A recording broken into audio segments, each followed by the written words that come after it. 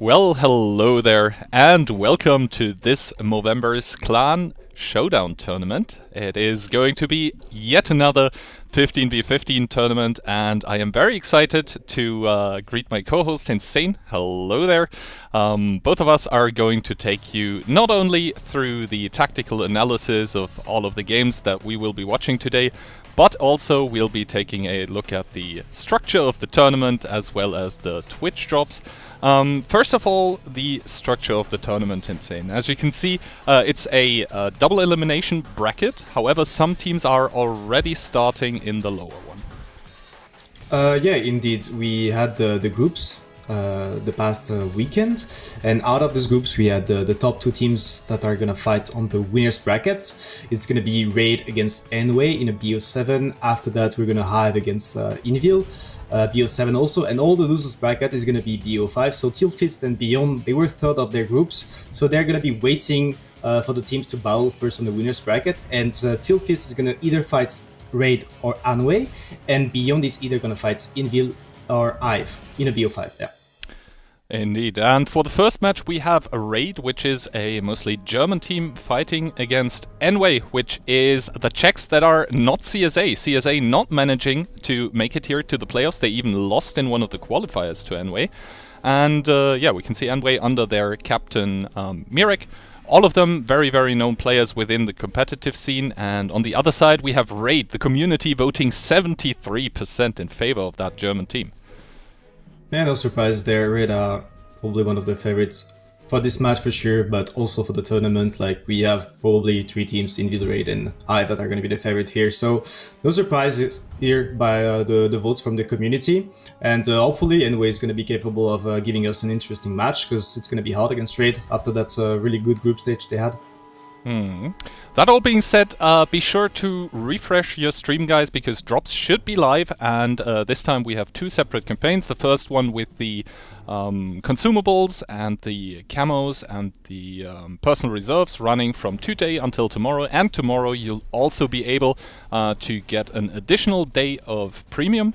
Also interesting about the camo drops that we have lined up, it's basically paints and also camos, so you can toy around with all the pre-existing stuff in your garage with that.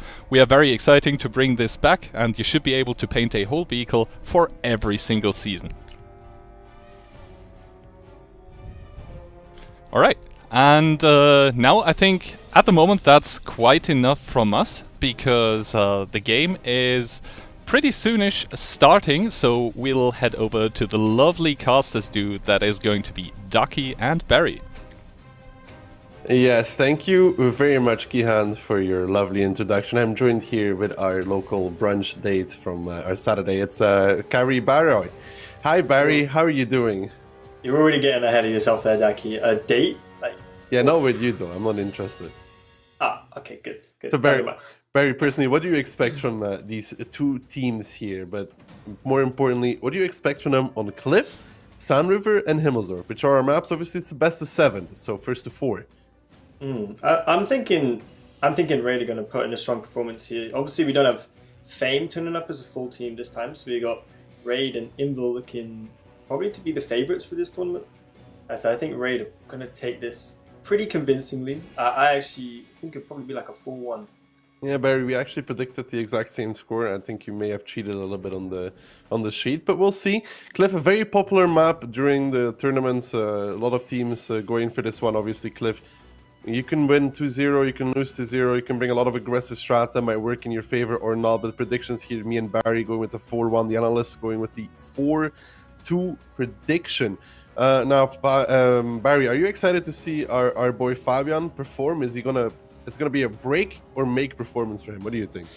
I'm very excited to see Fabian. I hope he will perform. You know, you're saying, will he perform? As in, he's just here and he's playing. But I want him to see a big performance from Fabian today. You know, I really do finally want him to maybe carry his team like Carrie Barrier did for those many years that we got to watch. Yeah, you did. I must have been watching different games, Barry. You don't remember? Can you give us one example of where you think that you really carried, and then maybe later on we can go back and verify if you actually did carry? How about you get back to me on that one, okay? I'm pretty sure there's plenty of moments, Barry. But anyways, Cliff is a very favorite map. Do you think we're going to be seeing a lot of Fisherman's Bay, Barry, personally? Let's see what we've got here. We've got, as you said, Cliff. We're going to see a lot of Fisherman's Bay. We saw it in the qualifier, obviously, because the teams can't pick what maps play there. But personally, it's very middle-orientated with a lot of 279s. I think that we won't be seeing many teams go towards it. I mean, in fact, Amway actually banned it for the first game.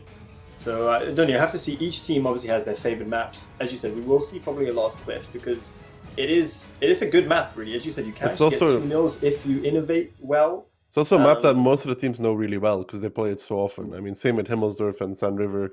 It's kind of the bread and butter of these teams. It's what you play the most often. You don't really want, if you're Anyway, you don't really want to go to a map like Fisherman's Bay where you're not 100% sure what can happen. Especially with these kind of BO7s and some of the BO5s. If you've got like a limited, not BO9, not BO13, you can really kind of specify some tactics, really try and innovate on maps that you know, as you said. So it's a lot easier if you understand how the map works, for example, on Cliff or maybe Himmels, some of the maps that have been around for longer and less like changed from patch to patch. So you might have on Cliff, you've got a team that can actually say, oh, we haven't tried this, or I tried this a couple of years ago. This might like work now with the current meta. Because that's another thing I think that's important about this tournament, and just maybe the last tournament as well. But teams are starting to get used to kind of all the equipment, and it's really changing the meta, I'd say, even from just like 6 months ago. Do you think the same as me? Yeah, I mean, the equipment changes have produced slight changes in meta on some maps. Himmelsdorf with the turbos for the hill, for example, or the extra HP on the 279s as well, which makes it even stronger, actually, for maps like Himmels. For the 279 is already hard as it is without having it HP boosted. It's even slightly more annoying when it is HP boosted. Just that bond turbo, I think the teams are really starting to realize how much can be kind of. It also removes the, like, if you think about it, the more HP, it also like kind of starts bringing down the effectiveness of tanks like 50B, for example, because, you always needed 2 clips, right, to kill a tank fully, but it becomes even more so when you need even more shots in that clipper to actually pick off a tank. It makes it slightly less useful, actually. But yeah, back on to Cliff between Anyway and Raid. Anyway looking to show us that they are the Czech team to be, as CSA is not here, nowhere to be seen, and Raid trying to establish and provide us with a continuation of their performances in the group stage, where they were very, very dominant. We can see already here Raid taking the hill with 1, 2, 3, 4, 5 CSs, Barry. And Anyway going mainly for the 1-2 line. Are they boosting a chief, Barry? Does it look like Anyway is boosting a chief up? Yes, it does. I'm pretty sure they are. You can see they've just got that one chieftain there on that kind of F7 boost. And you're going to hope that he's going to get up for those 907s and the 277 come around on the 8-9 line. But it looks like we've got... Is that Alex is flipped! Alex is flipped, Barry! Alex no, is it Lemmy? No, it's Lemmy. Sorry, Lemmy is flipped on the side of the He's definitely flipped, though, We saw Duck of Death there, and other teams have this mistake. Lemmy flipped in the CS. I think he's going to be able to get a shot, I think he's going to be able to try and trade but inefficiently. Yeah, but Holy Tux is going to pick him up there, and Anyway doing the smart thing, which is to push down the 1-2, but in return you can see Raid swinging around the outside, swinging around the JK line with the double 907 and the 277. I don't think the chieftain from Anyway is going to be able to survive a very long time there. You can see Anyway now grouping up on the northern corner, looking to maybe go for a repush. We've seen this repush being done time and time before, and it hasn't worked out, especially because of those positions on the hill with the CSs. But here comes Anyway. Yayash on the front line. What do you think, Barry? They're basically completely uncontested in the middle Raid here. They're just farming. Look at the 2 tanks down now. I think Raid are going to win this. They've got the hill and they're just managing now to. Looks like they're going to come down. They're going to kill that mid repush. As you said, this doesn't really work too often because it's so difficult to repush that middle if you don't have any pressure on the middle, because you've just got Raid just going to sit there and they're just going to farm away.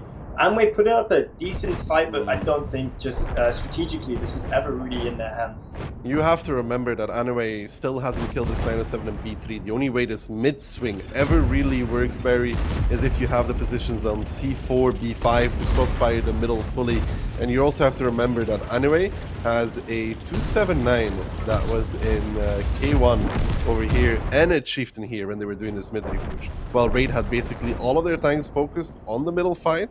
I mean, they had some tanks around the hill, but they were able to join fast. And then Anyway had 2 more tanks as well in B2. So actually a lot of tanks out of the fight for Anyway. It's weird that they go for this repush when you have a 279 in K1. Yeah, I was wondering as well if this would have. Oh, we didn't get to see the lineups, the tank lineups right at the start. I was wondering if maybe this was Anway's tactic from the start, or maybe they reacted to the amount of CSs that Raid had. They had 5. I didn't manage to see exactly how many CSs Anway had. I remember seeing at least 2 or 3 there, but just I'm wondering if they reacted, to what Raid had with the 5 CSs, because Raid obviously knew exactly what they were going to do. Going to take the middle control, and as you often see on Cliff, if you can gain control of the mid very easily at the start of the game, you're likely to win the game from that position. I mean, I don't think Anime. I think Anime overreacted. I think they wanted their 279 to, their Chieftain on the hill to last a while. The boost up, get up high, be safe, be hard to kill. But I don't think he ever got up really far enough. I didn't see how far up he got, but I don't think he was far enough to survive a long time because Raid pushed so far. And then they thought maybe they had an opportunity to cross back the middle, but that's the mistake that many teams make, that you feel like you have to repush this middle area, and almost every time it happens, it just ends in disaster. It has maybe like a 10% chance of working, I think. Especially because Anyway's fallback strategy looked like to be a 1-2 camp, where you have K1, you have the Chieftain in front in J2 to spot if they're pushing, and then you hold in 1-2. Even that is hard to pull off, but it even makes the 1-2, the repush across E-line, even less likely to work. Yeah, they're kind of, as you said, the way that they set up from the initial kind of 30 seconds, 45 seconds, especially on Cliff, those 45 seconds at the start, they matter the most, because that's when you've basically got your team set up into positions that you'd like to take, and you've got Anway there all on the one line, and you can see not too much damage coming out. How many CSs did we actually had Anway with more CSs there, I think. CS is also not great to repush, right?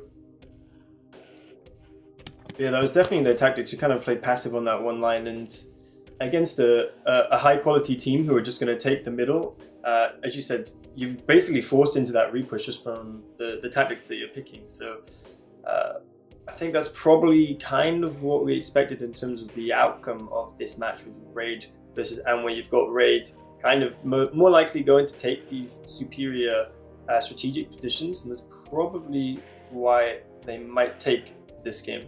But that was just our predictions, right? We have to wait and see.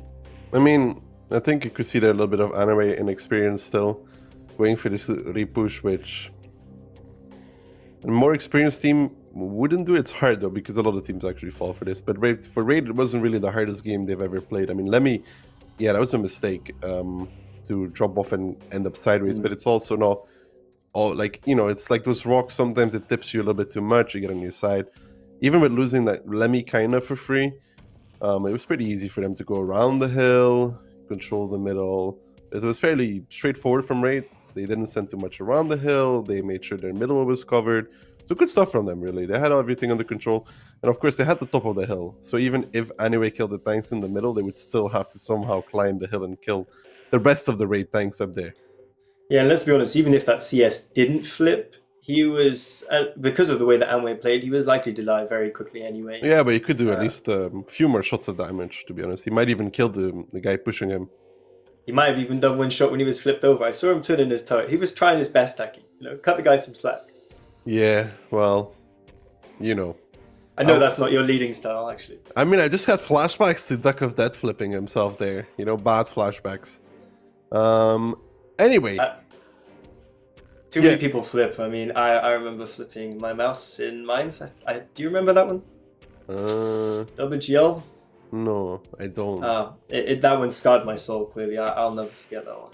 Yeah, it's hard to forget those kind of flips when they matter. That one didn't matter. I flipped my S-Crunk yesterday, Barry. Like fully, like just another day at the office for Daki, right? Yeah, I know, dude. It's just amazing. I was molding a little bit. I'm not gonna lie. Anyways, next battle on Cliff. Raid is up 1-0, and they're busting out the double Kranwagen, the Bat, the 50B. what looks to be 5 907s and the rest CSs, Barry. The double cran. We have seen even in the qualifiers. We have seen a couple of crans coming out on Cliff. Or it's very likely they're just going to take the ramp around about E6. Notice the crans are being boosted by a CS each.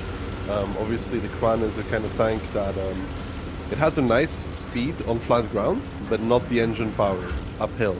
So the CSs are making sure that the crans get into position fast enough. Triple CS in 1-2 by themselves, it's risky. I don't know, this looks pretty okay from Raid, I think. It looks like they're going to try and just get some kind of a bit of a mid-blitz going on here. You've got the crans now up on that ramp, ready to unload. And those CSs from the 1-2 providing that crossfire. It looks like they're just going to try and get all these 277, these chieftains killed very, very quickly. And I think it looks like it's working for them. But obviously you've got Amway with that hill. I don't know if that might come to play in the mid-game. Old King's here kind of overextending. The first 2 shots were good from him, but the next 2 costed him a lot of HP, and now the corner trade isn't coming into effect. The clans are winning the ramp. Fluky goes down, Heon goes down, Smiley gets traded in quick return, and Raid now up 4,000 HP. But now the tanks from Raid need to start focusing out the fire as well. They are starting to win this corner. There's tanks from Anime on the hill, but so far so good here. Raid with superior middle presence. The hill is still not fully one of those double crans. We're actually very annoying for Anyway to deal with. In the meantime, you still have Holy Talks, who's kind of not really contributing into the fight, and Raid using all their tanks to win the middle. Anyway did have the hill over match because they had simply more CSs there, but they did not have the tanks to hold the middle. They didn't have enough of the tanks to actually be able to contest Raid. And you see Kalium, he's still alive on the hill, which is actually unbelievable for the amount of CSs that Anyway actually stand up there. And Raid here, again, they go basically full middle, a little bit risky, but making it work. I actually thought that was really good from Raid. So I said you had like the CSs on the 1-2.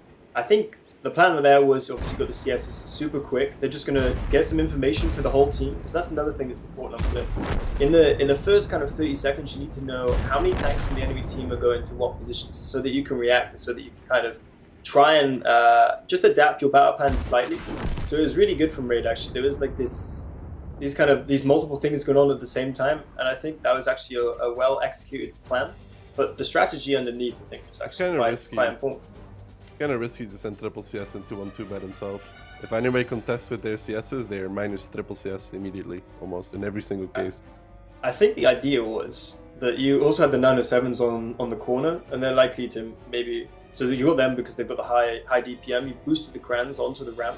You've also got that clipping power, and I think the idea was to kind of kill that lower side with the high DPM and the 907s, the clippers, the clip from the crown as well, and it worked in this case. I mean, the issue is still that Anyway can do like a 50-50 split almost against the lineup that Raid has, which is also risky, right? But on Cliff, you always kind of taking some sort of risk, and then with triple CS in 1-2, they could actually lose the game. For this scenario, it was perfect, completely perfect, because they were able to consolidate basically all of their forces onto the 1-2 line, onto the middle area, and pick off the tanks very, very quickly. But there's a lot of scenarios as well where Raid has to be kind of careful, because you don't want to lose 3 tanks for free.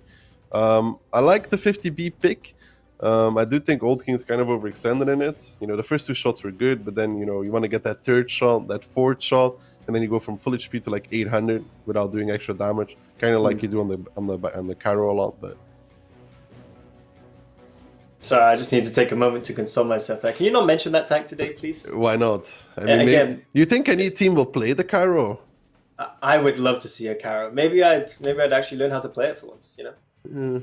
I mean, if after 1,500 games you haven't learned yet, my hopes aren't there, Barry. Anyways. It took me 2K games to learn to play a 279, and now look at me. Typically top of the mountain, man. Yeah. Cliff, done and dusted. That's Raid up 2-0, comfortable. Best of 7, so they need 2 more to make it. Now, San River, Barry. Have the signs have changed, haven't they? Since yes, east is attack, west is defense. Because obviously the eastern base is the favored one, and if it has defense going for it as well, it makes it even more so go the way of that base, since the K line is generally better from there. And then it looks like this was Raid's pick, so you know those 2-0 on Cliff, and that was Anway's pick. I wouldn't go too far into like the picks of each team, because Cliff is a map that, to be honest, either of them could have picked. Yeah, really. And same for Sand River. It's like kind of, I think the only matter there is kind of which one is first. Because I would ultimately see either of them pick it. Yeah, as we did say at the start, Cliff we're probably going to see a lot of Cliff as we discussed, because it has that capability to be like a 2-0 map. Yeah, I mean, and even if people have something good for Fisherman's Bay, you usually want to keep it until you like really need it, you know, like for a tiebreaker or something. Like if you have some really Poggy strat. Do you have a Poggy Fisherman's Bay strat? No. You said it's quite difficult to kind of innovate on the map because it is so kind of middle focused these days. If you lose middle, you usually lose the game. So yeah, it's kind of hard in that regard. Sand River now. Sand, yeah. I mean, the real questions here if they go. I've seen quite a lot of the Western team playing quite like not necessarily north heavy, but using quite a few CSs and playing around the north because you've got that speed, kind of like a hit squad of CSs. Do you think we might see that come in this game? I think North meta is kind of dead on defense, to be honest, because a lot of attacking teams have figured out how to deal with it. But anyway, it does have the triple CS, the double EBR, maybe slightly lighter than we see a lot of teams do, because usually it's triple CS, 1 EBR. But anyways, Raid in return, 1279, 1 STRV, double EBR, and the rest Chieftains, Barry. 11 Chieftains, yeah. They're going in strong. As you said, we've got Amway with maybe that hit squad, as I mentioned, of triple CS, but the rest pretty much Chieftains. So you're looking at 11 versus 10 Chieftains. Let's see. Okay, so Raid has decided full K-line is the way to go. You see that 1 CS in the north for the side of Anime, double CS at the F2-3 position. Now the F2-3 position is a position that snipes the straight crossing on the 7-8 line. Raid is obviously not going for that. They don't want to have any business with that whatsoever. They put Fabian in the STRV because he's just the best bedliner in the team. And anyway, in the return is going straight K-line, Barry. I think Raid look pretty strong here, though. No, you've got as you said, they've got that chieftain advantage, and you've got Jakeffa there, who's just going to snipe them all day long. They try and take the high ridges. They're going to get sniped, but actually Raid are pushing in with a couple of chieftains here, and Amway are going to just over-push them, I think. They're going to pick up these chieftains, but at what cost? That is the real question here. The real cost is going to be pretty high, as Tommy is about to drop already, but Simon rerolls, and his chieftain is about to go down as well, and now the full K-line is underway, but Raid is just holding strong and steady with their superior positions. In the meantime, there is still Timmy and Katja and Fabian sniping from the side, and anyway, they cannot stop here. They have to continue, and they've already bled so much to kill the first hole, and they still have to go for the secondary one. It's not something that really works here for any team. I think even if you want to do this in Anyway's case, you need to bring that gasoline setup on your chieftain to really make it there on time. I don't know if they had this. It's basically full turbo, full gasoline, but Raid showing that the eastern side of this map has complete K-line dominance. Easy pickings, easy squeezy. It's so easy for them in this regard, Barry. Yeah, as you said, even when if they tried to push out of this dip that Anway pushed into, to try and pick up those 3 chieftains from Raid, they then get into that 279, the chieftain, the STLV is the old crest, the ridges, and you said they have to push over because Raid are happy to just sit on the ridge lines and just trade them, really. As you said, they did have that 1 chieftain advantage at the start, but I mean, that wasn't really the difference here. It was just Anway probably just playing... I don't know. Do you really think they could have made that south push work? Yes, if they do it right, it's possible. It's hard, but it's possible. Because you said they couldn't play the upper side, really, unless, as you said, they went maybe with a full turbo, full gasoline, just speed. They need all their tanks, basically. They need basically all their tanks. They have double EBR, so there's no reason to why they have a CS North to begin with. Like, you have double EBR, you don't need a CS playing North at all, because you have double EBR. Second of all, you need to bring all your tanks to the K-line, and you need to push with enough to the hole to kill those tanks up front where rerolls is, and at the same time you need to straight push over K-line, because the one issue that Raid has with their lineup is that they don't have anybody at K8, so they have nobody to hold the deep crossfire. So if anyway push, but even then it's super hard. Like, they need the CSs to dump in, they need the EBRs to dump in, and they need to jump the hole and the K-line at the same time and constantly keep pushing, because now Timmy was one of the tanks that was the furthest away in this 4k damage. But they also need like full turbo gasoline for this to even make it on time. Yeah, it's just a slight innovation on what we've seen previously. Really, when people were playing in the South, even when I remember playing, back in my days, Daki, I used to see like STBs and chieftains, and now and as you said, you had that the chieftains in the 907s in the past would kind of dump in. Now it's just moved on. The meta's moved slightly faster. So you have chieftains and the CS is dumping in, so it's just it's pretty much the same tactic, but with slightly different tanks, and they just didn't execute it. I guess. The issue is that anyway was really slow. I'm not 100% sure the way they drove, but genuinely, if the Eastern team goes through 0 line to go to K line, which they do to not take initial damage, which I personally don't think is worth it, by the way. I don't think it's worth to go to 0 line to K line. I think you just accept the initial damage and go K line the straight way. You should make it there before or at the same time as they do from the west. And anyway was still slower than them, so something there didn't work out. I don't know if they drove badly or they went through the F1 position. Didn't really see it because we didn't catch the first 20 seconds of the game. But yeah. I think Amway. I think they did take the. You don't that kind of E1 mound where you can climb over. They did go under it and they went around it. Yeah. Right. Yeah. If they go over it, they're way slower. If they just go around it, it's way faster. But So they did take the quicker way, but they were still. Then they should. Then they should be there basically at the same time as Raid, and they weren't. Maybe no gasoline, no turbo. I'm not sure. Because there's a reason. There's a reason why you go straight K line from the east. It's because if they go straight and you don't go straight, they beat you there, and somehow Raid manages to avoid this. So unless they got like some secret rocket thrusters on their chieftains, it ain't working. Yeah, that like 9th field mod, rocket power. That's what I think they had there. Yeah. Probably some Tesla rocket strapped to it. But yeah, so far, Raid looks to be in a firm control. I wouldn't say they have been in danger of losing at any given point. Not on Cliff, not on Sand River. Not really, no. I mean, we both predicted 4-1, so do you think Amway can maybe just pull one back here? Because otherwise... No. As you said, it's only a BO7, no, so they will be out, unfortunately. Not really. Well, into the lower bracket, actually. Yeah, not really. When you're 3-0 down, but you still have a second opportunity, probably not recovering from this one. It would be different maybe if they're like really backs against the walls with no second chance. Like they lose, they're out. But in this case, no. Probably 4-0, to be honest.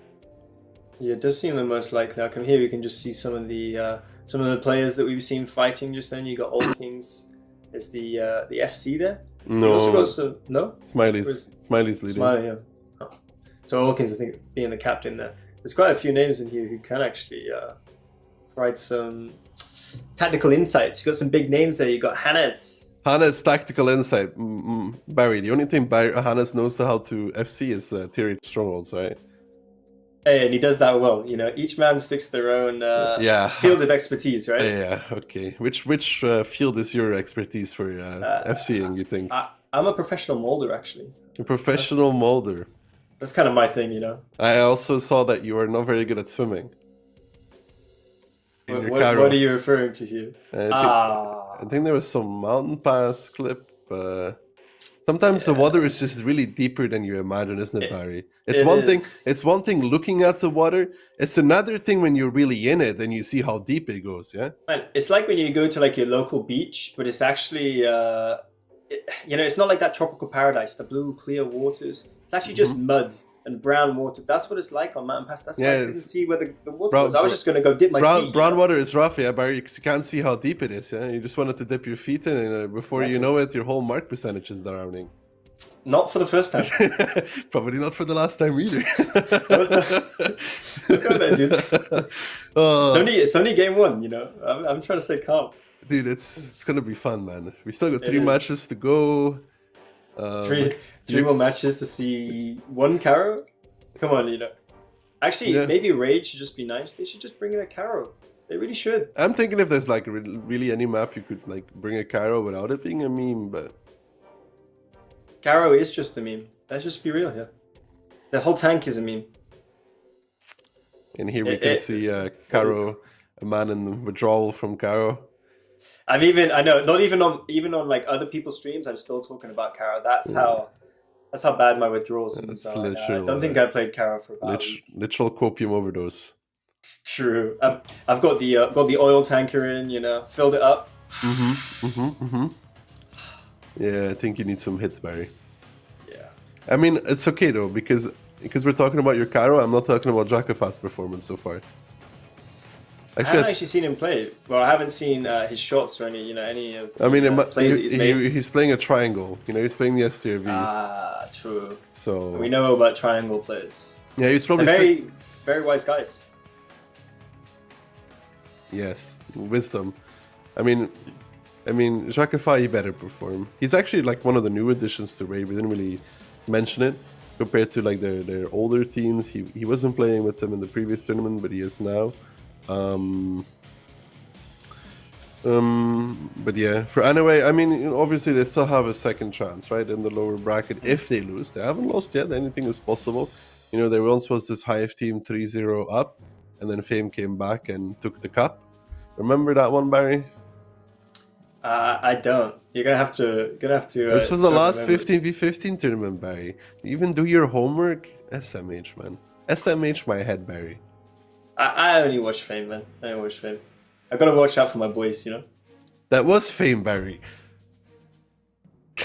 I was working that day. He's just making excuse. That's great, Barry. That really digging a hole, dude. Digging a hole. Well, thankfully for Barry, his life getting saved here by the Sand River map video, warning us that Anyway versus Raid is about to continue. The onslaught from Raid onto Anyway hasn't been pretty so far, currently leaving us at a 3-0 scoreline in the favor of Raid. Can Anyway bring it back? That is the question we would all like to see. But will it be that way, Barry? Will it be today? I think is what you're about to say, maybe. Yeah, I like it. But what about the lineups, Barry? What can you say? We got here from Raid again, going pretty chieftain heavy, 12 chieftains. 1279 coming out from Anway. I wonder where. Oh, he's just going to go play kind of where Jakefa played in the last round. So again, Anway going south. They're taking the longer road as opposed to. Yeah, they're also taking the longer roads. Yeah, it seems like nobody wants to take the crossing damage anymore on Sun River, which is an interesting development because usually the teams would always drive straight. You can see that Raid, however, they are also playing this position here. From this position here, you can shoot the crossing here, like this crossing, where the teams, this is the straight road, because you can see some tanks centered around this area. The 279 Barry usually goes up into this balcony here. There's a walk where he can protect himself with, and then play over that. You see also Raid having some tanks in the northern side. So they went from some sort of split, wanting to do some initial damage. They might now try and push the middle, because they've seen Anyway go full K-line, but usually this instantly prompts a reaction to repush the middle. So they need to be careful from Raid's side. If Anyway has their reactions ready, and they see this mid push come out, they should be instantly pushing it, because it's really hard for Raid to cover those tanks that are actually driving down the middle. Yeah, those Raid chieftains also on the one line, they've fallen back to kind of F1, G1. And as you said, I wonder if Anway will push. They are reacting with some of the chieftains kind of at K-set. Oh, Destroyer getting destroyed in the middle there. As you said, Anway are actually somewhat set up for this. I don't know if they're going to be pushing. It looks like they're actually progressing down the 1-2 instead of trying to find this overmatch on the tanks in Raid. They're doing both. The riverbed. They're doing both at the same time. They're pushing onto this here, putting pressure on that. In the meantime, you can see the conversion from here, from the middle, picking up these chieftains here. Smiley trying to jump dips once more. That's the optimal play to survive as long as he can. But Anyway, actually going strong in this round so far, not making any mistakes. They're gonna pick up Timmy now as well. They are obviously still attacking, so they still have to make moves here. It isn't over yet, but they still have a chieftain here as well, which covers the 0 line, so they can't really pick up the CS for free either. And I would say so far so good for Anyway. 5k HP up, they have positional advantage, tank advantage, making the correct plays, making the correct rotations, and now what looks to be the play for Anyway is to push down the 1-2 line here, because it's a major overmatch. Yeah, I was thinking maybe they even waited slightly too long for that. We couldn't see the HP on the 1-2 line, but I was thinking maybe that's why Anway were holding back just a little bit, wasting maybe 10, 15 seconds longer than maybe they should have, but they made the right play. They're pushing their advantage. They've still got 5k HP here, and we're moving in towards kind of the late game now. It's kind of turning almost into a cleanup job, I think, because they pushed down the 1-2. Raid are just losing too many tanks now, and Anway, they also have the middle, they're just creating those crossfires, and it looks like the game will be going in favor of Anway, and maybe we could be on for a 4-1 as we did at the start. Yeah, Raid here going, I mean, Raid not doing the... Raid doing a kind of standard opening on this map as well, and then doing the mid push after it.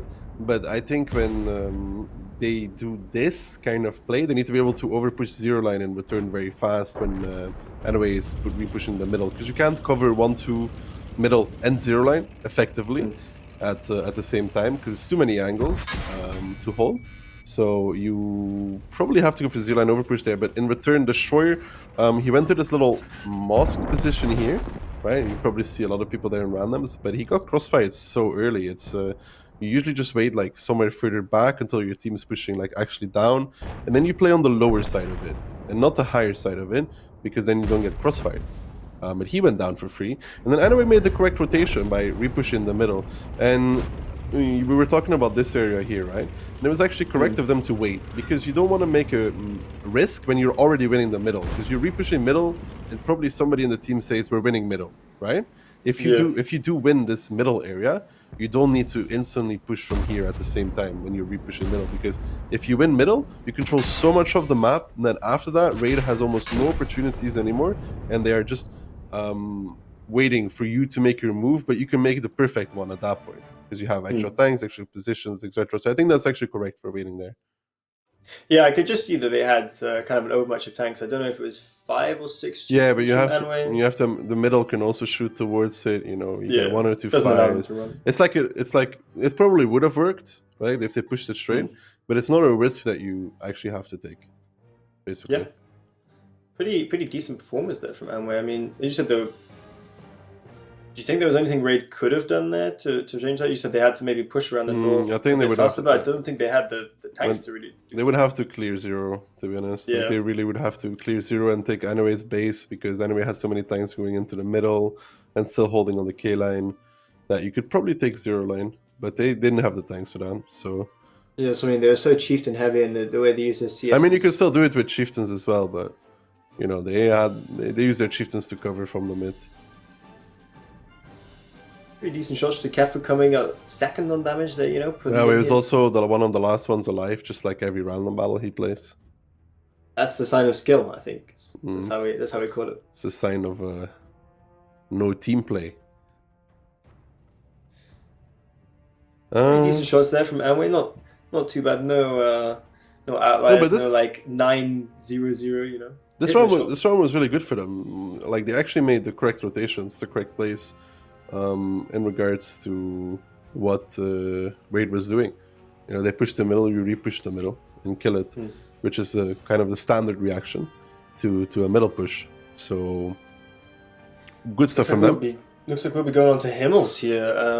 I wonder if Amway can perform so strongly on Himmels. I mean, they got the 1-1 on Sand, which is a decent performance, but Himmels is a map that probably, as we've said in the past, kind of favors those legacy teams, some of the older teams who've had many years to practice on this map. And I think maybe Raid can pick up the first one here. Are they going to be? They're actually going to be attacking first of all, actually. Yeah, I don't think on Himmels is one of the maps. I don't think it really matters in that much. What side you're on, I think it's kind of even. But we have seen the meta shift recently. People using less and less 50Bs ammo, except for some Russian teams. They're just using more and more. But then again, they're Russian, so yeah, everything's a little different for them. A lot of CS usage, though. We see somewhere between 1 and 3 CSs. Yeah. And then it kind of depends, the teams, what they want to do. We see sometimes more 279s, more chieftains. Even though 279s can go on the hill as well. If you really want to win the hill, it's usually more chief biased from the north. From the south, it doesn't really matter that much. But from the north, you need all the speed to actually win the hill. So yeah, that's what I was saying in terms of equipment. That Bond Turbo, you see 279s like quite consistently going towards the hill, which never really used to happen. That's another thing that I've seen happens a bit more often these days. Yeah, I'm not so sure exactly. 279 versus Chief from the Hill. I'm not so sure the 279s add a lot, but a couple of them up there can just provide that stopping power or that shield. Some positions on the hill where if you put a 279 there are unbreakable almost. Like it will take you on the rebels substantial amount of time to actually kill them because they're slight elevations where you can play where it makes it almost impossible to pen the hull. So you're basically shooting for Cupola. And if he's rocking backwards and forwards, it's not the easiest thing in the world. But also, as I said, I know the meta. Ooh, let's see what we've got here. A lot of 279s from Raid. So 8 279s. Yeah, six chiefs and a VZ for Raid. So the one special pick, and then Anway, double CS, triple 279, rest chiefs. That is more of a. Normally, you'd say that's more of a hill-centered lineup for Anway, but they're not doing it. They're holding mainly 1-2. You can see Raid's positions, Barry. They're going to be doing a 3 or 1 line push. It depends, combined with an 8 line. So 8 lines through the courtyard, and then 3 line into 1 line maybe. Well, anyway, it still has a few things going on towards the hill. The Raid's only a play here is to just push into this, but Amway are pretty much set up. They use that CS out towards F1, get some early information, and they've actually reacted. You see, they had the chieftain, the CS going to the hill with 2 chieftains at the start. But it's only 2 chieftains. The 2 chieftains are here now, Barry, where you can see the things. They reacted off that early information that Amway had on the 1 line. So this is looking pretty good for Amway. They're just set up and they're just going to start shooting Raid down. The Raid can only just push into them. Yeah, Raid is now forced to push forward, but Anway in return is already repushing the 3 line, repushing the 8 line. Anway is going for the big balls play here. They're repushing the guy in G3, and the Raid did not expect this. Anway holding back the information of how much they really had into the 1-2 lines until the very, very last moment. And now you can see when Raid pushes 1-2, Anway is pushing back onto the 2 line. They need to pick up Timmy, they need to pick up Jakafa in his 279. Anway is in a strong position here, but remember, if they drive in too many crossfires, this could still go badly for them here, because they were up 5k and it's only 3k now. But anyway, yet still in control, half pushed down the 8 line, 1-2 line is going to be an even fight for now. Anway could win it, Raid could still win it, but overall the rest of the map is going Anway's favor. And you have to take into account as well, Anway has lost only 3 tanks so far in this engagement, and Raid's basically lost half their team. Beautiful stuff from Anway. Yeah, there was a moment, I think you were just about to say it as well, where I actually thought Amway might have a chance of throwing this. They had these isolated tanks down here at K1, K2, but it looks like they've actually managed to have enough HP just to hold through and weather the storm. They actually lost. You've got Lookin and Mirror coming through. Yeah, they actually lost one too. No. They lost it. Kind of. Yeah, I guess they lost the 1-2 corner, but in the meantime they were taking the base. Yeah. I think the number of tanks, actually, they're pretty close here. But Raid falling down. This 1-2 line repush wasn't that great overall, Barry, but luckily for them, they're winning everywhere else on the map, though. They still have to close it out here clean, though. They're still up in HP and up in guns, but this repush here, Barry, they were talking about, it was eager from Anway, right? They repushed the position here, the hold down to kill it. I think that was fine. But this repush out like this, yeah, they picked up Jakafa and Timmy in this area over here, right? But then there was this crossfire from here, crossfire from here, crossfires from literally everywhere. And the only saving grace is that Anway managed to push through here and kill everything, and now they have the cap available to them too, which means that, yeah, the HP is even, the guns are even, but now you have to imagine that Raid is obviously forced to... Ooh! Aladdin sniping off Holy Talk stuff, makes it a 4-on-4, but still, it comes back into the same scenario that Raid is forced to repush back to their own cap, you know? Yeah, they don't have. I don't think they might get back with 1 tank. He might have he's a 1-shot. He's gonna die anyway, as you said. And you can see Fluky is going back like this because he knows that Link from here doesn't make it. So he has only the guy that goes like this to win. Fluky gonna get the pickup maybe on Aladdin. I think he's gonna just drive out into the road now. He totally should. Yep. And there you go. Fluky picks it up, and that is Anway on their defense, showing Raid that they are no force to be underestimated. There goes our prediction though, Barry, unfortunately. Yep, rip. But for the term of the match, this is very good. Anyway, first 3 rounds, disastrous, let's be honest. But the next 2, good stuff. I mean, this 1-2 line repush maybe wasn't the greatest. I think they could probably hold it and do what they did across the rest of the map and be fine. Because they did lose it in the end. Like, they lost the 1-2. As you said, they were sat back, taking the early shots, taking a lot of damage, a lot of HP from Raid, and then you said they kind of pushed into this basically like this three-way crossfire. You had tanks up like G1, tanks at J1, tanks just behind the cars as well, just getting shots in.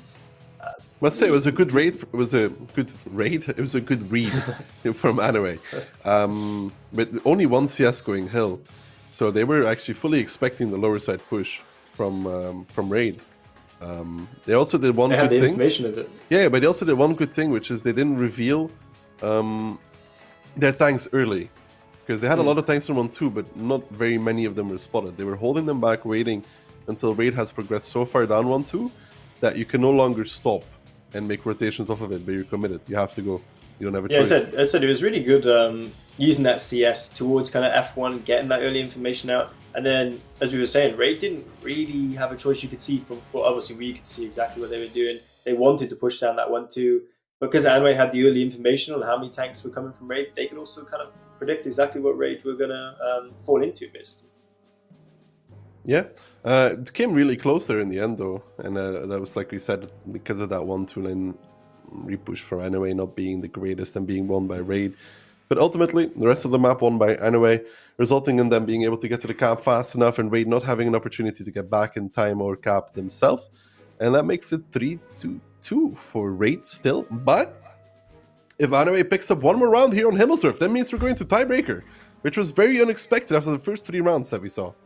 Definitely, and no one's predicted that this could even get to 3-3, and then obviously the tiebreaker after it. So let's see if Amway can ruin everyone's predictions here in the studio and see if they can manage to actually get it back to 3-3.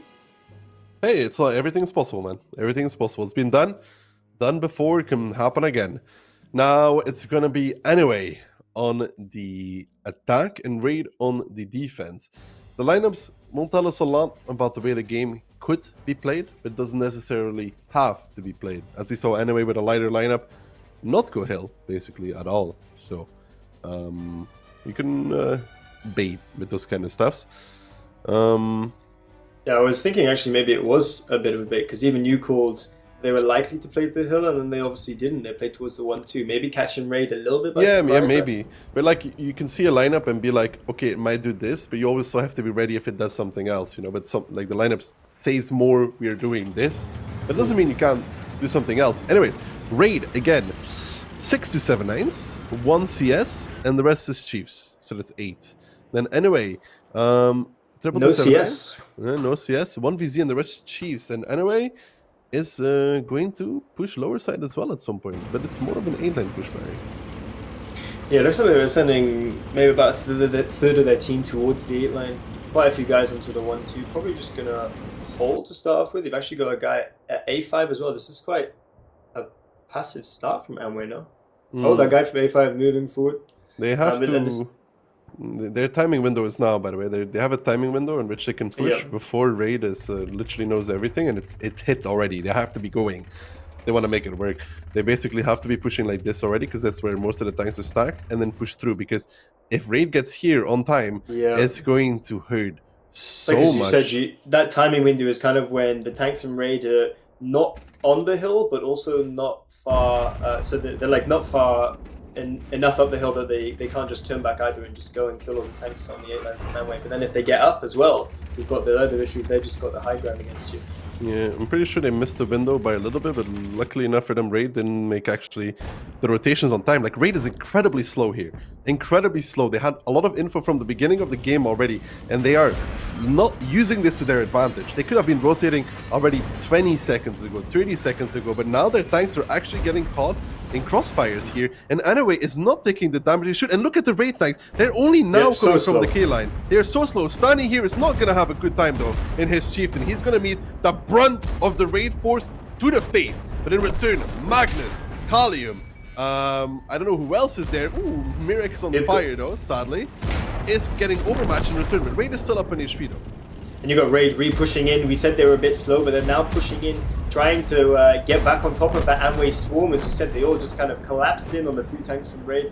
You can see this big fight is going to happen on the H line, really This is where a lot of the fight will go down, and you can see now Aladdin getting taken down. Can they take up the couple of 279s from Raid and maybe pull it back in their favor? Amway are actually just ahead on HP. It's fairly even at the moment. No, anyways, it's starting to close it out now. It was even for a second there, but now they're able to put the guns to use, put the crossfires to use, and I would like to say Anyway made a ton of mistakes in this game already, but so did Raid. But Anyway is still pulling ahead with all of those stuff that has happened so far, and they are making it work. They need to close it out clean though. They're getting reinforcements from the 1-2 line, and the battle in this street is just continuously raging on and on and on. Tanks falling left, right, and center. Now another reinforcement. That's Alex and Reros coming off the hill. They're gonna pick off Mirik rather quickly. Actually, I think Anyway might be faltering here because Mirik's gonna go down.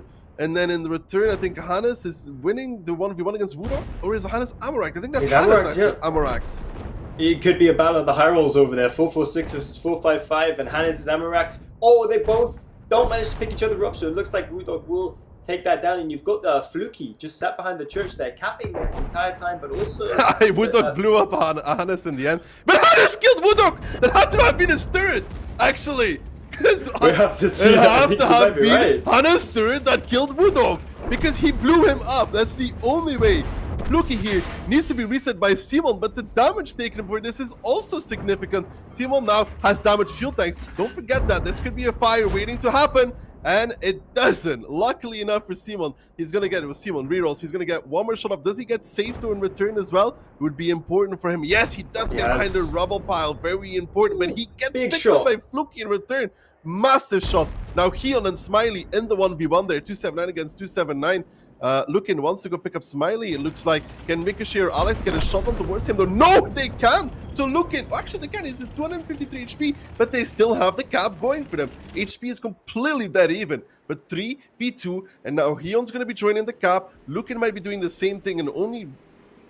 Very difficult for Raid to pick this up now. You've got Fluky, as we said. He's behind that wreck. He has a lot of information as well, watching the alley, so you can't really have those tanks from Raid kind of move out too much.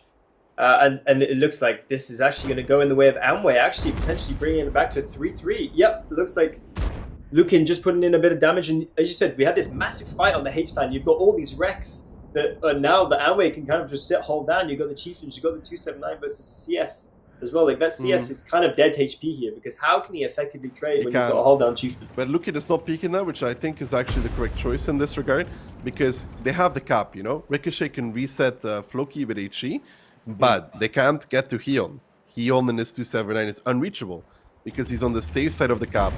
Ricochet would have to push in to get the reset. Alex can't push Lukin anymore, so he's kind of... Ooh, he gets low rolled though. Actually, yeah, 400. Ricochet is pushing in now. He wants to pick up Heon. In return, he's going to go down towards the one shot. He doesn't, and Heon picks him up in return, and it's just Alex. Alex picks up Lukin though. 30 seconds remain, but this would have to be a 1v2 of the ages, and he doesn't. Fluky picks him up, and it's going to be Anyway. And there's the turret, man. I told you, dude. Hannes' turret got Amarakt by Woodok on a one-shot, by the way, so it didn't matter anymore. His turret flew off and killed Woodok. If that didn't happen, by the way, Woodok would kill all of the raid tanks because he would simply drive to the left-handed window, right? Far out the window. And just destroy the remaining raid tanks completely. And I would say that Raid even got lucky there, that Anyway made a lot of mistakes. Like they gave them, you remember the two tanks driving into the cap from Anyway that we saw? I think Stani was one of them. You saw how all the tanks went basically into the H line to fight, and then there was Stani and one more guy that kind of drove towards the K line and got overrun by the raid tanks. Yeah, those two tanks got donated for free by Anyway. Almost. I mean, I don't want to say it, but I'm going to say it. It's a bit of a clown fiesta in terms of mistakes from both teams, and you didn't really know which way it was going to go. I mean, it wasn't that bad in terms of clown fiesta, but let's just be like this. It wasn't the biggest mistakes, but it all adds, you know. So I would say that's the major mistake for Anyway, and the major mistake for Raid is rotating so slow. They have you have the CS, right? So you have the CS. For Raid, they had a CS, yeah, and they had Alex.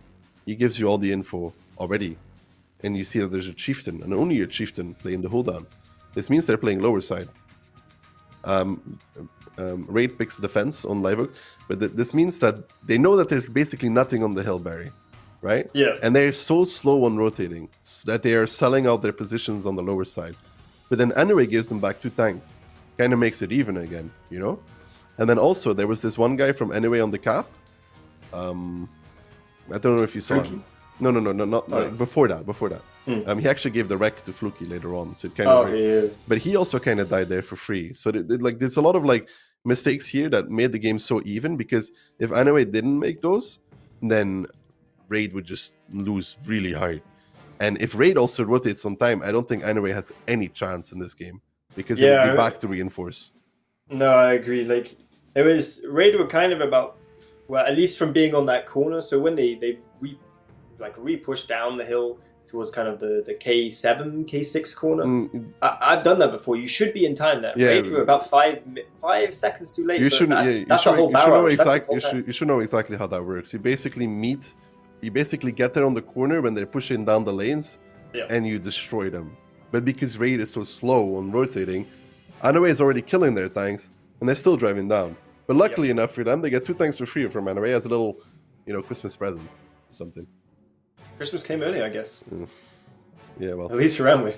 Yeah, but luckily enough for Anyway. I mean, dude, like, I don't know what this match is so far. Raid completely untouchable the first 3 rounds, right? Completely untouchable. And then strong. And then the next 3 rounds, they look disastrous in return. And Anyway looks just so much better, Maybe got a bit overconfident. I mean, we all thought the Raid would kind of take this 4-1, 4-2 pretty decisively. And obviously that's maybe they got complacent.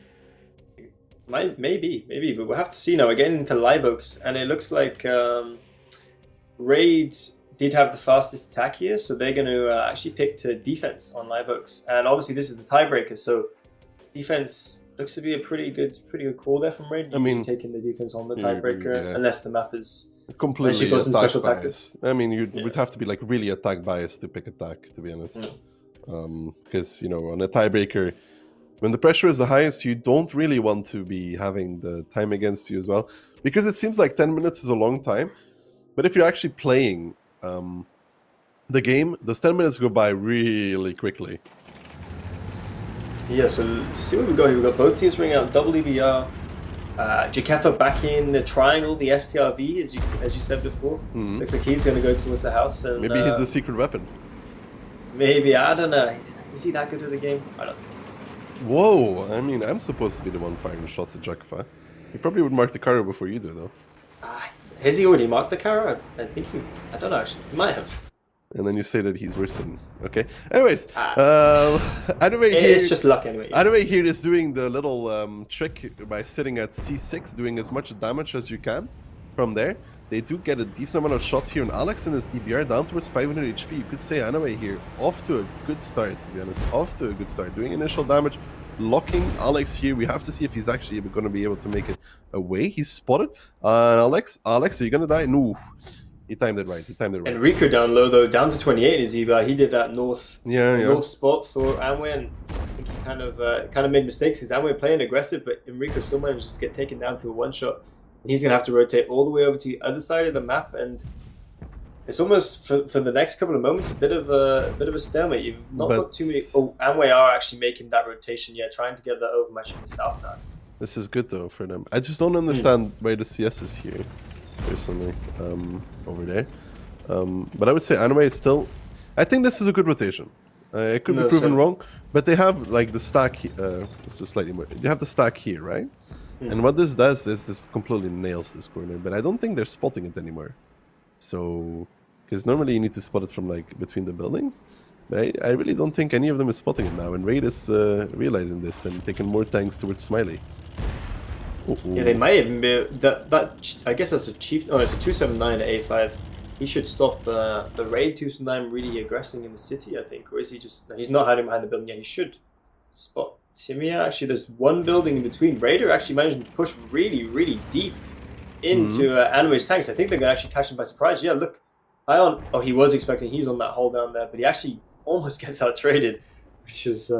Would have been something to see, but you can see now Raider actually slowly aggressing, so they're just trying to tighten the noose here in the north, and actually managing to create some good crossfires here on the tanks that are still caught in the B5 kind of houses here.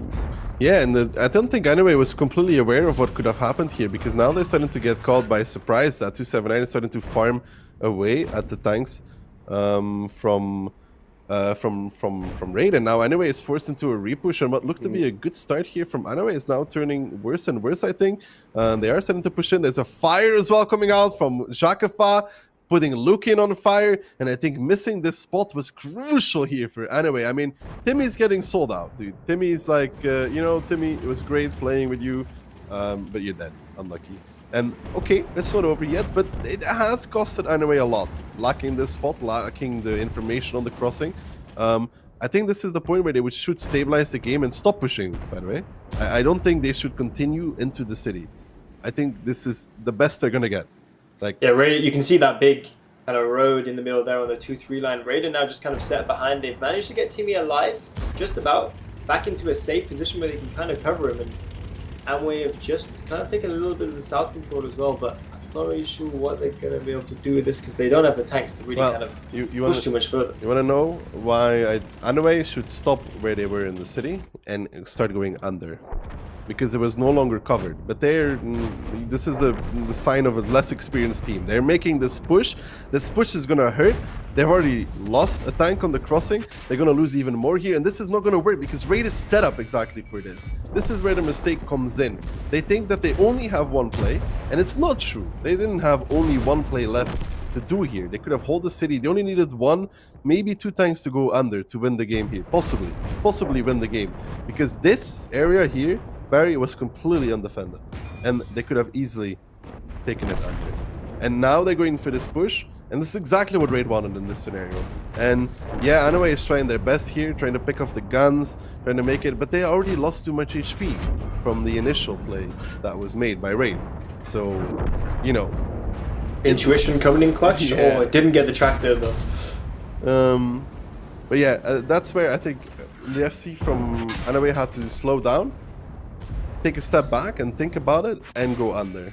One or two tanks going under, and you can kill, you know, the guy on the outside here, right, who's very annoying. You can kill him, and once he dies, you're actually able to take up towards this as well and kill this guy here as well, because you can take this position here, sorry, this one here, right, together with this one here, and then you kill this guy. And they still had plenty of time, but missing this cross spot was disastrous for Anyway. I don't think they ever expected Raid to have more tanks in the city after that. Yeah, no, they were definitely caught by surprise, and as you said as well, I think maybe a little bit less inexperienced in these high pressure scenarios. Obviously, this being the tiebreaker, and Raid are gonna take the game here 4-3, and maybe Amway, just as you said, they kind of did they chose the path of like least resistance, the one that just seemed the easiest, but obviously that's the one that Raid are going to counter the most. I mean, at that point, what Raid expects you the most to do is to continue pushing the city. They have basically all of their tanks focused on the city repush, and when this happens, under becomes exposed. Very much so. It becomes exposed. I don't think they had another 279 to cover under anyhow. They had one, right? There was Stimmy. I know, and Mayo as well too. Performance there from Fabian. Did you see that, Daki? I think you'd be excited. How much did he get?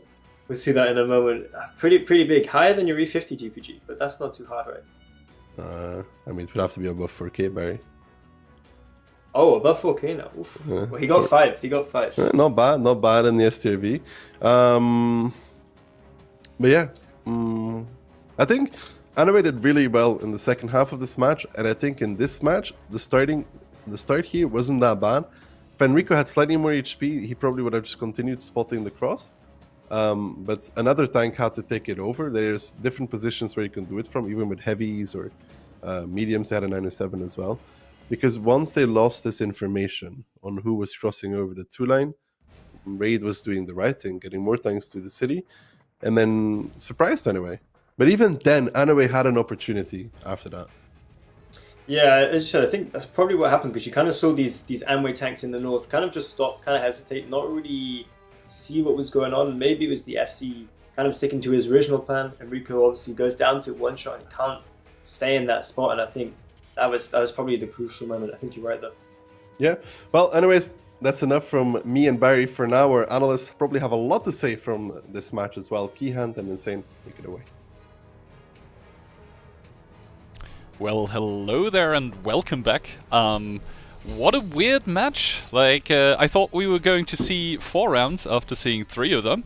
And then, all of a sudden, we did go the full length. We did head to Tiebreaker, some incredible RNG stuff as well. We don't often see tanks dying to the flying turrets of others. Yeah, what a match. Well, to be honest, this match was pretty weird. We had Raid completely dominating. We were expecting even a 4-0 like queen sweep, and then Anway just coming back.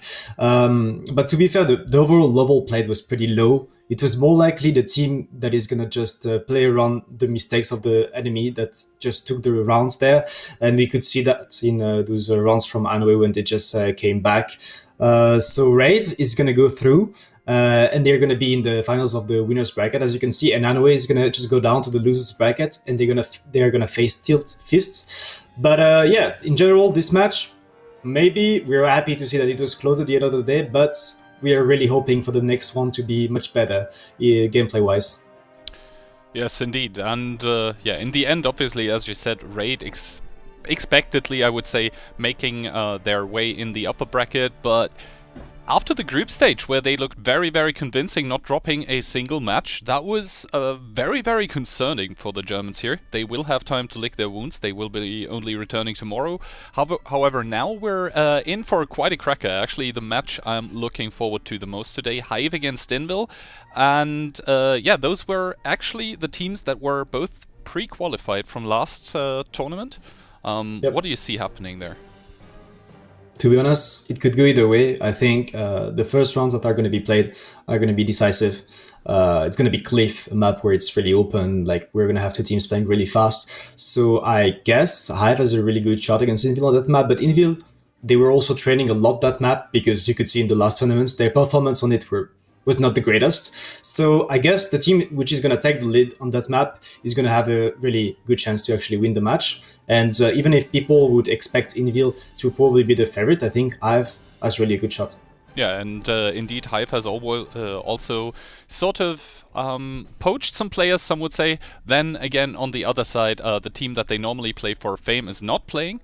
So they have sort of done a bit of a restructuring. They are yeah, an international team. They're not looking to stop here. I think they have good chances against Invil, although I would give the upper edge to the Polish guys, just because I know they have been tryharding the past week in trainings and everything. They're really looking to put some W's on the board here.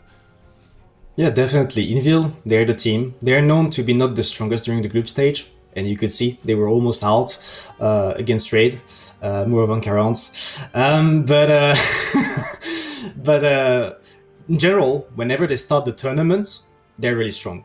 They play their main tactics, and they are just shining. Like, every time, they also have that issue sometimes that they come from the winner's bracket and they're waiting for the final, and then they are just poorly playing. But to be fair, I think it's going to be really hard for Hive taking this in consideration. Yeah, and talking about the upcoming match a bit further, you mentioned the first map, which is Cliff. I believe the second one was Himmelsdorf, right? So basically super quick matches in between both of those teams. Yeah, those 2 maps are really fast-paced for those type of teams. So I really expect them to actually go for some brawls straight up, like Cliff brawling on the mid, brawling in the donut, Himmelsdorf straight pushing on the lower side, or just having a really fast contest on the hill. Those teams are not the ones where you expect really like slow plays, so it's going to be just fighting for the stronger positions of the map straight to actually take the control. Mm-hmm. And also, I guess, Hive, we're not the only ones to sub in some players. Some teams started throwing in some Russian legionnaires here. Namely, I think the most known one that is playing in the Invil team now would be near you. What do you make of that? Is he going to come in the Hive team? In the Hive team, yeah. In Invil, we have Mantos that have been playing like in the past already in the team. Is one of their main EBR. But near you, one of the main players from the Mercy team, the top word team that we have seen lately, and that's probably going to have a good impact on the Hive team. Yeah, but I hear that the replays are ready, so let's hop over into those and see what happened in the match that we just saw in between Anway and Raid. This is the first round here. Yeah, firstly on Cliff we had Anway, they had an issue with it opening. Simply, Raid opening, taking the hill straight with 2 CSs, it was superior. And Anway, as you could see, an experience there, they felt like they were forced into repushing the mid, and that was a huge mistake. Raid tanks, they were ready for that. Even if Lemmy had that unlucky flip, and that was good for Hanway, you could see all of those CS on the hill that were just completely dominating. The crossfire with Smiley and JKFA. Like, Hanway, they probably didn't have like the answer to this tactic, and that's how Raid took the lead in this match. And yeah, here you can just see the last moments of this match here where Raid has already the overmatch. They're going in to just finish everyone off, and they did so in quite convincing fashion. I mean, yeah, the HP, they are not even close anymore here, and this is the second game where Anway takes a lot of damage going up the hill actually, but not as much as you would expect. I've never seen a Batchat clipping from there. Like, to be fair, the damage they took to take the hill was not that huge, but what you can see from the side of Raid, which is important to point out, is the control of the donut. They took the donut control with CS straight pushing the 1-2 lines. You have that 50B here to share HP and just make his clip. That was initially Mercy playing that, I guess. And the Raid, you could see straight up, they were up on HP, they were trading better. They had 907s against Chieftain, so they were just utilizing the DPM over those heavies. And positioning-wise, they had the crossfire constantly with 2 CSs over the donut, so surely they were just taking the lead, winning everywhere, and as you could see, the HP was not really close. Yeah, the HP in this game not close either, and also it was crazy how long Kalium was able to survive on the hill back there. It always just, you know, the distraction that the Raid players on the lower side needed to be able to finish everything out there, and at this point in time, yeah, it was just over. So Raid, very, very quick and decisive stuff in the first 2 rounds, and here we now have the third round where Raid just demonstrated, I guess, that from East, you have in the South just the better positions overall. Yeah, they were definitely ready for that kill line push. You could see the setup, you could see the STAV 279 sniping, even the Chieftain was a 279. They had the superior side and they were completely ready for it. Not the greatest push neither from the side of Anway. You really have to commit all your tanks into this. They had double EBR, they had a CS out of the fight. That's not the way it works. You legit need 15 tanks into this fight to have a shot and a chance, and you could see Raid, they were just controlling the game and they were like pretty easily winning against this this push from the Czech team.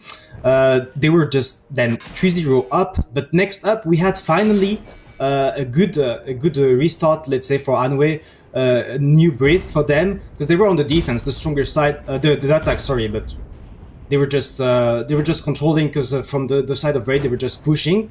I don't fully agree with this playstyle, taking in consideration you're on the defense, but that was good for Anway, because you could see they were just taking the HP lead, they were just clearing that mid push, probably over aggressive from the side of Raid, especially when they're actually on the defense.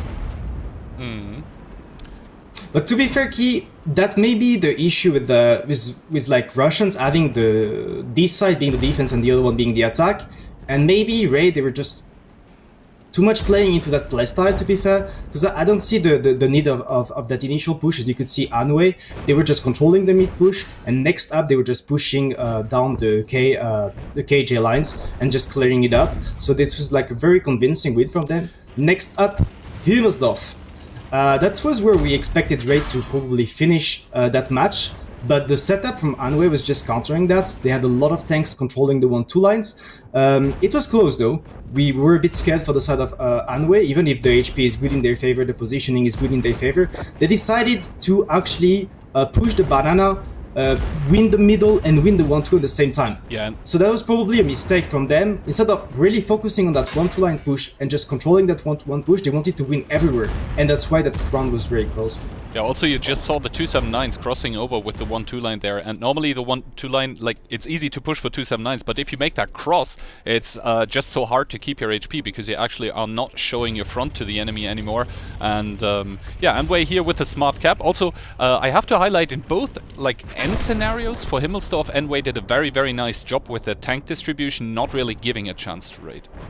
Yeah, and next up they were attacking. So this push was really good from the side of Anway, because Raid was really late on the rotation, but there's a huge mistake from the Czech team again. Instead of taking those tanks and driving towards the 1, 2, 3, 4 lines, they kept going around that cap. You can even see Tani and Trendorf with the Chief and the 279 making a huge mistake just driving into those raid tanks coming down the hill. So again, that round should be in Anway favor a lot more than what we actually saw, because at the end of the day it was really close. You could see at the end it was a 3-on-3. It was really well played from the side of Anway, utilizing the cap advantage to their favor, but to be fair, that could be much easier from the side of Anway to win that.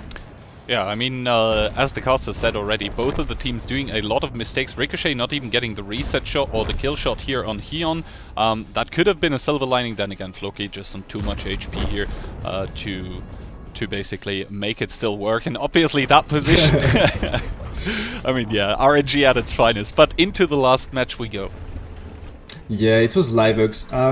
I felt like Anway, they had really less experience and they didn't know how to play against that trade tactic. This is really like standard, going for the city control, having very few tanks around the south. And Anway, they just got caught off guard because Raid, they didn't stay. They start pushing and they start picking up some damage, and then they tried that 3-push. But look at this, Raid, they have all the positioning, they have the crossfire, they have the early info. So the HP, it was just massively turning into their advantage, 5k HP advantage. And at the end, Anway, they felt like they had no solution, so they kept pushing. That was a huge mistake, because Raid, they were just waiting for them and hoping for them to do it.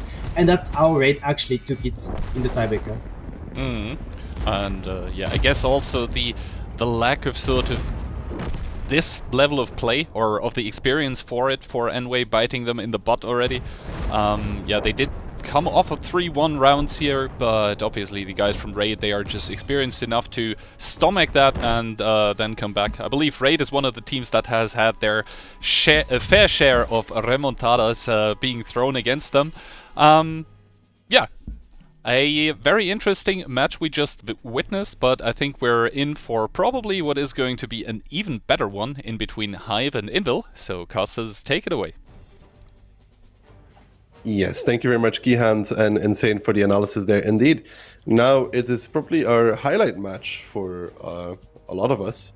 Hive against Invil. Hive with some reinforcements from the CIS regions, some reinforcements from the Fame legions as well, since obviously Fame to proceed to play. So they just go to analyst desk, casting, all of that. So you can't lose if you don't play, Barry. Yeah.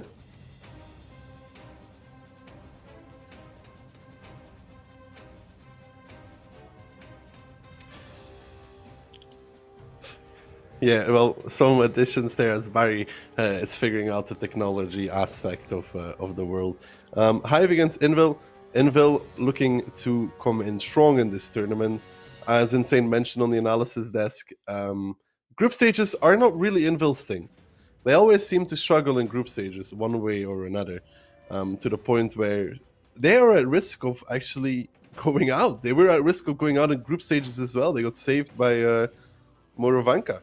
But this is the Hive lineup here near you. Obviously a Mercy gamer, then you have Defender as well, coming from the RU region. And then some Fame reinforcements. You have Nile, Reaction, Shockish, Rishek, Benzo, together with the Hive core players. Now, Hive traditionally does well in the 15v15 tournaments up until a certain point. When they are at match point, one way or another, disaster strikes. Now, will they be able to overcome this curse of getting to match point and then completely getting swiped the other way? We'll have to see how it turns out. And then the Invil lineup, notable additions, they added Tisek and DJ, I think, from the last tournament, who were in the Storm team. Picked them up very, very early before the tournament, kind of, maybe throwing a spanner in the works there for the Storm team, taking out their Polish comrades. We'll have to see how they do. You can also see, obviously, we got Invil here. Is my mic working okay now? Is it all good? Yeah? Lovely. So, yeah, as you were saying, Daki, as I was actually saying, but apparently I didn't hear you say anything. Yeah, so as I was saying before, I was apparently muted. It happens to the best of us, right? I'm interested to see how Hive performs because, as you mentioned, you've got these like three kind of teams. You've got the original Hive team. You've got the addition of some Fame members, quite a big addition. I think there's about 5 Fame members in there, Yeah, 5. and also some RU members on top. It's like this weird kind of mold that's all just coming together, and I wonder if it's actually going to work because it's going to be difficult to get all those 3 groups on the same page. Yeah, well, community going firmly with Invil. I can tell you the casters and analysts are not far away from this prediction either. Because, if 77% would translate into the 4 of us, it would be 3 out of 4 that go for Invil and 1 out of 4 that goes for Hive. Which is actually exactly the way the predictions are from the casters, because I think Keyhand, Insane, and Barry all voted for Invil, and I voted for Hive. Now, map, bans, and picks. Proco banned by Hive. Liveoaks banned by Invil. Invil, really not a Liveoaks team, to be honest. They never really play it, and they're usually not very good at it. And then we have Cliff and Himmelsdorf as their first 2 maps. Not a real surprise, I guess. Yeah, I think the Cliff will be interesting, as we said, even in the last game, 2-0 there from Raid.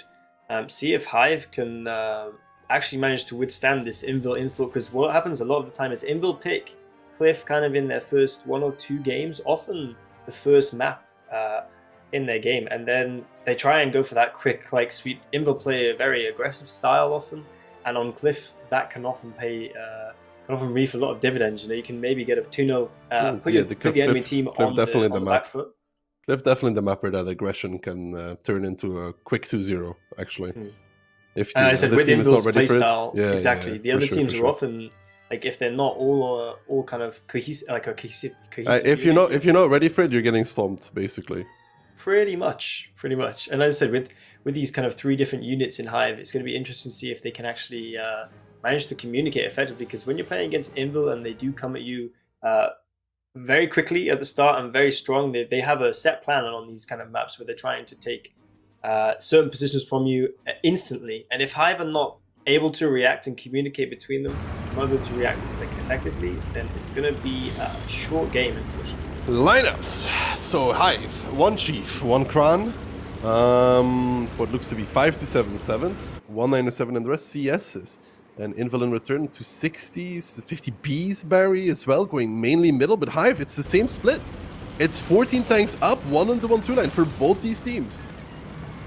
Yeah, you can see they're pretty similar lineups, but Hive choosing the 277s as opposed to Invil choosing the 260s. But it looks like they're going to play pretty similar. Those kind of Russian heavies are going to go towards the corner, I would imagine. You've got 50 Bs from Invil who are going to kind of take the upside, whereas you've got Crans from the side of Hive. So it's going to be interesting to see if these tank picks actually make a big difference in the fight.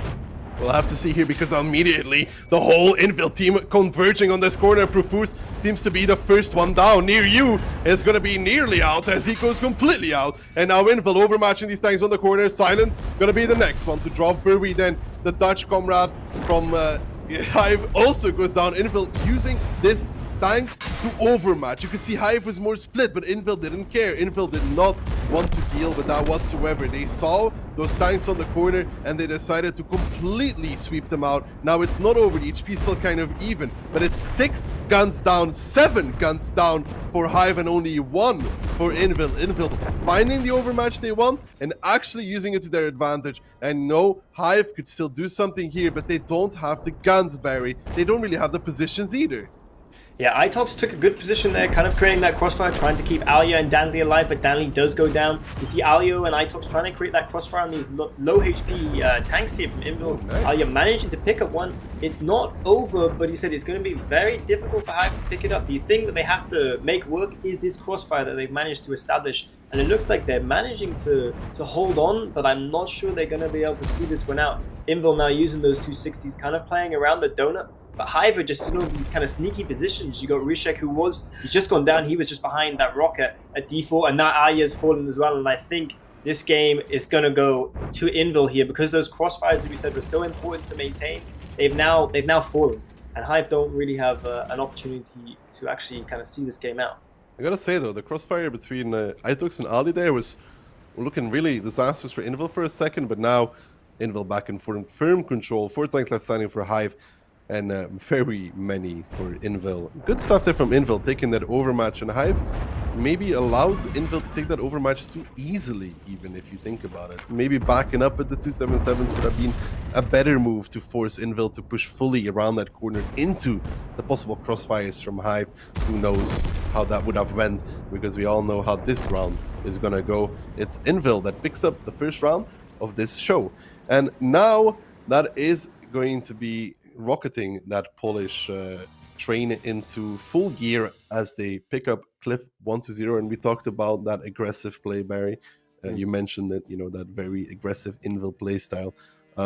Like you saw the HP, it was even for a long time, but just eliminating all those 277s in such a quick succession.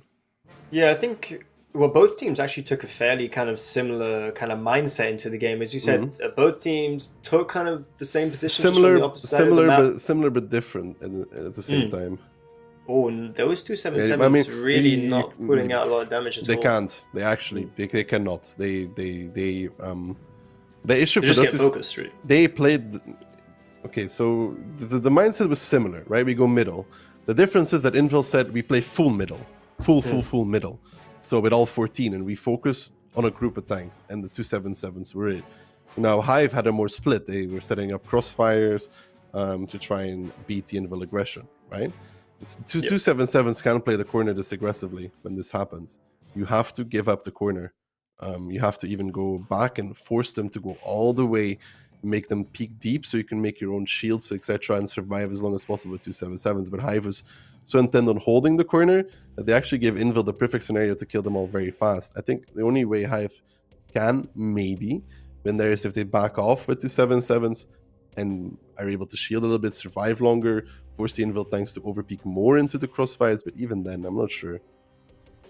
Yeah, I said, I think they obviously wanted to send that kind of squad, that hit squad of 277s there into the middle. And I think, as you said, they were trying to trade off. They had a couple of CSs. I think they had 2 CSs, but like at the back, trying to create crossfires on the chieftains also, who were peeking in. Did you see they had the chieftain basically just free farming the 277s? The CSs don't have an effective crossfire because you've got the ramp that comes into play. Yeah, but in a longer game, if Invil's not able to just find a straight overmatch like this, and the 277 survive a little longer to do a bit more damage, you could see that at one point that crossfire did start coming into effect, right? From 1-2 line and the ramp then between like Ali and Itox.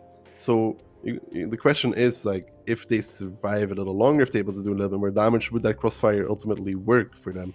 And would they be able to kill Invil? I'm also the only one believing in Hive. That's very nice.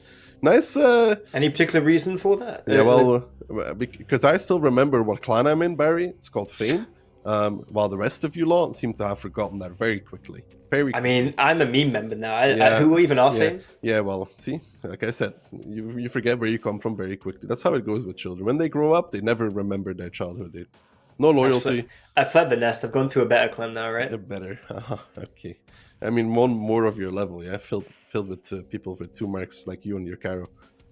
You're really not gonna let that one go. That's mentioned in each game so far. Let's see if we can get it in the next 2 as well, man. You're gonna do it all tomorrow as well? Yeah, probably. But you asked for that one. You were not very nice, you know? Saying I'm a naughty boy, Taki. Yes, I don't think you're getting any presents from Sana this year. Anyways, lineups, Barry. 7 CSs, 1 band, double chief, rest 277s for Hive. Invil. Double TVP. Double TVP, 60-60s, by the way. 1 chief and the rest CSs, right? I think I got that right. Yes. So again, last round they had double 50p. This time they have double TVP. Yeah, last round, as we said, both teams kind of taking a similar mindset to the game, but this round looks a little bit different. As you said, the double TVP from Invil, I can't see exactly where they're going. They're just going towards... they're going towards the middle, looking to try and get some early clips, probably on the CSs, trying to maintain some mid control, but Hive are just going for the full YOLO. They're going over the middle. And this is good for Hive. Pick up the TVPs. They're only going to be able to do 1 clip if they actually manage to make their shots count. And they're trying to move so that they don't get shot from the donut. Obviously, Invil have got a strong concentration of tanks there. This is very good here from Hive, realizing that Invil's on 1-2, using the F1 CS to get the info. Immediately they push the TVPs. They have an issue that the TVPs are not dead yet, which is not that great. in that regard. They haven't been able to fuck them out. And Invil's going for the straight repush here. In the meantime, we saw how it went for Anyway. Let's see if it goes any better for Invil, forcing the repush here. Recheck Ali on the crossfire from the side. The rest of the tanks focused around the ramp. HP is kind of even here. And so far, maybe it's okay here for Invil, but you're going to see that crossfire come slowly into effect more and more. As now the tanks start dropping. Recheck, Ali, and Shokish here really are going to do a number on these Invil tanks. Somehow the HP has still remained very close, so near you from Mercy goes down. Hasn't changed his nickname just yet, but now we can see HP going more the way of Hive here. They need to start using those tanks more and more. Those double TVP around the hill, still not really an issue here. Still, the HP is so even though. This is actually still okay for Invil. And now Hive needs to be able to start picking up some guns here. They can't let Invil just do all of this for free. I really thought those TVPs would be a bit more effective, but they're obviously so low HP now. But as you said, they've managed to maintain this crossfire Hive, and the HP is getting, well, it's going just bad now for Hive. They just lost about 2.5k HP. Invil didn't lose a single amount of health there. Invil actually managing to maybe win this game. They've got the tank advantage. They've now got a large HP advantage. And I said, I think maybe they just managed to use those tanks they had around the back, finally find a way to use them. And they're managing to stop those crossfires from Hive, which were really causing Invil some trouble in the middle. And Reaction maybe going to pick up Never. Yeah, nice little roll there, 398. It's not over just yet, but Invil, they kind of got this 2.5k, basically half of their remaining HP pool is just stuck on these 260s here. So it's going to be interesting to see if Hive can actually manage to find some peaks and take them down, because that HP is stuck. So other than that, it's kind of even around the rest of the map. Yeah, but the number of guns though, only 4 for Hive. There's way too many for Invil, and now Panzer Fury picking up Reaction there, who was a thorn in the side of the Invil tanks. And you gotta say, this repush shouldn't really work like this, but yet somehow Invil managed to pick it up. Rexstar now picks up Defender in the Chief, and actually Invil made it work. I mean, I really liked what Hive did. The push over the middle was solid. It was honestly solid. Letting the TVPs get away though, I'm not sure about that. I think that was probably... I don't, but the TVPs didn't really do that much. So it was the Invil repush that came out, and there was not enough there from Hive on it.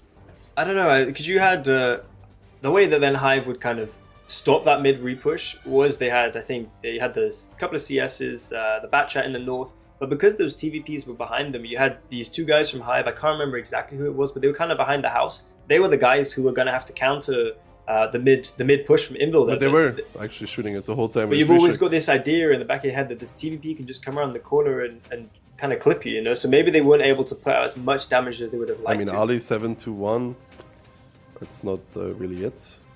Shokish 11-4. Nile 974 in the mid, not the greatest. Reaction, only penning 50% of the shells that he fired. Man, the hit ratio from Hive doesn't seem that great here. To be honest, if you compare Strat against Strat here, I mean, Piotrix was 3k in his TVP, Rexstar was 2k, so the TVPs have decent impact, but Strat against Strat, Invil should lose. Yeah, and as you said, like if those TVPs go down, they only do 1.2k, that's an extra 2. I also think, well, 3K I also think there was a CS from Hive that YOLO'd Panzer Fury. I don't know who it was, but I don't think he did that well. I'm not sure who it was, but you know, you can't kill both the TVP and the Chief at the same time, so you had to go for the Chief straight or not. Hive should win this round. Ultimately, they should be winning this game. Normally. They managed to push over, as you said, and they actually got past kind of the middle where you then got that natural cover from the donut. And Invil were pretty much forced to repush, which I think they did correctly. And the repush almost never works. That's why it's weird that like they actually pull it off, because it shouldn't.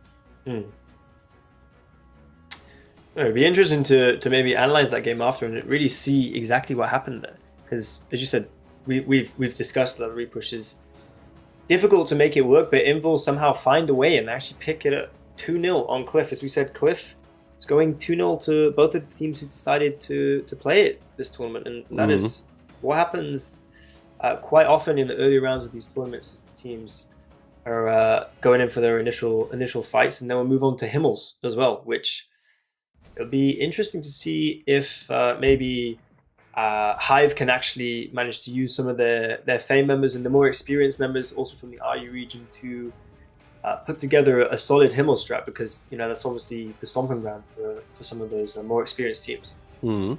Well, The Hive now has to bring it back on Himmelsdorf. Obviously, it's still best of 7. If you go down to the lower bracket, it becomes a best of 5. So it's not over just yet. We saw Anyway bring it back from 3-0. I mean, they did ultimately lost, but you know, it's still possible. It's just not that good to have Invil have this strong start, picking up 2-0.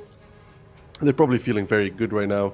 Maybe even realizing that they shouldn't really win that Cliff round, normally speaking, and still managing to pick it up. So, you know, that's a big morale booster, usually. Definitely. Yeah, especially when you get those games where you think you may have thrown it and somehow you manage to pull it. I mean, they don't... You manage to put it together. It makes you feel as if, like, Invil doesn't have a choice. Superior. Like, in their scenario, they don't have a choice but to repush. If they don't, and they allow the TVPs to, like, slowly die and Hive to split map, they don't recover on attack. It's not possible.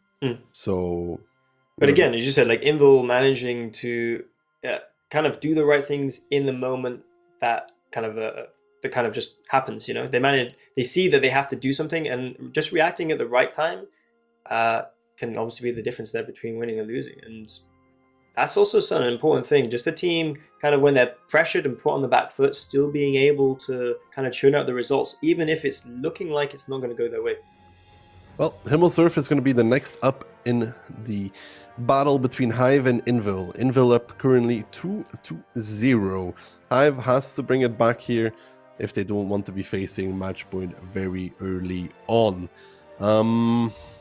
That's not something you want to face against Invil. As we said, they can play these aggressive strats, and if they just catch you off guard in the first 30-45 seconds of the game, it can be quite difficult to recover. Invil's usually pretty good on Himmelsdorf. They always got some interesting stuff ready. And let's see what they bring in this one. It's double CS, a Bat, triple Chief, rest 2 7-9s for Invil. For Hive, it's triple 50B, 1 CS, 1 E4, 5 Chiefs, and the rest 2 7-9s.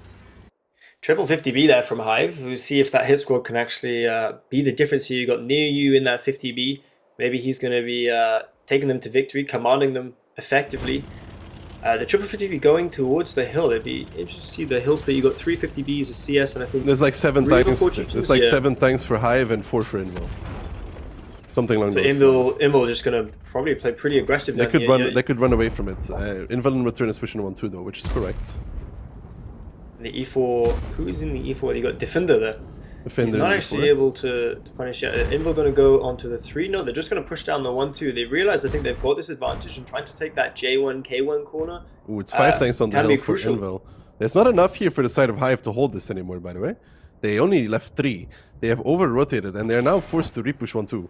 They almost only have a choice into repushing 1-2, which is going to be usually a horrible scenario for them, but they're going to be forced into it because they're going to have to run away from the hill, and there's going to be crossfires here ready for the side of Invil already, but there's no solutions here for Hive. There's nothing else they can do because they over-rotated from the hill and they're now forced to push in back into the Invil squad, and you can see that HP lead that Hive had for about 1k has immediately plummeted back into the other way. Invil now was ready and waiting, but the 50B is coming from behind, that's near you, and Rishik they're wanting to clip into the backs of those 2 7-9s. Can they be the difference that Hive need in this round? They're starting to do the big damage though. Conrad goes down. Now Piotrix surrounded by the guns of Hive. Still though, Invil in control. They're going to pick up Shokish and Nile here in the Chief and the 50B. The Fame players left out dry, left hanging. Shokish surrounded by the Invil forces. In return, though, the 1-2 line is actually looking okay for Hive. You gotta say, they still need to clean up the J1 corner, though, because Invil's now already reinforcing. Shokish gets blown up to add insult to injury. And here we can see the fight on 1-2 still. A lot of Invil tanks alive. Mentals and Monster now reinforcing.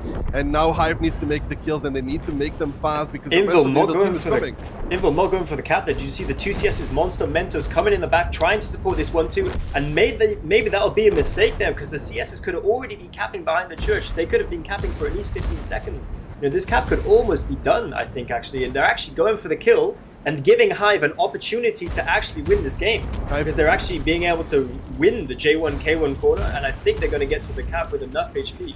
Yeah, Profusky needs to get a reset though. Ooh, Mentos missing that shot. It's not what you like to see here. 7 seconds though. Profus needs to get a reset, or Furby needs to get it back to 12 seconds. But now Invil starting to do the big crossfires from this side. Benzo and Kubash now pushing it. They want to pick up Senti, but Benzo gets immediately eliminated. Near you now, pushing on towards Ketsai. Can he pick him up in the 50B? Ooh, Near you missing one there. Not that great. Defender now pushing back in as well. And Invil with those crossfires from the cap. Near you low roll. Oh, Near you low roll, but Rishak with the ram. And 1 second on the cap. And it's going to be Invil after all that finishes it off with 3-0, and it looked okay there on 1-2 for a little while, but then Invil going back towards the camp, setting up the crossfire and making it work nonetheless. Yeah, because Invil was so aggressive as well. They had all the information. You said you actually noticed that Hive had over-rotated off the hill, only had 3 tanks left, but Invil knew that as well. It wasn't just you that picked that up, because Invil had played so aggressive on the 1-2. They actually had spots on all the tanks that were also coming back towards the J1 corner to try and attack Invil, and as you said, then they just pushed straight off the hill almost as soon as you recognized it as well. So it's good information gathering from Invil, being able to react at the correct time as well. Yeah, I mean, the cap would probably have been a better play already, by the way. Like, instead of the CSs coming to fight, they would have probably already finished it by cap. Yeah, they would have. I said the CSs could have been there for about 15 seconds each, just behind the house, and then you get the 279 footage speed coming in, and they would have won that. So, I mean, Invil maybe being a little bit overconfident. I mean, like a good 50B rotation, maybe like through the G line or something, could have also gotten some resets. But everybody was focused on J1, didn't really pay attention to the cap that much. You know, everybody just wanted to win the fight, and then Invil setting up good crossfires though. Having Ketsai in one street, you had Mentos in the other street, and then you had the guys capping. So even if the HP is even, you're just driving in one by one, because you can't make a consolidated push because you have to reset. It's 6 seconds. You can't wait. Which was as you said, it was pretty much in Invil's hands throughout most of the game. But you said also that kind of G line re-push that they might have been able to put together with a couple of 50Bs, because as you said, they pretty much all just kind of pushed down that. They basically needed somebody to get behind Ketsai. The chieftain that was in the 4 line, they needed somebody to get behind him so they could kill him. But if he doesn't get the side shots, then Profus could probably also be fine. I don't know. It was always be rough once the positions were taken. Yeah, they almost they managed to win the corner, but again, as we said, because Invil had won the hill so early on, because they had so many CSs as well, or the CSs out there pushing off the hill immediately, the cap was always in their hands, and even if Hive win the corner, it's always going to be difficult. As you said, you're kind of just trying to put together. If Hive kept going on the hill with their initial 6, whatever they had, they would be 6 against 5. They would win the hill because they had triple 50B, double chief, I think, in the CS. Yeah, triple chief, I think, actually, at the start. And it was like 7 tanks, but I mean, I think after the first 30 seconds, they were missing basically the CSs. They were missing like the fast tanks and maybe like 1 chief. So they should still go win the hill. I mean, you're saying you think as well, I think the J1 or J2 area, were you saying that you actually expected Hive to play a bit more passively? As in, not with the full repush, but I think you said when they had the spot on all the 279s pushing down, did you want them to play just a little bit more passively and kind of accept the push? Dude, I think the E4 should have done 3k damage before the Invil tanks even came close. I did kind of say that he was kind of countering the 3 line. But obviously, if he'd moved over to maybe do more damage on the 2 line, then you do literally pick up 2, sometimes even 3 shots before they get to you. I've played against E4s there. They literally can hit 3 shots on the 279s before they even come close if he peaks from like K2. He peaks from like... Yeah, no, dude, he's gonna pen most of his shots. He can literally do 3 or 4 shots before they even come close. And then if you're repushing like this, you can also just constantly tap 750, 750, 750, because you can just pick what he shoots at. But Defender is playing J3, which I think you can only do if you have a really good spawn. And even then, it's not that easy because there's like this one wagon in the street that kind of blows your penetration down to like very bad levels. So I think you could have done more as well. But then again, you lose those Shoka and Nile and the 50B and Chief respectively for not the greatest trade either, because you lose the hill because you over-rotated from it. So definitely things that could have been done differently, and maybe Hive wouldn't be on kind of on the losing point here. Invil actually on the match point. Yeah, well, I mean, you get what you deserve, man. At the end of the day, Invil, this last round was always theirs to win with the way Hive reacted. You could say that the second cliff Hive should really win, but if you don't hit the shots and make the kills, then you don't deserve to pick that up either. And respectfully so, Invil deserves to be a match point now.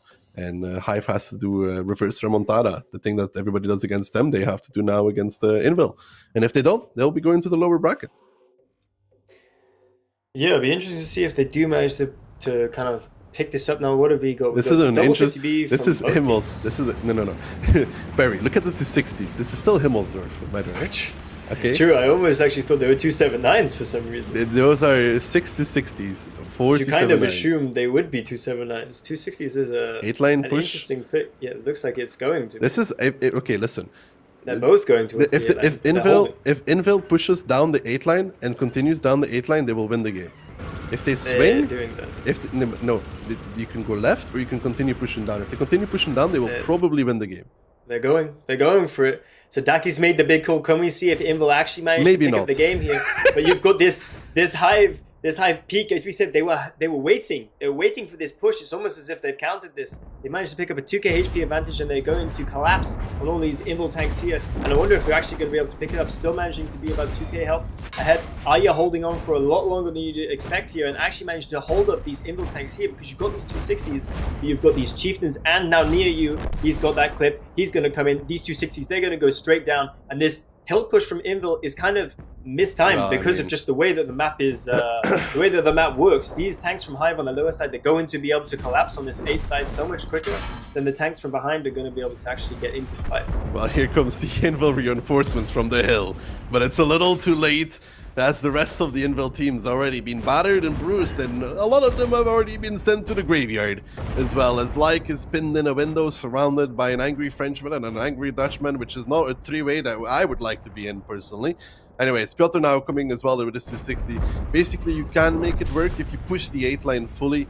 Barry, even if they have like 6 or 7 tanks there, but they only push it down with like 5 260s at the end. You would need like to just keep shoving it. You have to like keep shoving it down 8-line, not caring, because that's the only way that you win at that point. But Hive playing with information, waiting, and when they're there, they peek. Invil maybe hesitating a little bit. The first guy is getting shot, he stops even though he's already dead, but he doesn't know it yet.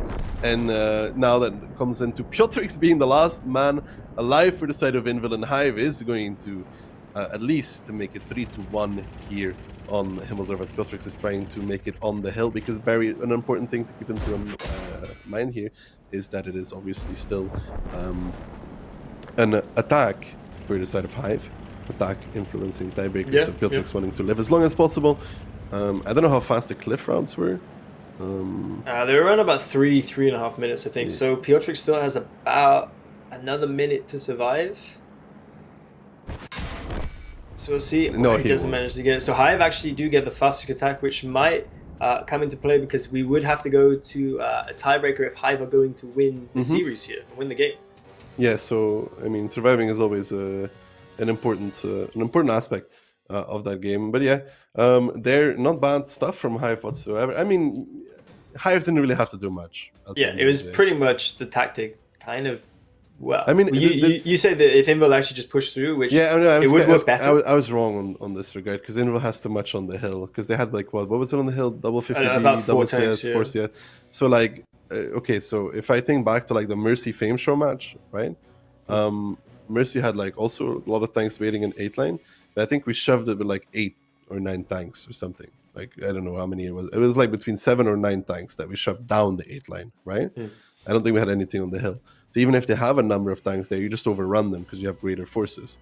But in this case, Invil only really pushed it with 5 260s. So yeah, it was pretty much an even fight. I think you had 4 or 5 chieftains. I think you had 4, and then another one came in to assist with the 50B, of course, as well, near you there, up towards the top of the leaderboard. 3.6k, 3.7k damage. See how many shots he managed to put in. Pretty much almost all of his shells. So yeah, pretty much doing all that he can in that position. And that 50B clipper support, I think he actually managed to get a full clip on those 260s. And as you said, if you've got the even number of tanks, the 50B coming in, just being able to delete another 260, which they already managed to delete with their barrage of fire as they were spotted pushing down the 8. I mean, you gotta remember, also 260 with less HP. Doesn't 260 have 2.1 base? It does, right? Yeah. Yeah, so comparing it to a Chieftain, which is 2.2, and then a 279, you know, like that also comes in, like you also have to, if you push him with 5 260s compared to 5 Chiefs, you already have less HP to push with, no matter what happens. So all of those little things come into effect as well. But that brings us to Ensk. Notoriously, Invil likes to proclaim that they are the best Ensk team the world has ever seen. Hasn't always shown that way though, but it is a map they like, or they wouldn't be claiming such things. Hive, I'm not sure what to expect, to be honest. No, Ensk can be a bit of an odd one. I mean, as you said as well, Invil came to be one of the better Ensk teams, if not the best Ensk team, and we said we got that kind of fame squad of 5 players. Ensk, not their favorite map. So, you know, unless some of the original Hive team or maybe some of the new RU members have got some special strats, it does look like Ensk might be going in the way of Invil. Because they only need one round here. It doesn't even matter if they get it in the first game or the second game. They'll still win the series if they just manage to pick up one round. Yeah, of course. And Ensk Defense, the new meta going over the field, which we've seen Fame pioneer, actually. A lot of teams have used it now. This might be something that we can see from either of these teams, actually. But not necessarily. I mean, Ensk is it's like a small map, but teams can go like for a lot of different things. You have like the city control, where you push out the city. Least favorite option because it works the least, personally. Race control with like TDs, or field push with chieftains, 279s even. Like it's kind of hard to predict what's going to happen until you see the lineup against lineup, because you know the enemy team has 60 Ds, you have 3. You already know that they're going to win the rails. It's gonna, you know, you're always going to lose the rails, especially also because you know, since the HE update, you know, shooting HE at like the tracks of E3 doesn't really do anything. Before, exactly. You don't really see the rails control being like the predominant strategy these days. You said it's now mainly centered towards the field a lot of the time, whereas rails used to be where it all went down. I remember back in the day with the HE and the, God forbid, the Type 5 days. Those days really made me sad. Yeah, Type 5 days, very fun. I remember 600 HE. Remember when we played? Rails? Yep. Remember when we played against the Russians and they didn't really know about Type 5 meta that hard, and they had like a light setup and they just kind of, you know, felt the HE power. I remember that. It was really fun hitting a mouse for 650 from 500 meters when he's side scraping. Balance, da. Very balanced. Da.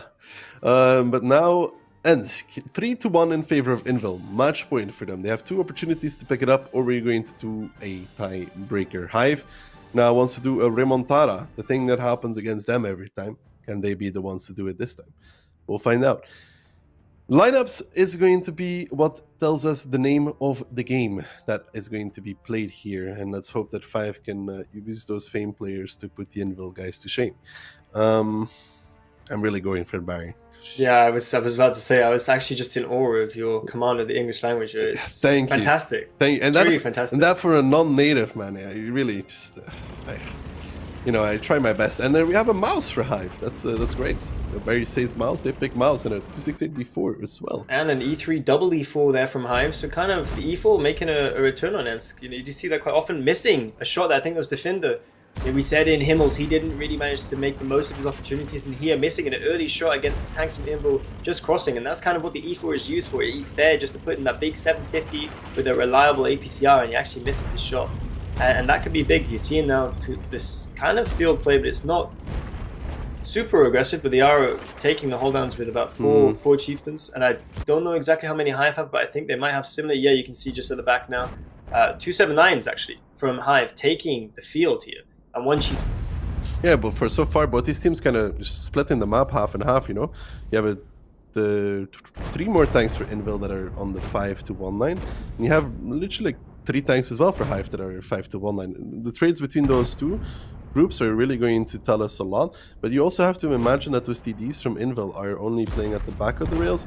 They are not, they are capable of rotating if they want to. I think Hive is stacked a little bit too much on 0 line now. They don't need this much here anymore, and could consider maybe rotating some tanks to the rails to have them ready, or even consider overrunning Uzek's position at some point. And I think those Z3s from Invil, they should be able to get some crossfire here onto the 279s, so they can't really peak too aggressive in the E3s, even though you have 279s on 0 line from Hive. E3 obviously with that high penetration, You can see they're trying to get some shots in on the Capolos of the 279s, but if they do peek, they might still be able to pen them as well. So they're kind of not really able to peek with those 279s from Hive, and they're actually rotating, as you suggested, with a couple or a triple 279, going back towards the 7-8 line. Personally, I would go over on Yuzek's position. I don't know if it's a good move, but I feel like he's kind of isolated here. Usually, you do like to play aggressive sometimes, like, you know, you like to sometimes just go for the full risk. You know, I don't know if it's a good move, but I'm gonna do it anyway. I mean, going for Yuzek would also make the tanks at 0 line rotate their turrets, to be honest. Near you, or risking it for the biscuit there as well. But like, if you go for Yuzek, you're also forcing the tanks on 0 line to swing their turrets to the other side, which might end up paying dividend. But I mean, Hive is defending, right? You don't really want to risk either. It's just an option, right? It's just an option. And on the other side, you've got that mouse and the 279 just from Hive. That's where the mouse is being used, just kind of as that big HP. So if they do actually make a rotation from Invul, which it seems highly unlikely here, at least in the next couple of minutes. But if they do, they're going to have to come up against that almost 3.5k HP monster there from the mouse. Yeah, it seems like the TDs from Invul actually slowly backing up, or they just were a bit. I thought they were maybe thinking of actually making some sort of rotation. They have to take some Rails control. I don't know why they haven't done it yet.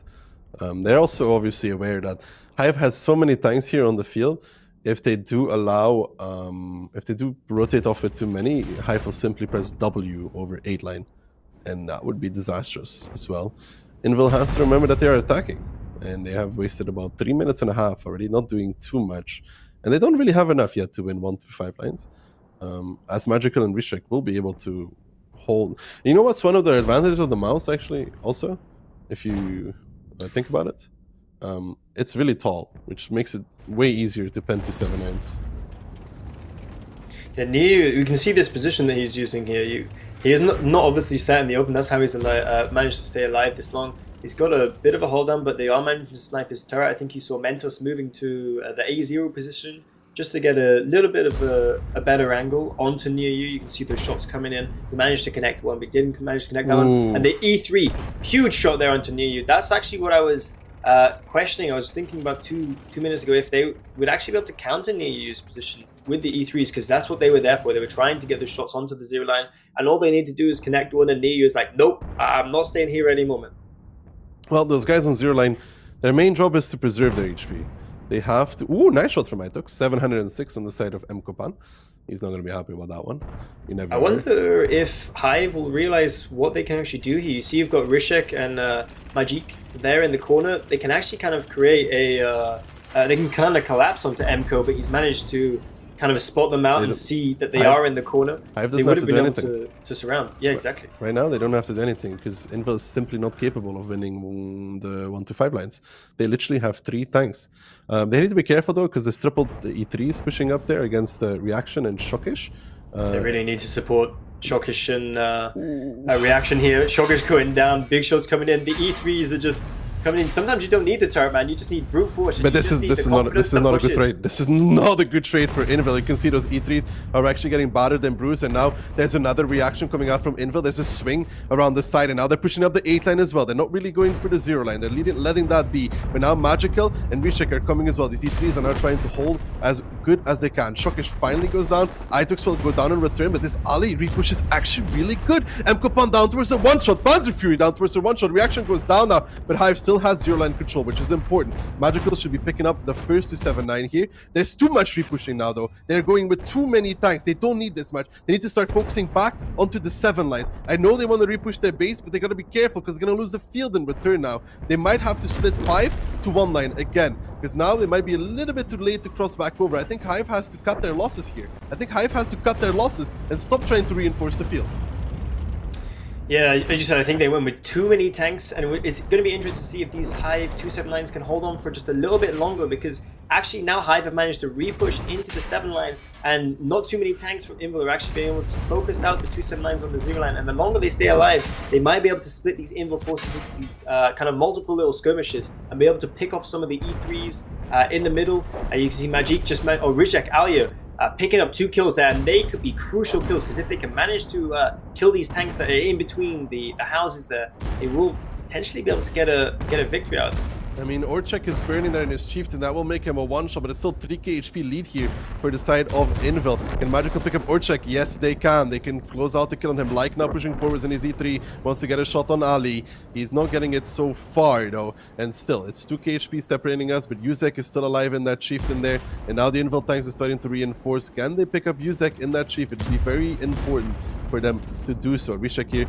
wanting to make plays. Can he pick up Piotrix? Well, I mean, he's going to have to do a few more shots, but he does get at least a banger on towards him.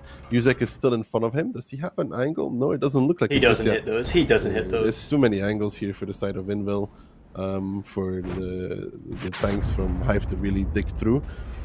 Yeah, I think, as you said, when they actually pushed across the rails to try and retake their base, they went with too many guys because they were kind of caught in two minds. They wanted to make sure they won their base, obviously, but by kind of making sure they won it, I think maybe there was just a bit of miscommunication because they kind of went in two waves across to the 1-2 or across to the 4-5 line.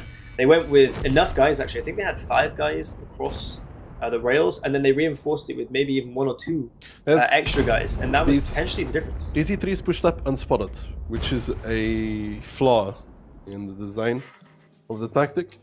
You can destroy wagons on Ensk. When a wagon in Royal Tanks gets destroyed, it's still an object, but it no longer blocks spotting. So you can't shoot through it, but you can spot through it. Now, they could have easily destroyed some of the wagons next to the reaction and shockage, and see the Z3 push up early. If you see them push up early, they would probably, the first one would probably die when they come around the corner. But even then, okay, there's another important moment, IMO. I could be wrong, near you with 0. Impressive. That wasn't the greatest position, and it was interesting to see him push slightly more aggressive on the 0 line, but didn't work for him. The other point is, when they pushed and killed their base, their own base, Hive, when they killed their own base, IMO, personally, Insane can talk about it more and say if he disagrees. When they did this, they made it so 100% they're losing the field. At that point, you cut your losses because the time is not that high anymore to split 1-5 and let Invil have 7-0, right? Because they still have to push into your own base again. Like they have to push onto the cap, which you can nail, and you can just play off of the rails basically. And that way, when you cut your losses, they have to kill the field, and then you play off of your base, you have something along their base as well, they have to push back in, which again costs you so much HP to actually pull off, and they have to push onto the cap with limited amount of time available, and not really, like, you know, you only have a few healthy tanks left at that point, so it becomes really hard. That's where I think Silent probably on 0 line screamed that they need to repush, which I think is a mistake. Yeah, as I even identified as well, it was kind of I don't know if Hive knew at the exact moment, but it was a 3v3 on the rail side. It was actually 12 on the right side of the rails towards the 0 line, and 3 towards kind of the city side from both teams. And then Hive, obviously, maybe they probably should have had the information as the game went on, but maybe just a bit of an overreaction, and it's cost them the game here. Yeah, well, we'll see. That's enough from our analysis. There's 2 other people who are expert analysis and can guide us through what happened between Hive and Invalki. Take it away. Well, hello there and welcome back at the analyst's table, and we are here after a pretty swift game. Invil driving over Hive 4-1. Now, some matches looked sort of close, but in the end I am just stunned by the aggression that Invil is putting up here in this match, and to be honest, you have to say they used the basically the week that they had since the group stage. They used it very well, and they're putting themselves up into the match against Raid now, match 6, which is going to happen tomorrow. Interestingly enough, in the group stage they also met, and it was Raid only narrowly taking the tiebreaker victory there, and they relegate Hive down to the lower bracket. So Hive is going to have to play against Beyond, who have been waiting. First of all, the match that we're going to see next is going to be Enway, which lost against Raid, and they're going to play against Tiltfists. What do you think about that one? That's gonna be interesting, because I think Tiltfist, they were pretty unlucky with the groups, playing against possibly the 3 top 5 teams. So they definitely could be also in the winners bracket. So I think it's gonna be maybe hard for Hanwei, because I think they're favorite there. Talking back about Raid against Invil, Inviel completely deserving to win that match. You could see that they were in shape. They were just dominating most of the rounds. There was like one rounds when where they went for that gambly push. That didn't work in their favor because there's a good counterplay from the side of Hive. But other than that, every rounds they were convincing and they won them pretty easily. So they're gonna be, as you said, moving to the finals of the winners bracket, which is gonna be taking place tomorrow. And Anwe Tilfis, our next match, it's a BO5 because it's the losers bracket. I'm really not sure if Anwe has the big chance against Tilfis, but at least they're gonna try their best because now the team losing is out of the tournament key. Yes, indeed. And also those best of fives, it is just one game less until you win. You have to just take 3 rounds off of your opponent, and then you are through. And that in turn would mean that your opponent basically has to leave the tournament, because we are not in the winners bracket anymore, as you said. We are in the losers bracket, and any and every slip up there can mean tournament elimination for your team, the end of your dreams, whatever you want to call it. So I think now is the time, if any of those teams have done it so far, to stop holding back. If you are still like sitting on some really cheeky, sneaky tactics, which you maybe thought could surprise any enemy, now is not the time anymore to keep them secret, definitely. Yeah, they're gonna give their best. So Tilfis, they have a bit of an advantage right now because they could see their opponent already what they played on those maps, and they have their A stuff prepared for that match. Maybe Anwe, they're gonna have to recycle what they already played or play something new. So it's gonna be a bit harder. But I guess we're gonna take a look back at the match between the Raid and between Inviel and Hive and what happened there. Indeed, replays already, and this is already the first round, and I think Ducky and Barry, both of them, they recognize what was going on here really well. Like the 277s, they're just getting focused out. There is no one really to retaliate the damage well. To be fair, beautiful draw from the side of Inviel. They have the lineup for it. Double B, the clip potential, all of those 260s. Look at how much they spread the damage between those tanks. They're all alive. So their HP is almost even, but they're 5 tanks up. This brawl is just magnificent from the side of Inviel and Hive. They don't have an answer for that. They're trying their best, but they can't pick any tanks.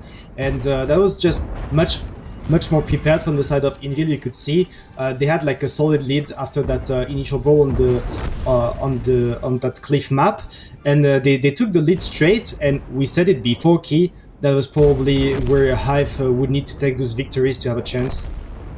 Yeah, indeed.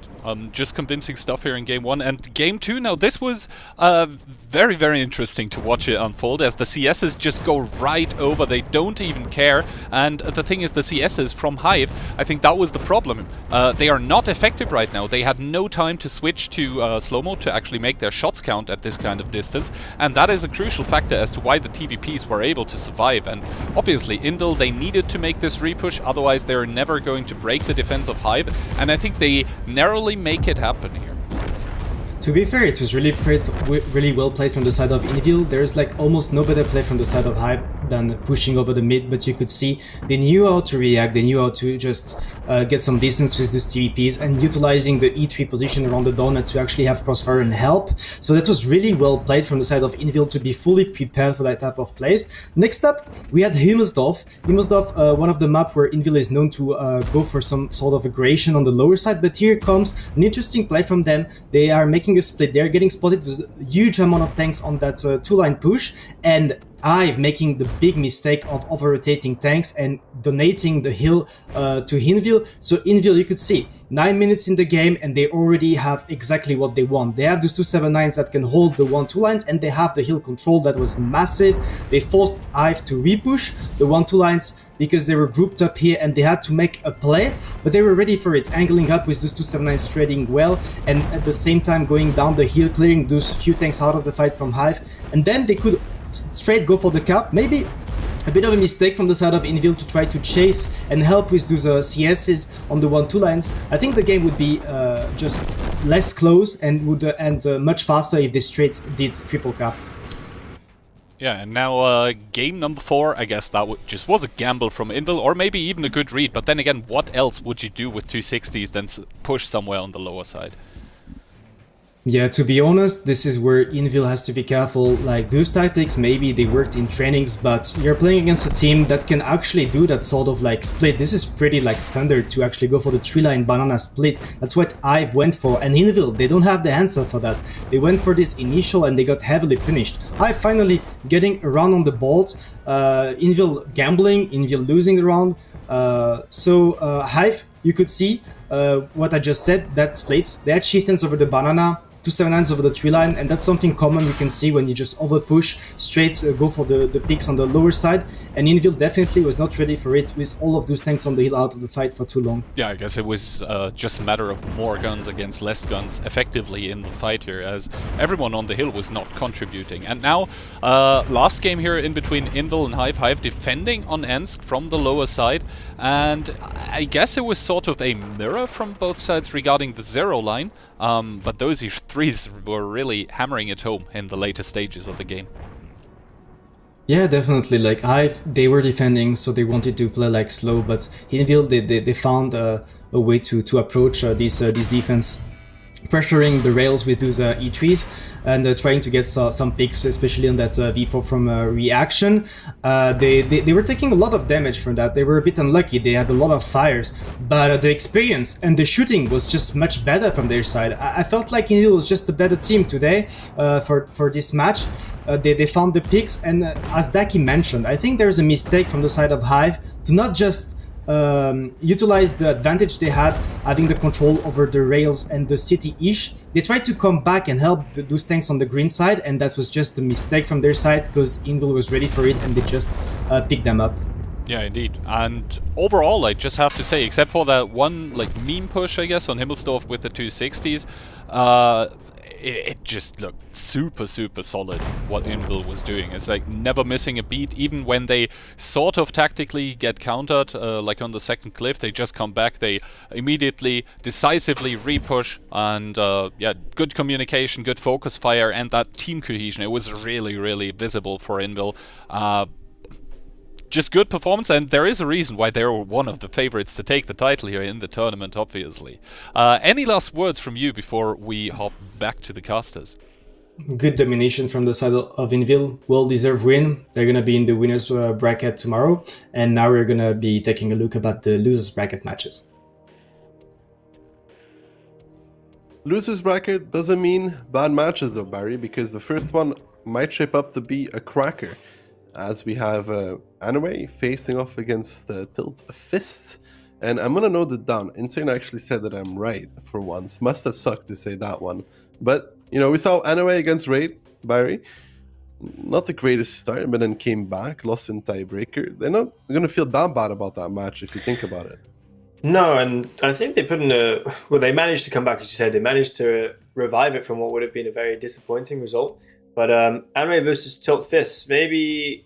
I mean, not to be disrespectful for Amway, but you know, you would have expected Raid to have taken that. Tilt Fist, maybe something, or more of a team that they maybe not going to expect to dominate, but the team that they can actually expect to beat. It should be a very close game here. You can see Killer Pit there coming in for Tilt. This is the first time we're going to see him this tournament. Do you think he can put in a big game? No. I thought that would be the answer. Yeah, well, I mean, some questions are easier than others, Barry. Between are we actually winning the community predictions there, just about? And check community coming in strong. Remember, though, that this Anyway team could still do it, and especially Barry, got to keep into mind. This is best of 5. It's not best of 7. Yeah, best of 5. This could be a short match. Obviously, first to 3 here. I wonder what maps we have here. Actually.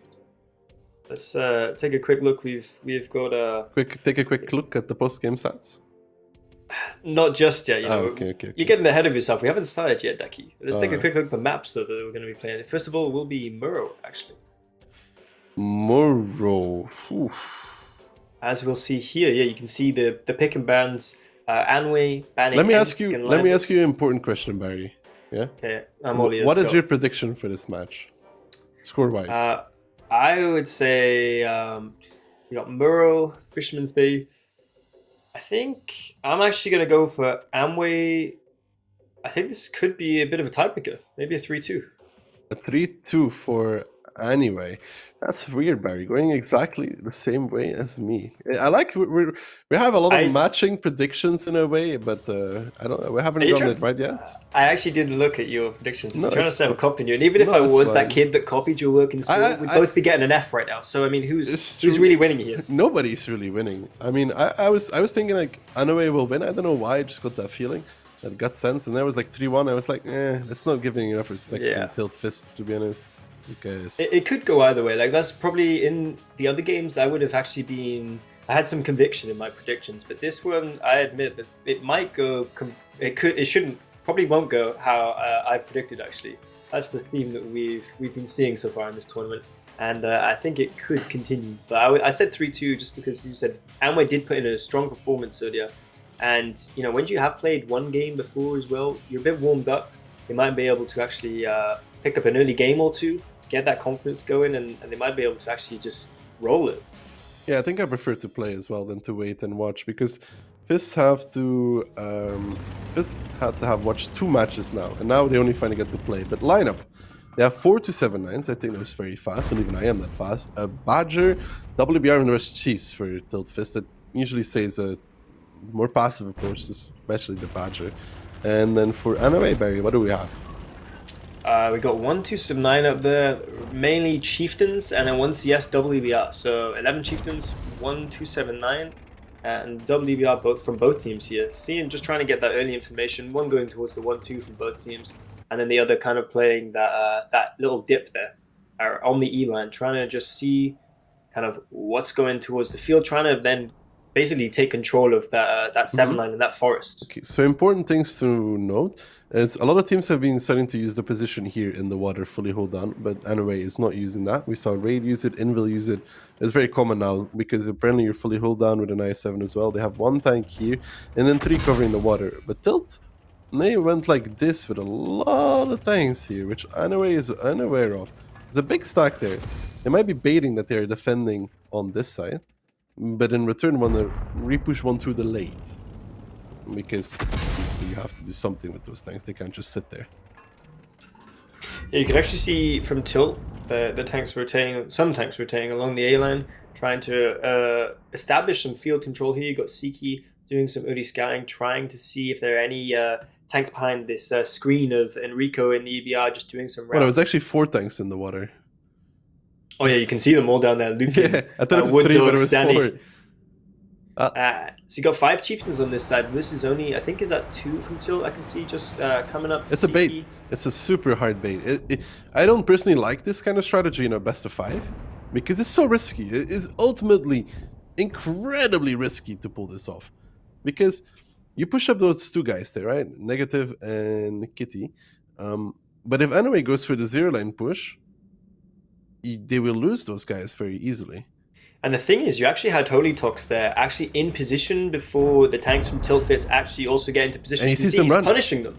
But yeah, also, he sees them run, but he also saw what pushed up there. So he actually saw them, he actually did a shot into negative. So he has some information on what's on that side, and he might be communicating to his team saying, well, I've only seen 2, Mm-hmm. and then as time goes on, you know, they're going to start putting the pieces together, as we can now see them push the other side, and you know, the cat's out the bag. You can see Anway, are they going to be able to hold this push, because Tilt are going down the 1-2, and there are a lot of HP down already, 3, maybe 4k down. Well, Tondula there in his Chieftain, not having a good time. He was close on the corner, and he is not close to dead, he's fully dead. Gold now trying to run away as far as he can, back towards the K2 hold down, as Tilt here is pushing 1-2, and Anyway now has to clear 0 line and push towards the cap as a return to this push from Tilt. They basically have to go like this, Barry, to make it, as Mati, Sando, and Goat here are going to try and last as long as they can. It's still an HP advantage here for the side of Anway, as they just have those positions to deal the damage. And now it comes to see what can Anway do,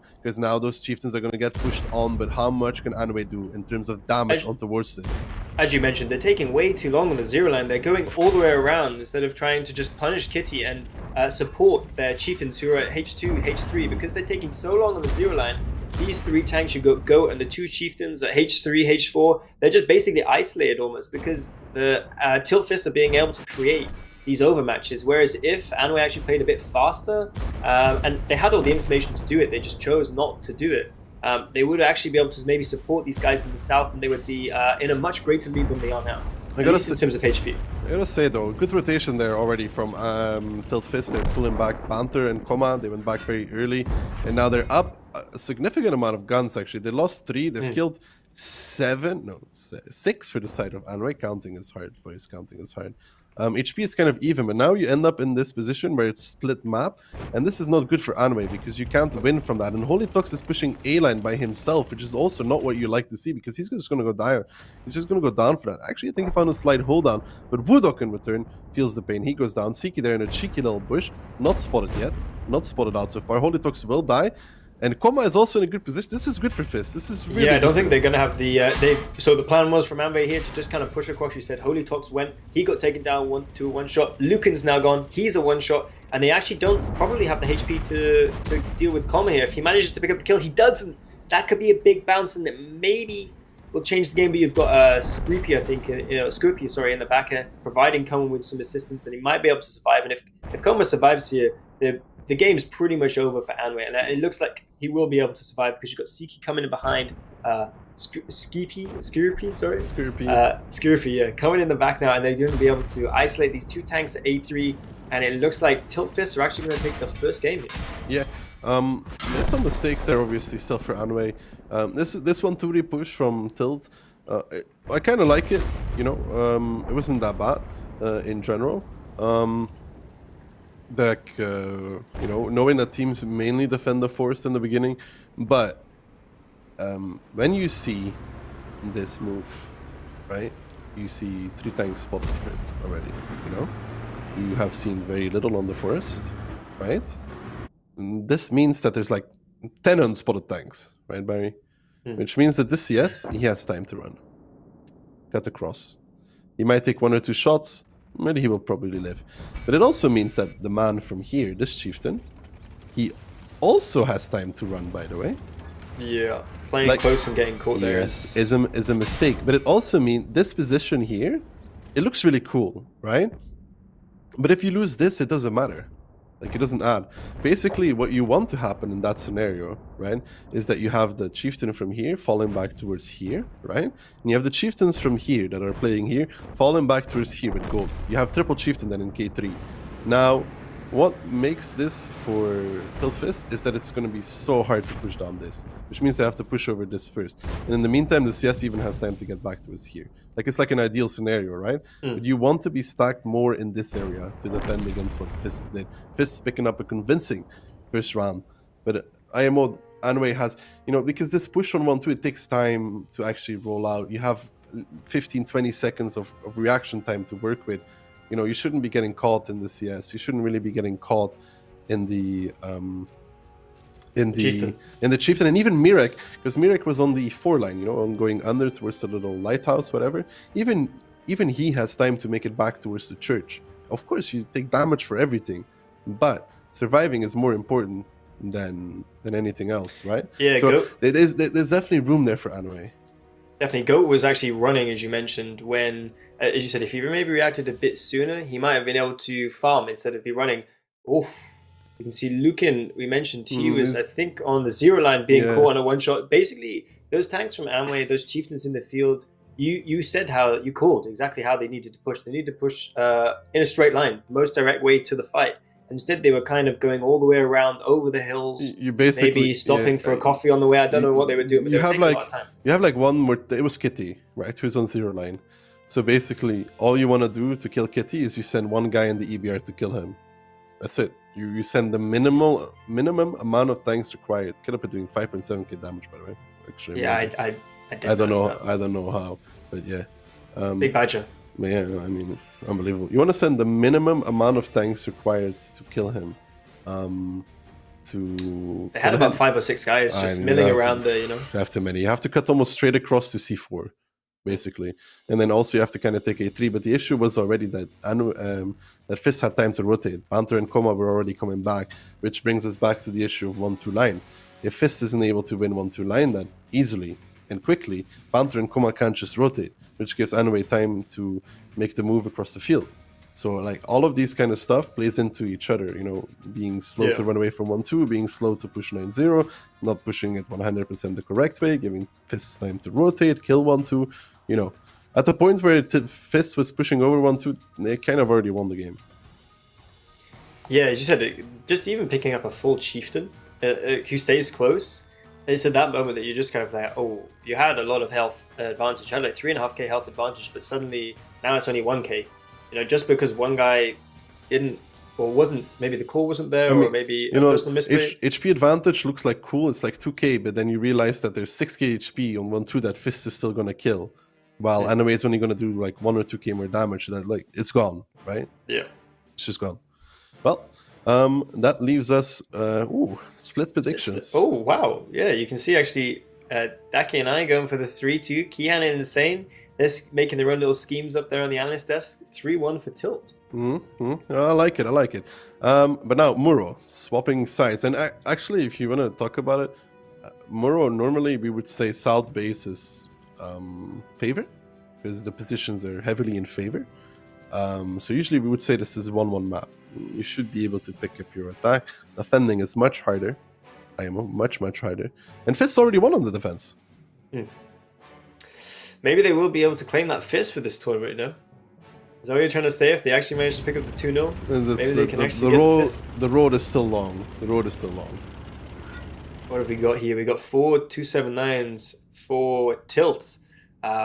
One for Amway. A lot of chieftains coming out. 1 CS from Amway and not one from Tilt Fist. So we'll see how they're going to use that CS advantage. I think he's just going to play kind of passive at C1, supporting the EBR in the early game, which you see quite often. 279, is he just going towards the house, do you think? Yeah, probably. The house is pretty solid position to sit behind. Yeah. I don't think it's that great, personally, but, you know. I guess, though, you can see kind of Anway supporting this side with a lot of chieftains. The 279, probably his next play would maybe be to get towards, progress down the middle of the map, I would imagine so. I want to talk about one thing. You see how Anway does this move, right? Like, they're driving like this. A long way. The moment they meet a team, and the team does straight this, Barry. Straight this. What do you think happens when they're driving through A-line? I think they lose. Yeah. You cannot do this. Most teams will not do this either if you want to defend 0 line. And it's even still hard to defend it like this, by the way. But anyways, if you want to do it, you're almost forced to drive straight with some tanks. Because if you don't, and they go like really straight for us, they can beat you to the hold down here before you're in position, because you're still coming across, you know, and that removes your initial damage, and it's already hard to hold it like this, and then they just drive over you straight away. Conzi doing some scarrowings here. He's not getting any information out there, I think, actually. No spots. He's had the CS just sat up at B1, and be interested to see what the tanks from Amway do. You can see that Tilfist pretty much just set up pretty standard. A couple of tanks around the H3 area, also around K6. I don't know if this is the standard, though. You see this here? Yeah, they're pretty much in position to go either side. It's weird that we don't see them use this. Because if Raid and Invil are using it, it means it's really strong. The position here, allowing you to also spot this side, but they're opting for the regular 279 here. Now it's just a feeling out game. And the reason why the hold from Anway, like this one here, it's not always the greatest, is because it allows the enemy team, so Tilt Fist, to slowly probe information on 1-2, push up to here maybe a little bit, but it also allows them to take back this here. Like if you take this is takeable, you can take this back here. And when you do this, you have so much map control that you kind of already know that they're either holding full 1-2 or almost full 9-0 line. Can you see the rotation coming out from Amway here? They've basically they're going in on the 0 line. I think the CS has fallen back from that B1 position. You can see him running at the top there. He's just going to go all the way back down, and it looks like a push could be coming in the next minute or two, because you said Amway are pretty heavy on this 0 line anyway, and they're rotating their CS over. Or actually, it looks like they're going for a bit of a passive base hold here. They would have to in the bush as well, actually. I think Anway loses against a lot of variants. The only way this works for them is if Tilt Fist takes way too much time. Like the thing is, on Muro, you need to start making your move or gathering information kind of early. If you want to not go for like a desperate 9-0 line push, you need to make it kind of early. Right now, I think Fizz, I don't like that they're not probing this at all, like whatsoever. And now they're grouping up for 9-0. And I think this is the one way they might still lose. But still, when pushing 0 line, it's really, really hard to do. Because when you push this hold down, right, and you kill the first chieftain, you leave the low HPs in this dip. So the low HPs stop, right? Then the full HPs push forward. And the low HPs just hit hold down, because this is fully hold down. And then you do the same thing from this dip. So like, you're almost always up in HP on the defending side when they do this. And then you end up with you having like 4 tanks on full HP, and the rest of the enemy team is basically a one-shot. But it doesn't matter, because you can't kill the guns. It's impossible to kill the guns almost. And Fizz has a really good lineup for a 0 line push though, with the 4-2-7-9s. You use them to take damage. Crest the ridges as well. You got Pika there leading the charge, so going to take the damage, it looks like. And I wonder what they're going to do when they see that a lot of the Amway are here, but they're going in with pretty much half their team. And it's going to be a big fight here. And Banter's peeking. Now the rest of the team is going to get spotted. The big push going to come in here. Amway starting to peek the grid line. He's going to try and cancel out Alexi, who takes not too much damage actually. A couple of bounces coming in there. Only 2 shots. You've got 5 guys waiting. He could have gone down immediately. Instead, you can see he's actually getting a kill or a shot into Paco. And Paco's going to go down. Well, Alexi does fall in return though. Yaya is trying to make it away in his little EBR, scattering into the winds. And this is what I don't like about Fizz right now. When you make this play, and when you want to push 0 line, the only way to make it work is to push and to keep pushing. And they have not done that, reminding us of what CSA did in the qualifiers. If you do not fully push this and go for it all in, you end up in a scenario where you can't actually push it at all because you start losing the HP. But like now, they have 4 tanks that have 7 Barry, or 3 tanks that have 7. It's too much. It's not needed. You have to push the first dip. You have to continue pushing. It's the only way it works. And now you can see Anaway coming to reinforce, coming to close out the game even. As Negative goes down, Manfred would follow him to the grave, and the rest of the Fizz team are going to have to put their dreams of catching any Fizz in this tournament a little bit further out in the future, as the only Fizz they're catching right now are the ones that Anaway is throwing to their face. And they're throwing a lot of punches here. Anime coming out, and as you said, they just basically sat there waiting for Tilt to push in to what was always going to be a difficult push. Managing, you said, you have to go with these undulating dunes, and it's not going to be easy to get through. Scorpy going in, trying to get behind with Siki. I don't think there's going to make much of a difference, as you said. Tilt pretty much out of this game, and as you mentioned as well, they had the EBR. I think, I can't remember if it was Siki or if it was the other EBR on Tilt. They could have maybe got some more information on the 1-2. Zero information gathering. They didn't really do anything. Yeah, they had the Chieftain at E1, and the EBR can maybe start playing towards like D4. They saw that the middle wasn't really. They didn't have a tank in the middle. This is how do I say it? This is Anyway is recycling. They almost did exactly the same thing in qualifiers, if I'm not wrong. Now, when you prepare for a match, obviously when you're in the lower bracket, such as Fists is, you know whatever you know that you're going to play against either Raid or Anyway, and most likely Anyway. So you would rewatch their previous matches and their tendencies to play, and they played exactly almost like this on Muro before. Now, if you want to push 0 line, you either push it with basically everybody, or you just don't, because now they pushed it with like 7 tanks maybe. Yeah, because you've got to negate that. Lots of teams are going to play with Chieftains, and if they're just going to sit on the hold down, if you're not going to push past them, you're really going to struggle to pen them. So that's exactly why you just got to get into them. And the sad part is that they have the perfect lineup, almost basically the perfect lineup to do a 0 line push.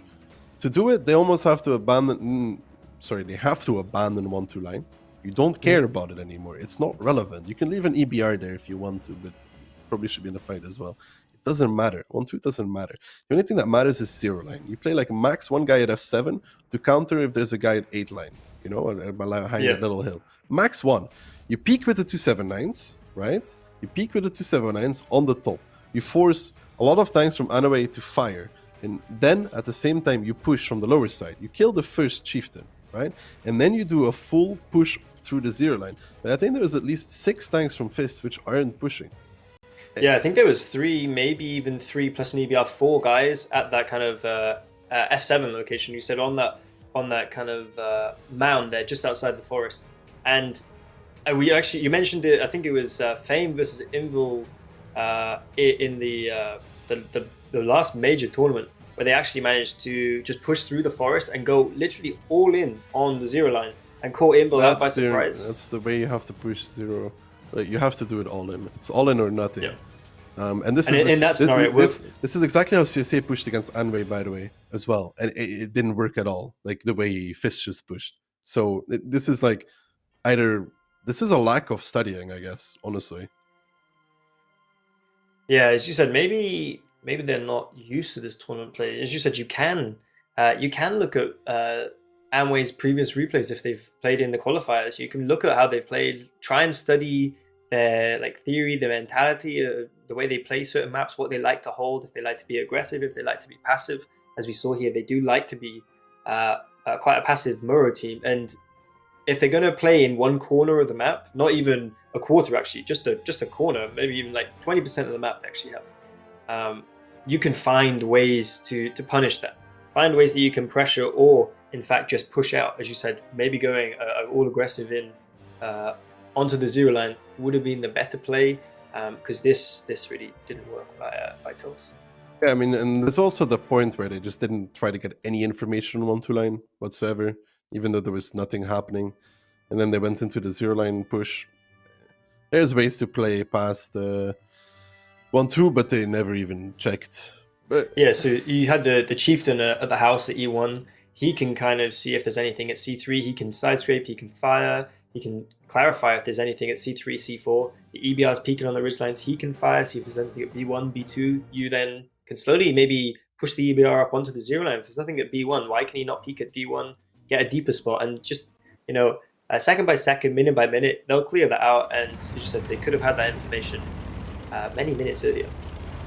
Well, it's going into Fisherman's Bay. No surprises in the lineup there. The E3 is an uncommon pick, though, for the side of Tilt Fizz. 9907, 1 EBR. Manticore and EBR, though, for Anway. It's more of a passive defense if you bring the Manticore, because playing double line and the SCLV as well. And 4279s is not enough to play the middle effectively.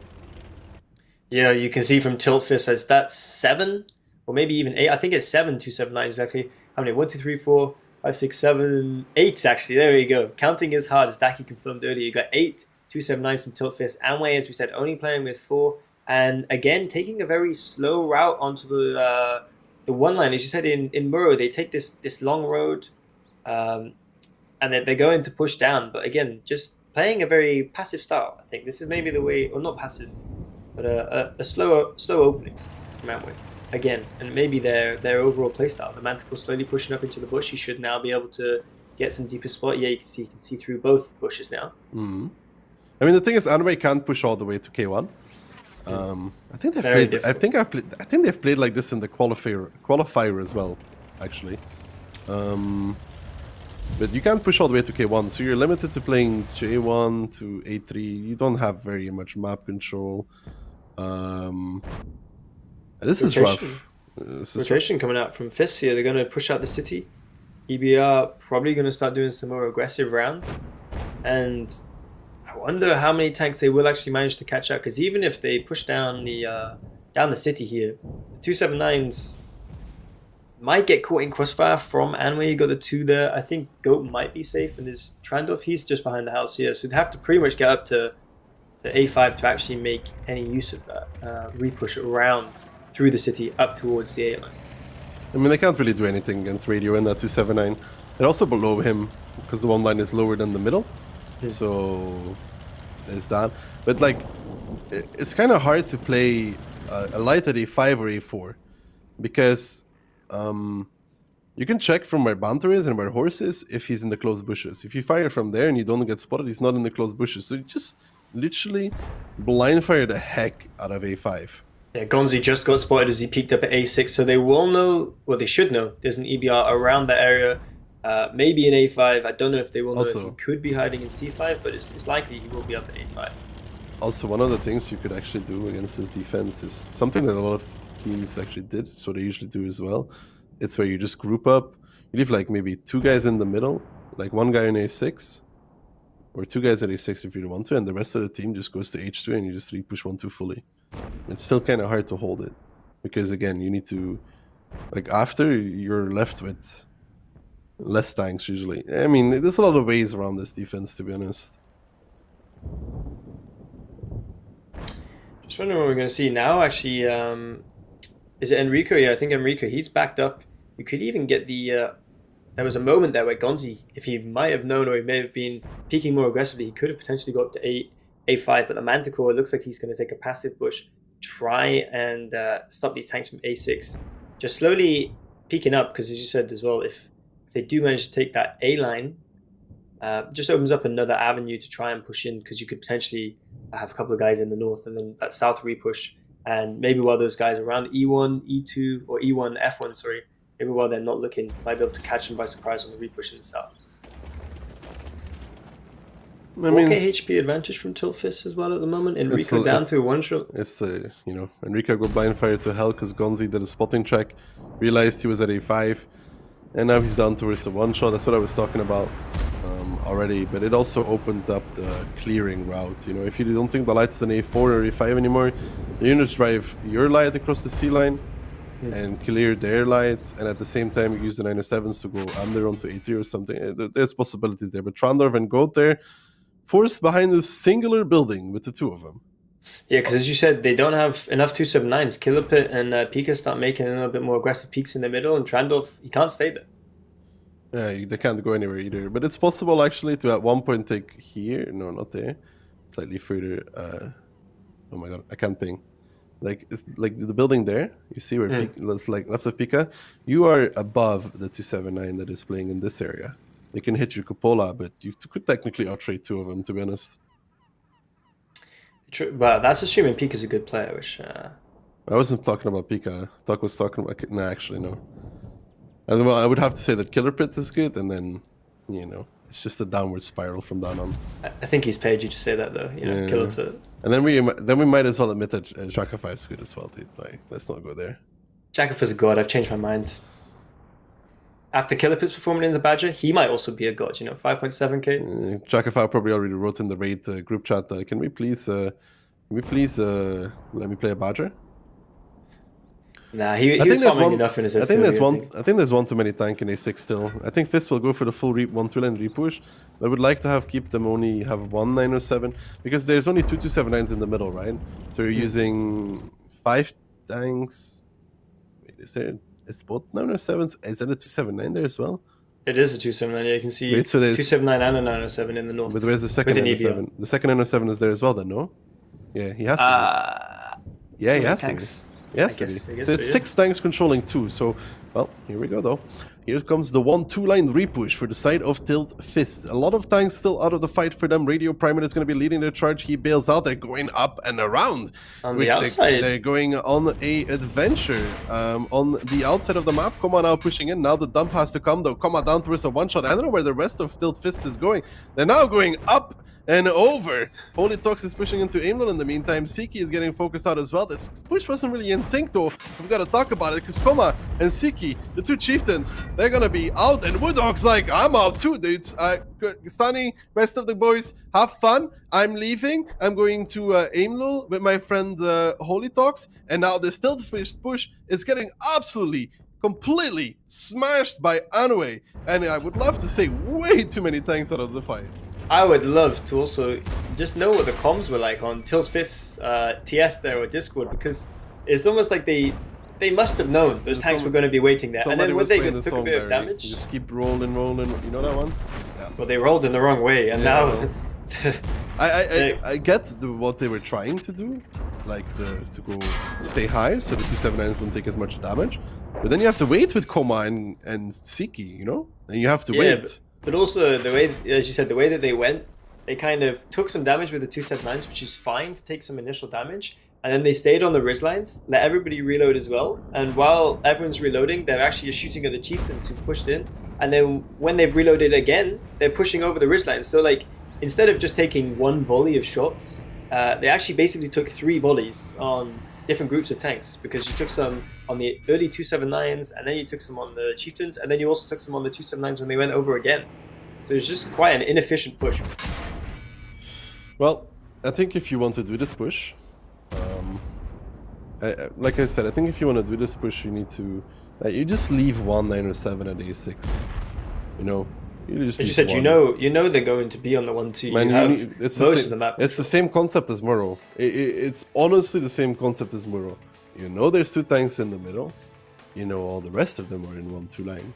So why do you have an E3 double 279, double 907, another 279? Why are they all watching for what? What is Anaway gonna do when you push 1-2? Repush across the A line, repush the middle? I mean, like, they're not dumb, you know, like. So you leave like max 3 to control 2, which is fine.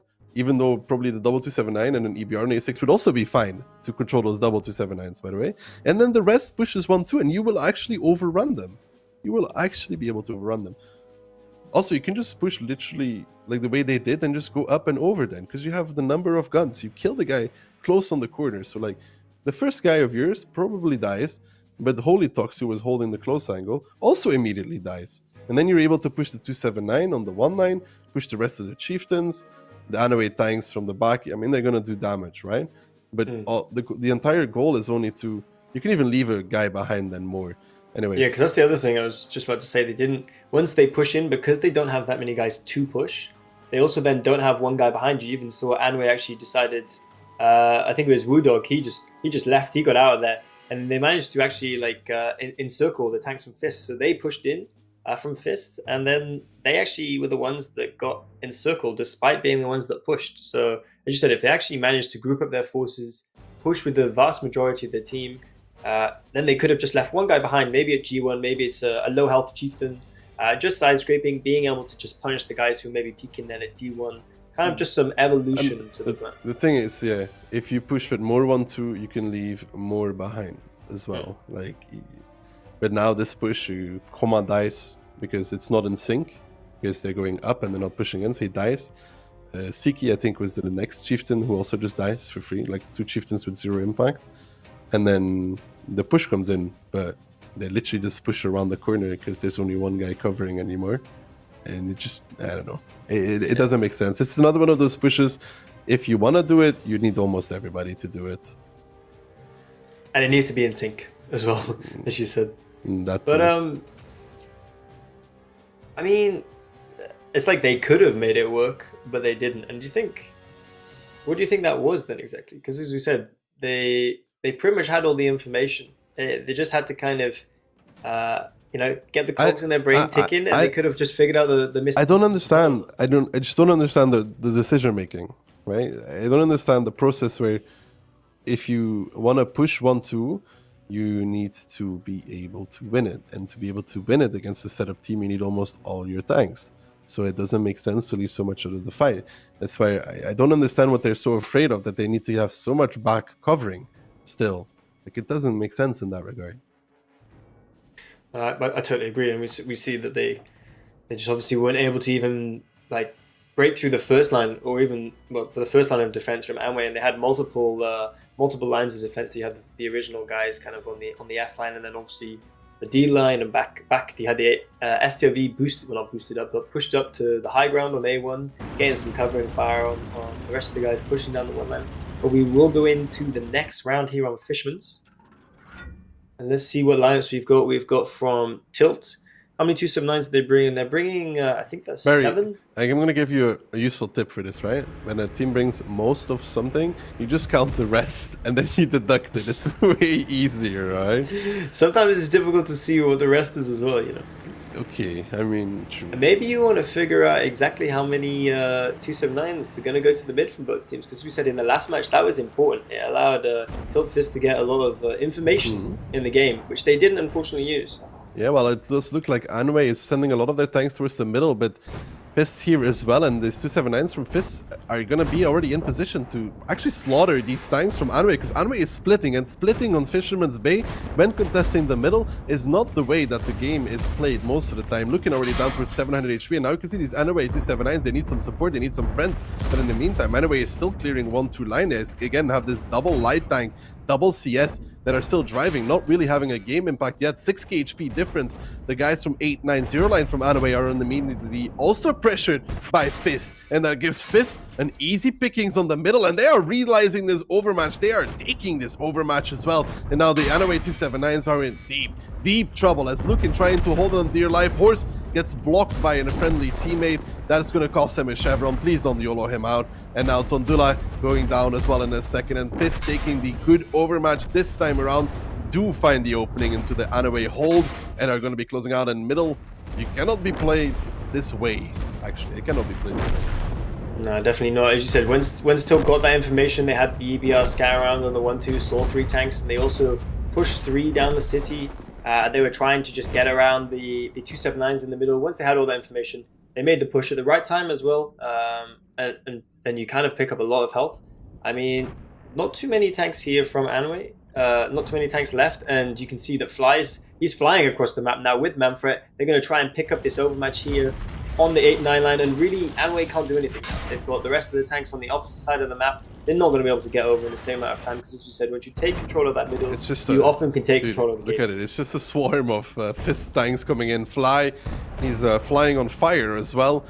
It's not going to be good for him, but it doesn't really matter, as Fist is just bringing superior numbers to the city to overrun the remaining Anway tanks there, and then they are defending, so they don't even have to do anything anymore to close out this game. Good stuff from Fist. I mean, this is kind of how we saw Raid play it as well, and you just take the middle overmatch if it's there. Yeah, if the opportunity presents itself, why not take it, man? As I said, they didn't manage to do it in the last game.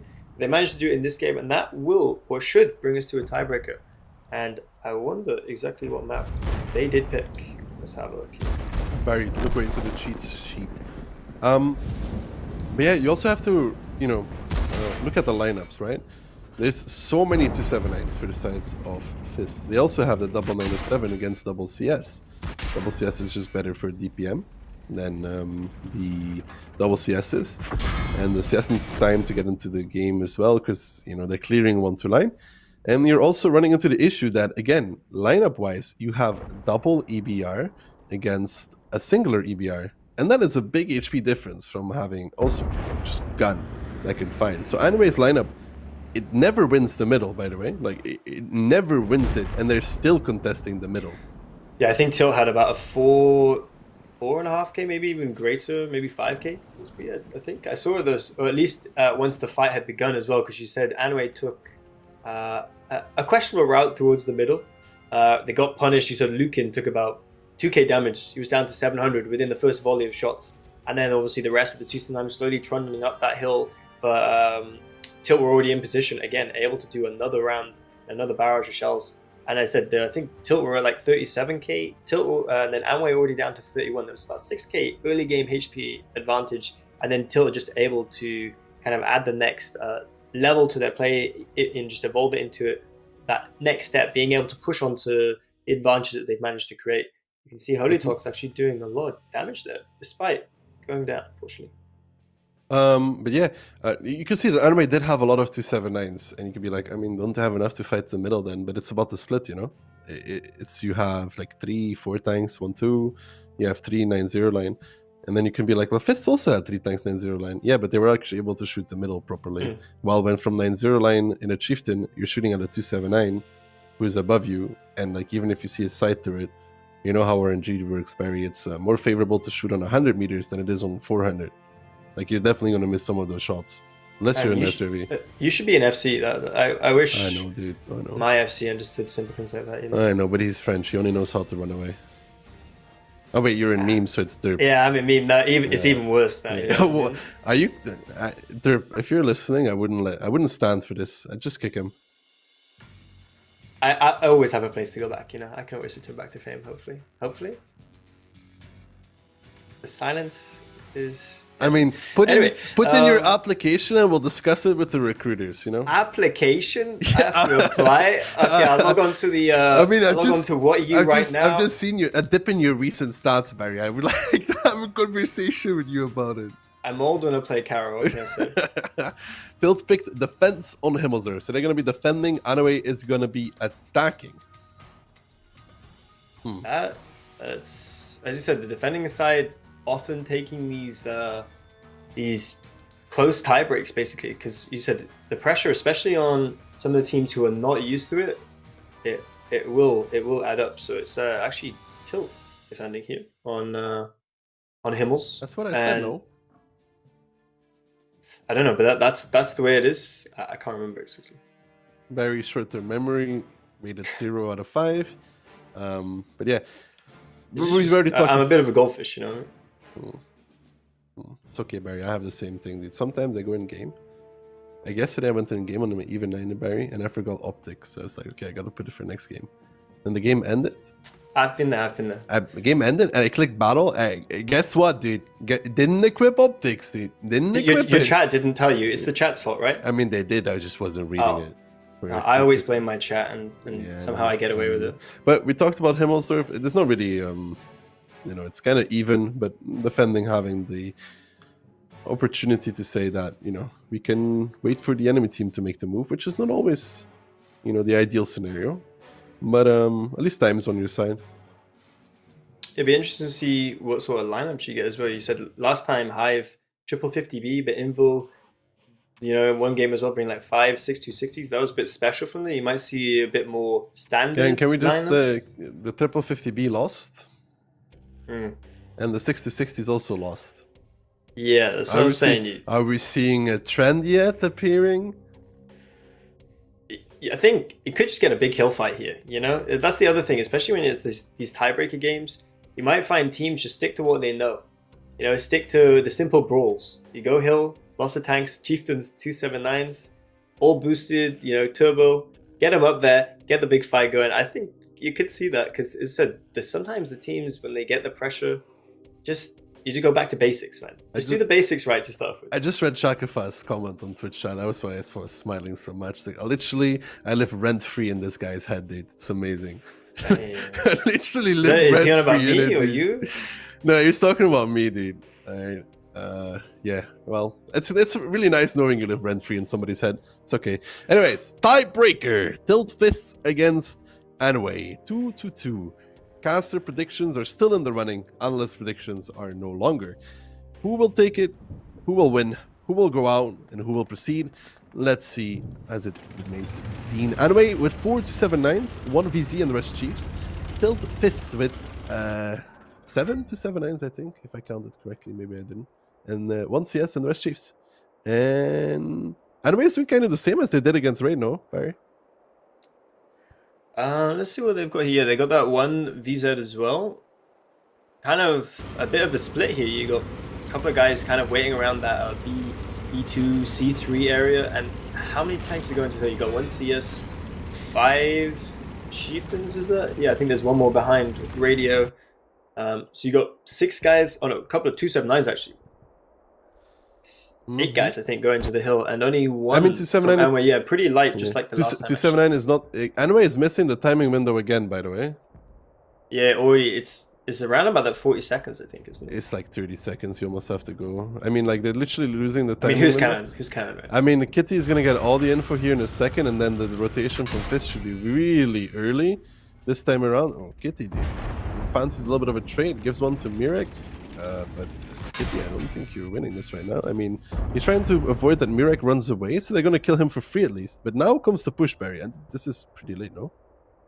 Very late. I mean, we're almost 8.5 minutes in, pushing kind of a delayed 8-line push from Amway. But as you said, Tilt had all the information. They've already rotated back their tanks, and this is kind of what happened earlier, where we said that when Amway played earlier, they were kind of caught off guard. The timings were all off, and again, they're still kind of getting their timings off. As look, Tilt are actually already back there, already in their base, and this is actually a good from Tilt being able to get their 279s back into strong positions, looking after their cap. And you can see Anway are kind of like, we actually can't push here. There are actually guys here You know, they've messed up their timing and they're not going to win that. It looks like Tilt are actually being able to re-push in the south, and you can see Anway actually now having to push out the one line, trying to take some damage where they can. I wouldn't say that it's over just yet, because Negative and Killer Pit here kind of isolated in a scenario that they don't want to be in. So Pomeranz is just going to face hug Killer Pit here. He's going to do a few more shots of damage, but in return, these Anime tanks have actually retreated into the lane there, into that G7 position. You can see how most of them are retreating into that, holding, waiting, and in return, Tilt Fist still has a full HP, had double full HP Chieftains on the hill, and Koma and Kitty rotating off. So they're only now coming into the fight, which is kind of late. And Radio there needs to be careful as well in his Chieftain, because those guns could really easily turn and just focus on him instead. And now you can see the 1-2 wrap is actually working for Anime, even with maybe not such superior timing. They're doing okay. HP is even-ish. It's not great, but now Tilt Fist realizing they lose 1-2, making that overmatch on the 7-8 line, getting back ahead, up in HP, up in guns as well.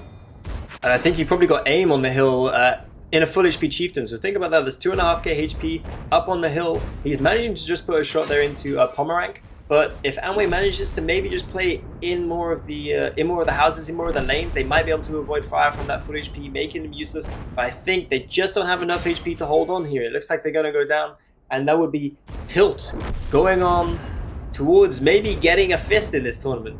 Yeah. Living up to their name. Maybe, just maybe. We haven't seen the end of them yet in this tournament. That's Anyway is going to be down and out, send home.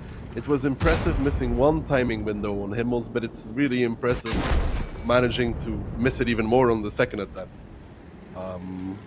Yeah, Tilt Fist here. Maybe, I don't actually, no, it was alright. It was alright. I mean, they could have set up slightly better still on the lower side. I don't think Negative needed to be in G1, for example. I don't know if he was there from the beginning. I wasn't watching it. But at the end, they close it out just fine. And anyway, there, if you want to overrun the lower side defense, you have to make it so they're still climbing the hill when you push. Fist was already halfway down the hill, so.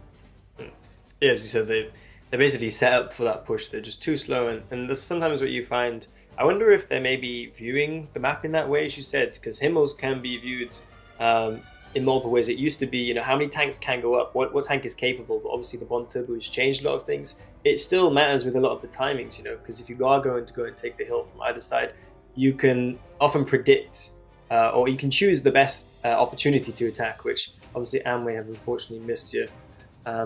Reasonable shot accuracy from them, nothing too special, but nothing too bad. Yeah, but as you said, that doesn't really matter in this kind of engagement. I mentioned how those tanks all pulled back into the lane, right?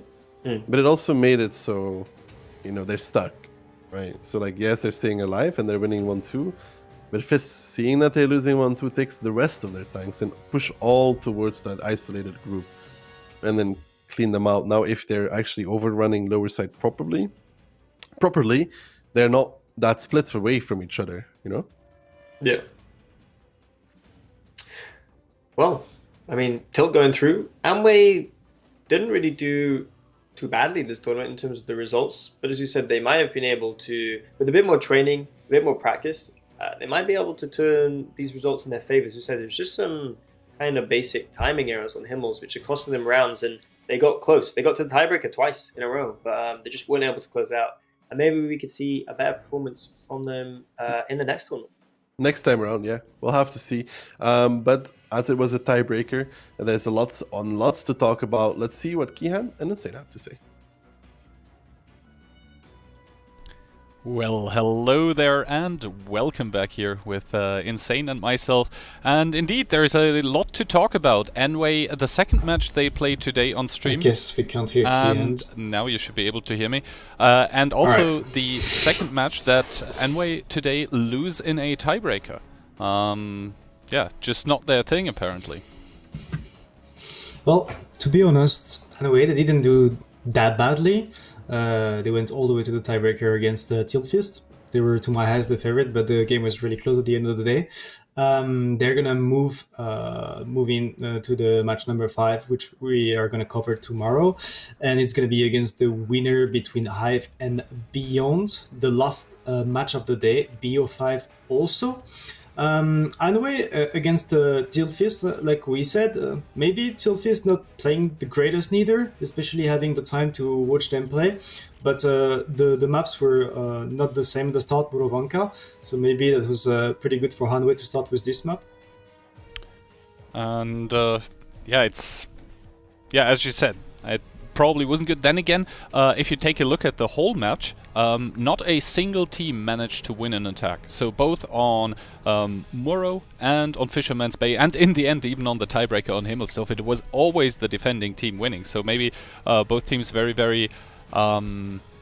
just very fond of the role of the reactionary team defender. Then again, I somehow felt that both teams didn't really, on Muro especially, they didn't feel like they were completely prepared to just break what was thrown against them. I mean, obviously the Badger being a gimmick, but I would say the Enway camp, it was pretty standard, pretty straightforward even. To be fair, I think on Muro, it was more likely teams not attacking the greatest way, Anway getting caught off guard on their attack, and then you had the Tilt not really pushing well into that forest camp. So Muro is definitely the map where you are going to prefer attacking. But as you said, for now, all the teams are securing their defenses and having issues to attack, apparently. Next up, we're going to obviously cover Hive and Beyond. I would like to see Hive recovering from that Hinville match with a lot of close rounds there. But in the end, that was really a definitive win for Hinville. Beyond, probably the underdogs of that tournament. We're not expecting much from them, but they can surprise us, so Hive is going to have to play solid for sure. Yeah, Beyond, as you mentioned, definitely not one of those teams that we usually see in these tournaments here. I believe it's like the first or second appearance overall within the 15v15 format. They've always been there, sort of, like the last few years. They've always performed on a really good level, but they just never made the cut to group stage and then playoff stage of those 15v15 tournaments. So I guess from them, the most positive thing that you can say is that they can only surprise us positively here, taking rounds, possibly even taking the match off of Hive. But then again, Hive is definitely the favorite here, and personally, I think I'm going with a 3-0 even for Hive, but it will also depend on the maps that are going to be played, and also how well Beyond will be able to adapt to what Hive has already shown on the stream before, in the second match of the day, actually. The maps, Live Oaks and River, two maps that we have seen already today. I've seen Beyond having good stuff on Live Oaks often, and I'm not sure if Hive is going to be capable of answering what they can bring, so that's going to be interesting. But we're going to probably take a look back at the match we just saw between Anyway and Tiltfist. Yes, indeed. I hear the replays are ready, so let's jump to those and take a closer look here at the first round in between Tiltfists and Anway. In Tiltfist defending with a Badger. Now in the qualies there was a Badger that was being used in A6-7. This time around it's somewhere else, and immediately from the not the complete start, but there is aggression from the defender here. Yeah, well, Tiltfist, they went for that sort of trap, having a lot of tanks around C1, and they realized that Anway was just not pushing up here, so they decided on their own to actually take the initiative and go forward, and that worked pretty well for them. They forced Anway into some bad positioning, then Anway, they didn't have the answer neither. They was just too long to take control over the forest, and then they tried to push over those ABC lines on the top, but it was already over. Tiltfist, with this amazing Killer Pit Badger performance, just took the first round right here on that match, and that was a pretty good start for the team, especially winning the defense on Borovanka. Yes, and as we both mentioned, not a single team was actually able here in all of the rounds to put an attacking round on the board, and that obviously spoilers the result of the round to come. Actually, we are going to go straight into match 3, or game number 3, in between Tiltfist and Anway, and this was parking the bus here from the Czech guys. Yeah, on Muro we had a very standard camp from Anway, and Tiltfist didn't manage to break it because they didn't push deep enough. But back on Fisherman's 1-1, head-to-head, you had that pretty standard camp from the side of Anway and Tiltfist. They had a pretty good lineup to play against it. Look at this, 4k HP up, the push happens, and look at the HP. That shooting from Anway, all the tanks ready for it, all the tanks shooting, look at this, HP even, and they didn't push yet into this hole to contest those tanks from the Czech team. That was really well played from the side of Anway to be really well prepared for this push and to be really good at shooting. They made a pretty standard camp, but it worked out pretty well because that pushing was probably not the greatest. As Daki said, Tilt decided to push over the 2-line with this 279 to actually utilize the Harman to be higher up, but Anway, they didn't care. Their shooting was on point and they punished those tanks heavily. And thus, Tilfis were actually looking at tournament elimination. Anway was on the match point here. Yeah, Kitty Quell, he was going to get down there anyway. Just good defensive stuff here from Anway, but just not ingenious enough from Tiltfists, I would assume. And now, I was personally looking very, very much forward to both teams just employing 279s in the middle, because that seems sort of to be the meta here, but Anway just not bringing enough to the table. Well, anyway, they probably didn't pay enough attention about how it's been played in the defense. That's a pretty common way to play from the side of Tiltfist. Going all over the middle with 279s, realizing they have another match to take, so just pressing W, taking out all of those things from Anway, utilizing the HP advantage they also had based on the lineup they bring for that round. And it was pretty good from the side of Tiltfist, but that was a very easy round. They just had to take the information, pick all those things from the middle, and the game was already kind of over. Also take a look at all those Amorex being done here. Some people probably not using config, not something which you should skip, in my opinion, on Fisherman's Bay in your 279s. But yeah, then again, personal preference, maybe sometimes, and Yeah, this is sometimes people are just bringing the turbo instead, but that config is really needed often. On that Himmels round, that was really interesting what Tilfist did. They used that CS, they utilized him to actually have the early info on the 0 line. You know why? To rotate down on time. They didn't make the mistake which against Raid, it was Anway actually. Raid was too slow on the rotation against Anway in the first match of the day. That's not the case for Tilt. They utilized that CS to spot the 0 line, they see that there is nothing, so they expect that lower side push. And look at the rotation, it's actually super fast from the side of Tiltfist, so that's pretty well played from them. They're ready to take that push, they have the hill control, they also win the hill, they push off the 0 line, and they can even pressure the cap. So to me, it looked pretty close, but it was complete control from the side of Tiltfist according to the initial informations they had. Yeah, the rotation just being completely on time here, definitely saving Tiltfist, because even though the rotation was very, very early and on time, it sort of seemed close for a while until the superior amount of guns and the positioning from the Tiltfist guys just proved to be insurmountable here for Anway. And Anway is now the first team in this tournament to which we unfortunately are gonna have to say a goodbye, as they just lost a match in the losers bracket, so they are down and out. Hive still alive and kicking. They are going to start of the day tomorrow in the match against the winner of the upcoming You mean match. Tilt? Sorry, what? Yes, sorry, you said sorry. Hive. Yeah. I said Tiltfist. Hive. I meant Tiltfist. Yeah, it's going to be the match in between the winner of Hive and Beyond, which we are going to see now. And as I believe our casters are ready, let's not waste more time and hop straight over to them.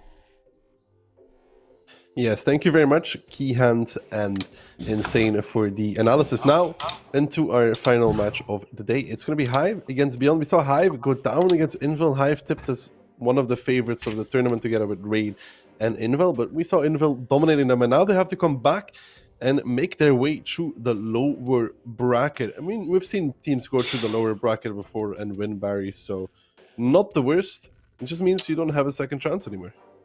No, there's as you said, there's no second chances. They can't mess up now. But you can see this this Hive squad full of well, it's a very international lineup. You can see lots of different nationalities there, whereas Beyond pretty much all German, with a couple of is that Albania, Austria? Is that, I think that's Albania.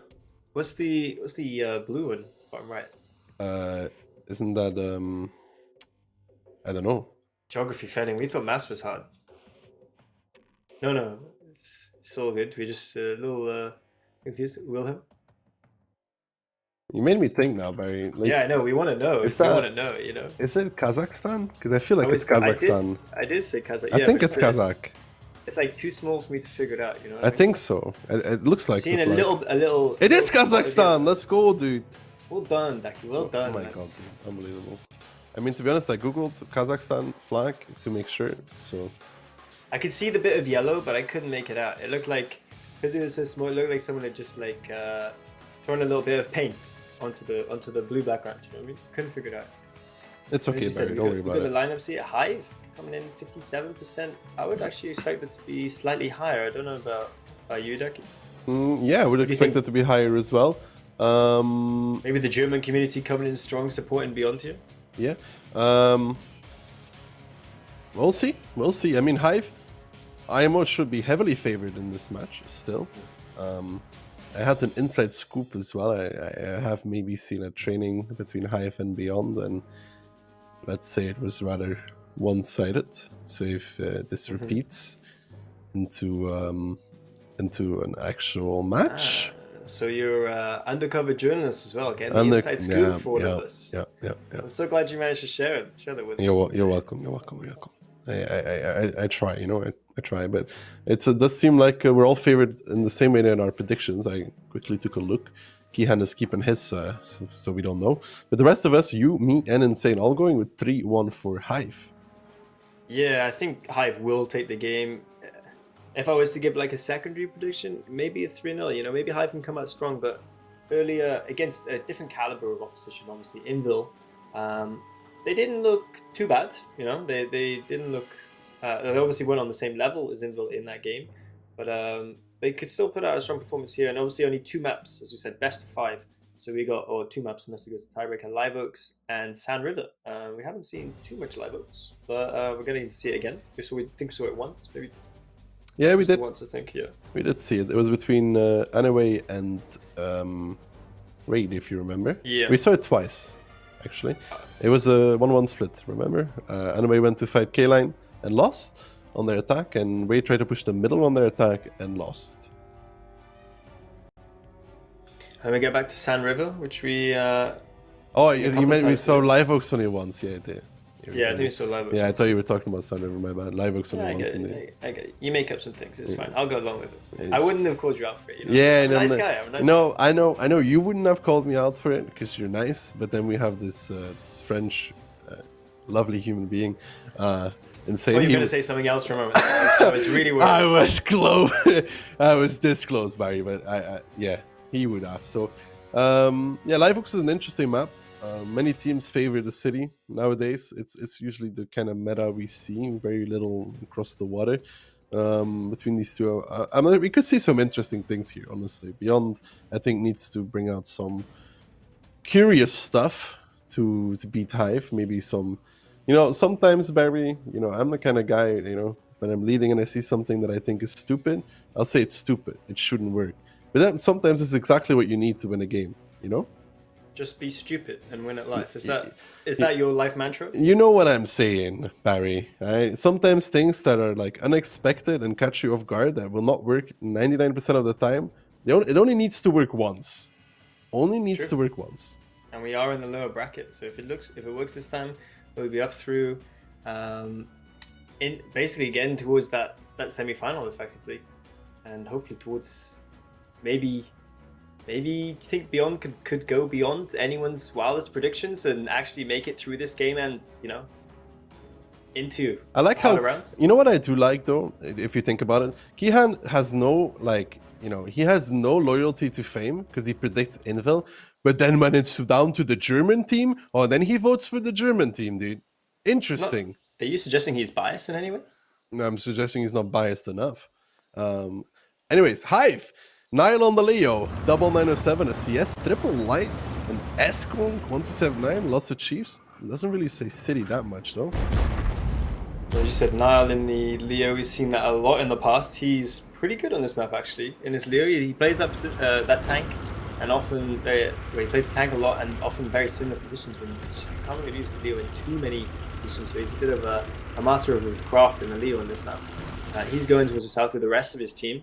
Itox knocking the tree down, probably going to just try and set up, maybe support Rizak here. You got Monster in the bush. Are they going to support each other? No, they're just going to back off from that fight. Benny taking the city aggressively. You said go all the way around to B1, getting some early information, but you've got a Manticore actually from Hive being passive along with Panuka. Yeah, this looks like a silent advanced strat. I don't know why. I have memories of him playing this.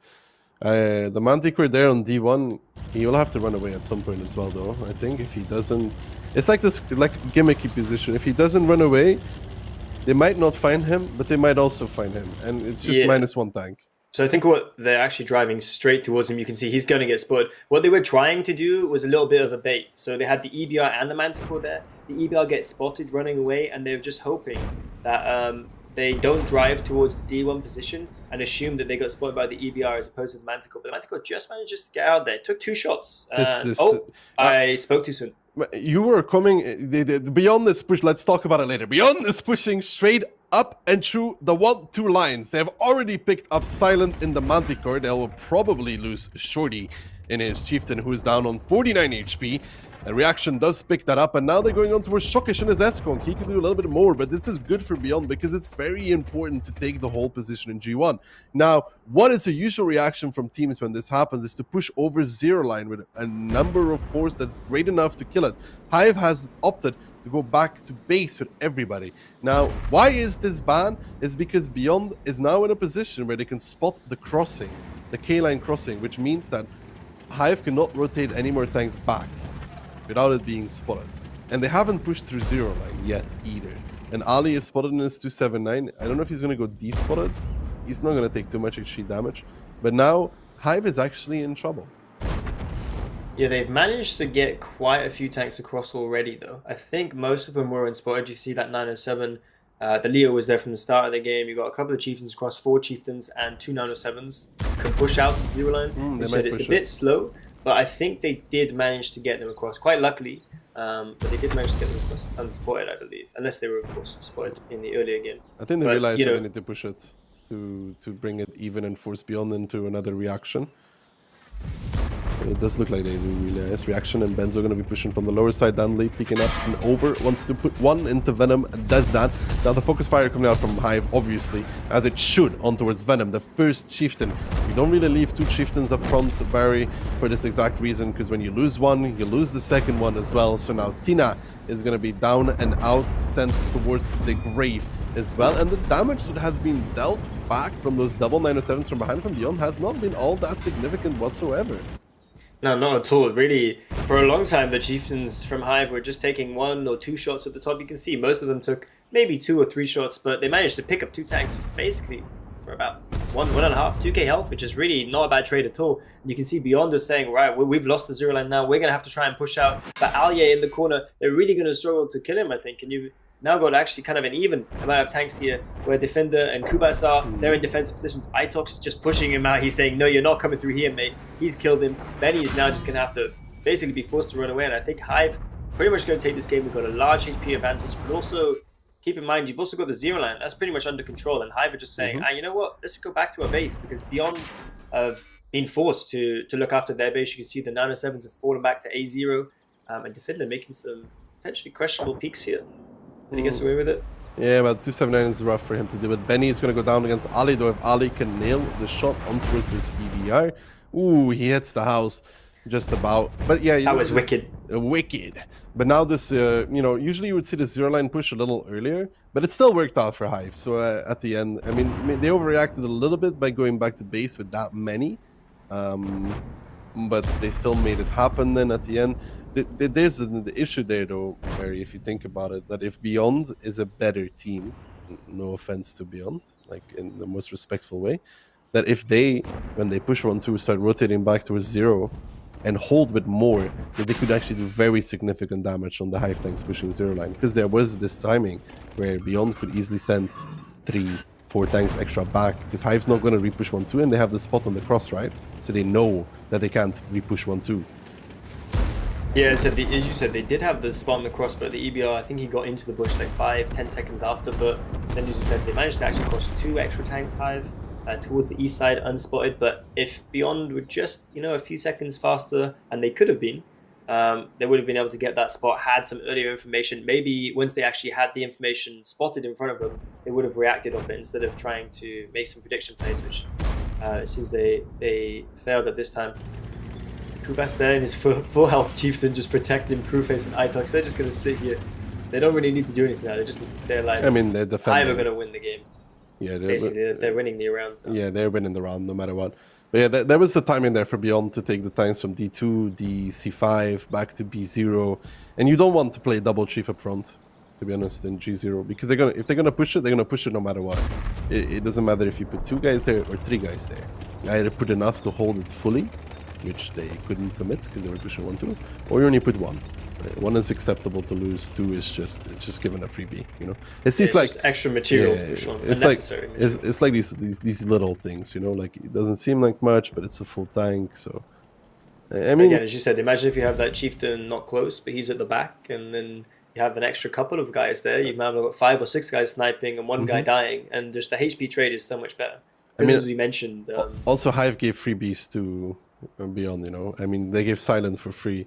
Where he could have been in some weird bush in the water, spotting the EBR that wants to spot the crossing, but instead gave it up for free. Yeah, it was. I said I kind of understand what they were doing, but it's just high risk.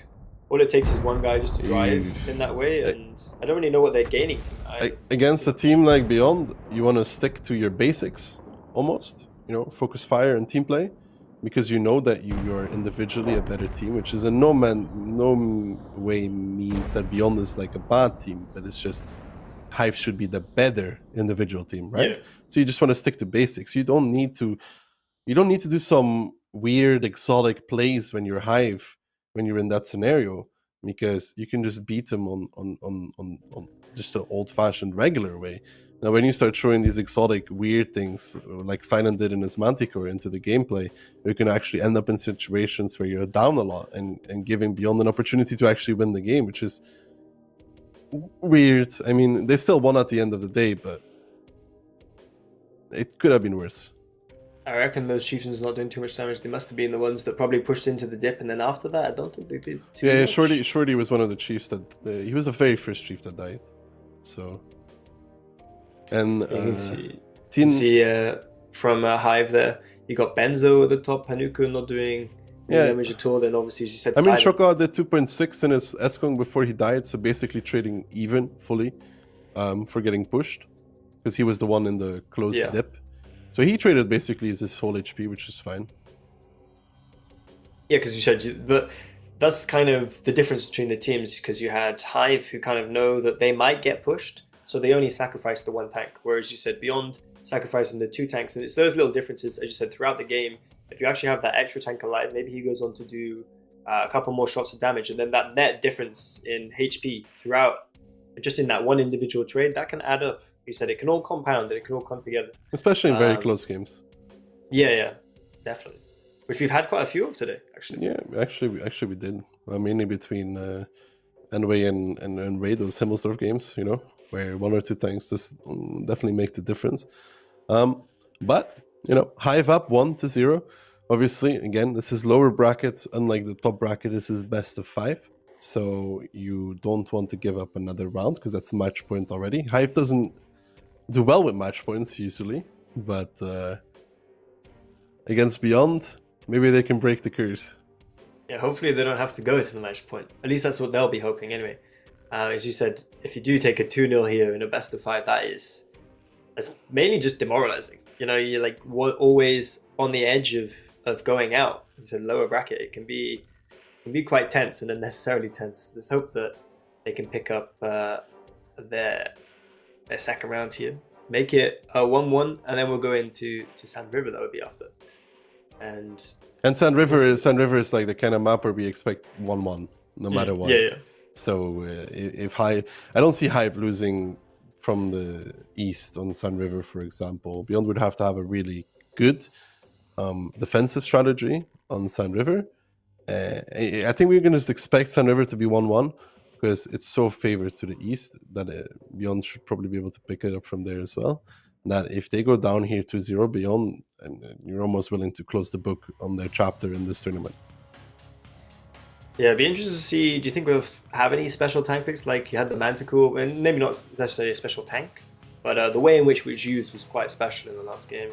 I mean, maybe not special for a great reason. We've seen a few special tanks already. We've seen a Badger, you know. We haven't. That did well. 5.7k kill. We haven't seen a 3-mark Caro yet, actually. I haven't seen a Caro at all. Yeah, no, dude. You want to play listen, Barry. When nobody's looking, you can come to my house, log into my account, and you can play a game on the Caro. I got 3 marks in it. Wow, man, that would be an offer. That unfortunately, I'm gonna have to refuse because marks mean nothing unless you grind them yourself. You know. I don't want to see someone else's marks. You know, it doesn't bother me. Oh, okay. I mean, it was just to homie to homie, offering up you the possibility. You know. That's okay, homie, but I'm gonna have to decline, man. Yeah, it's okay. I mean, at least I offered, right? In good spirit and all. Good spirit, yeah, good spirit. Really, it's meant, an early Christmas present from me to you. I don't know, man. That's the biggest capper I think I've heard all year. But, this man just and we are in November. Keep that in mind. This is not. I really hope you don't get any presents for Christmas with this behavior, like this attitude. It's not very nice. My attitude? Yeah, man. Like I'm offering you a gift, and you're like questioning the legitness of it or the sincerity that I'm offering it with. I've played with you for many years, Daki. There's a reason why I'm doing this. You know what I mean? People change, Barry. People change. People change. Maybe if you change, you'd be able to mark the Caro. Anyways, maybe, man. Live Oaks, the second round between Beyond and Hive. Hive currently up 1-0 against Beyond, looking to take match point, actually. Will we see a city fight? That is the question, Barry. What do you think? I mean, you could see it from Hive, as you said. Because let's see the lineups actually. What have we got? Hive. You want a little tip? Why are they using Artie on Hive? Oh yeah, just see that on there. Magical. I mean, you get some nice info from it. To be honest, you get some really nice info from it. Beyond with this lineup, by the way, Barry, and I think it's qualies or groups or whatever, they actually went city with it, even though they have double STB. Let's see, they're doing the same again, I think, actually. Yep, we're going the same again. And Hive also going primarily towards the city.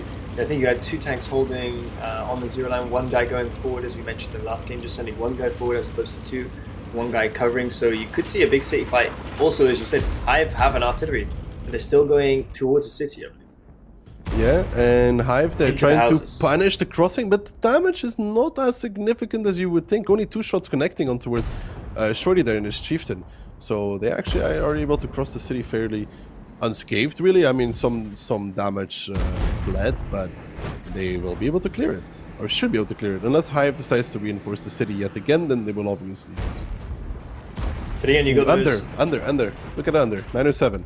You called it this game, but you also called it could happen last game. They've realized there's only that 1 tank at the house, and they're going under with double 907. Obviously, you have the artillery as well, who can try and punish the Chieftains on top. I wonder if the Chieftains just going to say we have to try and do something about it. But look what they're trying to do. They're going in the open. There are multiple Chieftains from Hive who just sat back, plus a 279. They're going to be able to punish these guys, and I just wonder if the 907 is going to go down first, or if Beyond are going to go down with their Chieftains before they actually manage to kill White Rock. Yeah, White Rock here trying to live as long as he can, taking significant damage, but Puma in return is getting sniped by the entirety of the Hive team. You can see the STB though, that is Mystery there, trying to put in some shots as well. So Beyond lose 2 tanks, but the most important aspect here is they did kill the double 907 from Hive going under, which is very important, because if they are alive, it ruins everything. Yeah, there had to be a quick reaction, as you said, from Beyond, and that was the reaction they chose, and they managed to get both kills. Also, so ultimately, not too bad for them. We checked on 53 HP.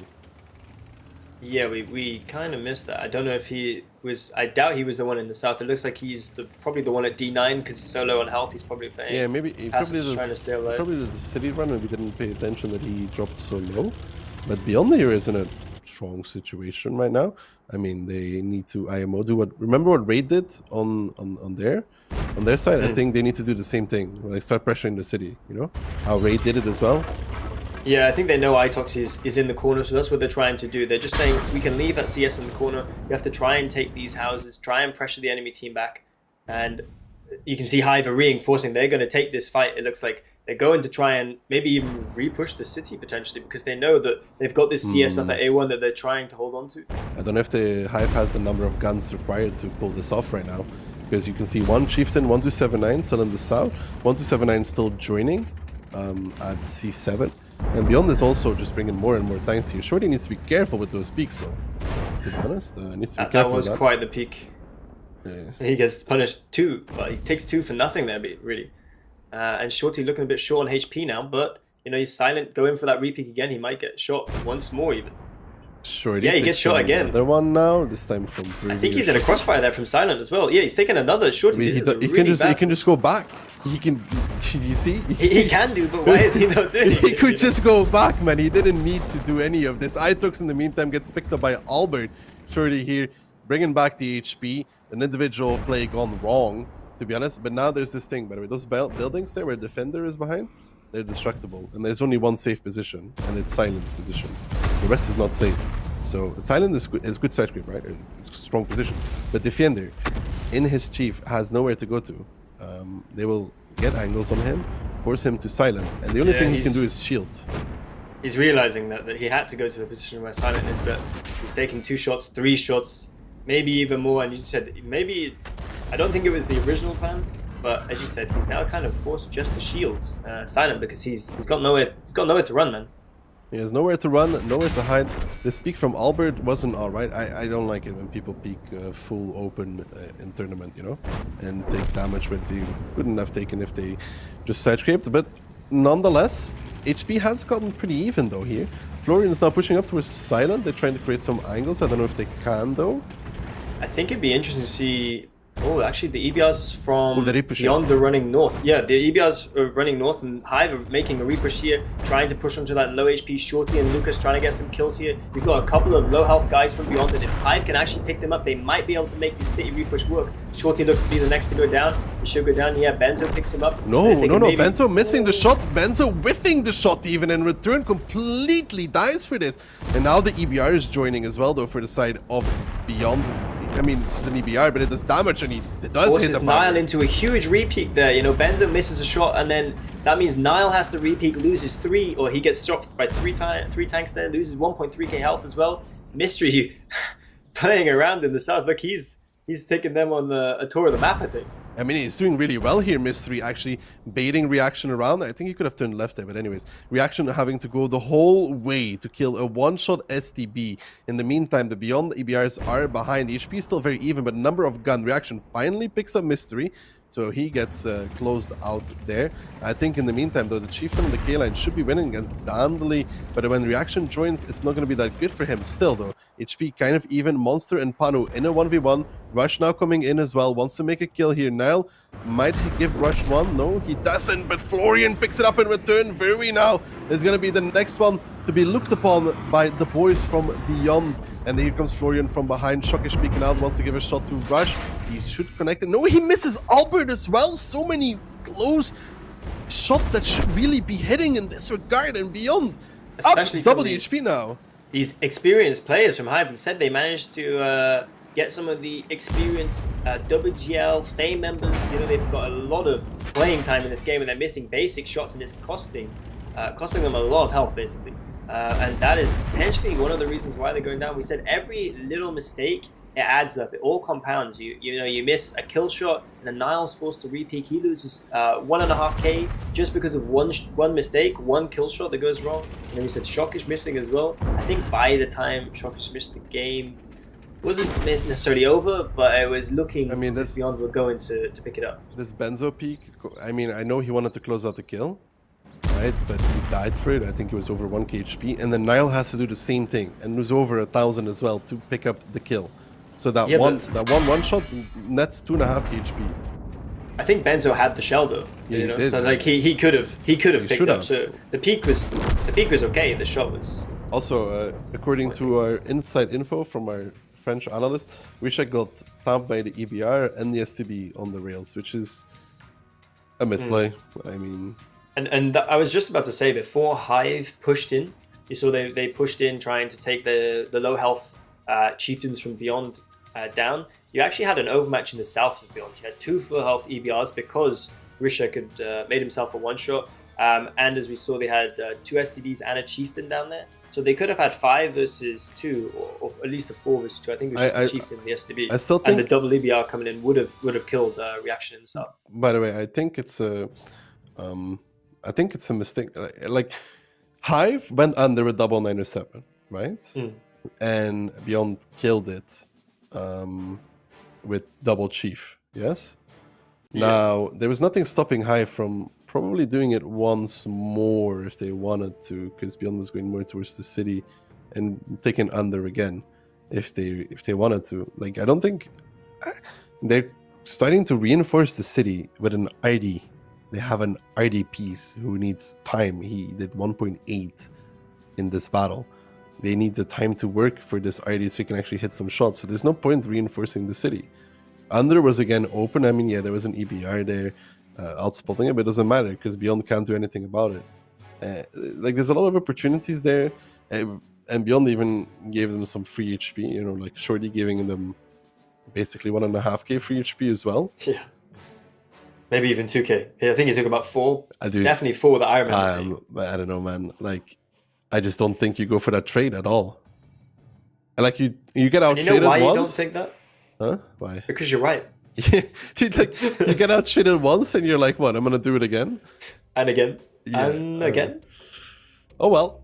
Hive, IMO, they should stick to basics. I don't think bringing an ID is really sticking to basics, personally. Yeah, I think the plan was, I can only assume they went for like this early aggression. They probably expected to take or to do more damage on the tanks that were crossing. They did a few shots, but as you said, it was just like one on this guy, one on this guy. There wasn't really any like concentrated fire because it's difficult to do that when they're all just moving into position. They're going to get to a safe hold down.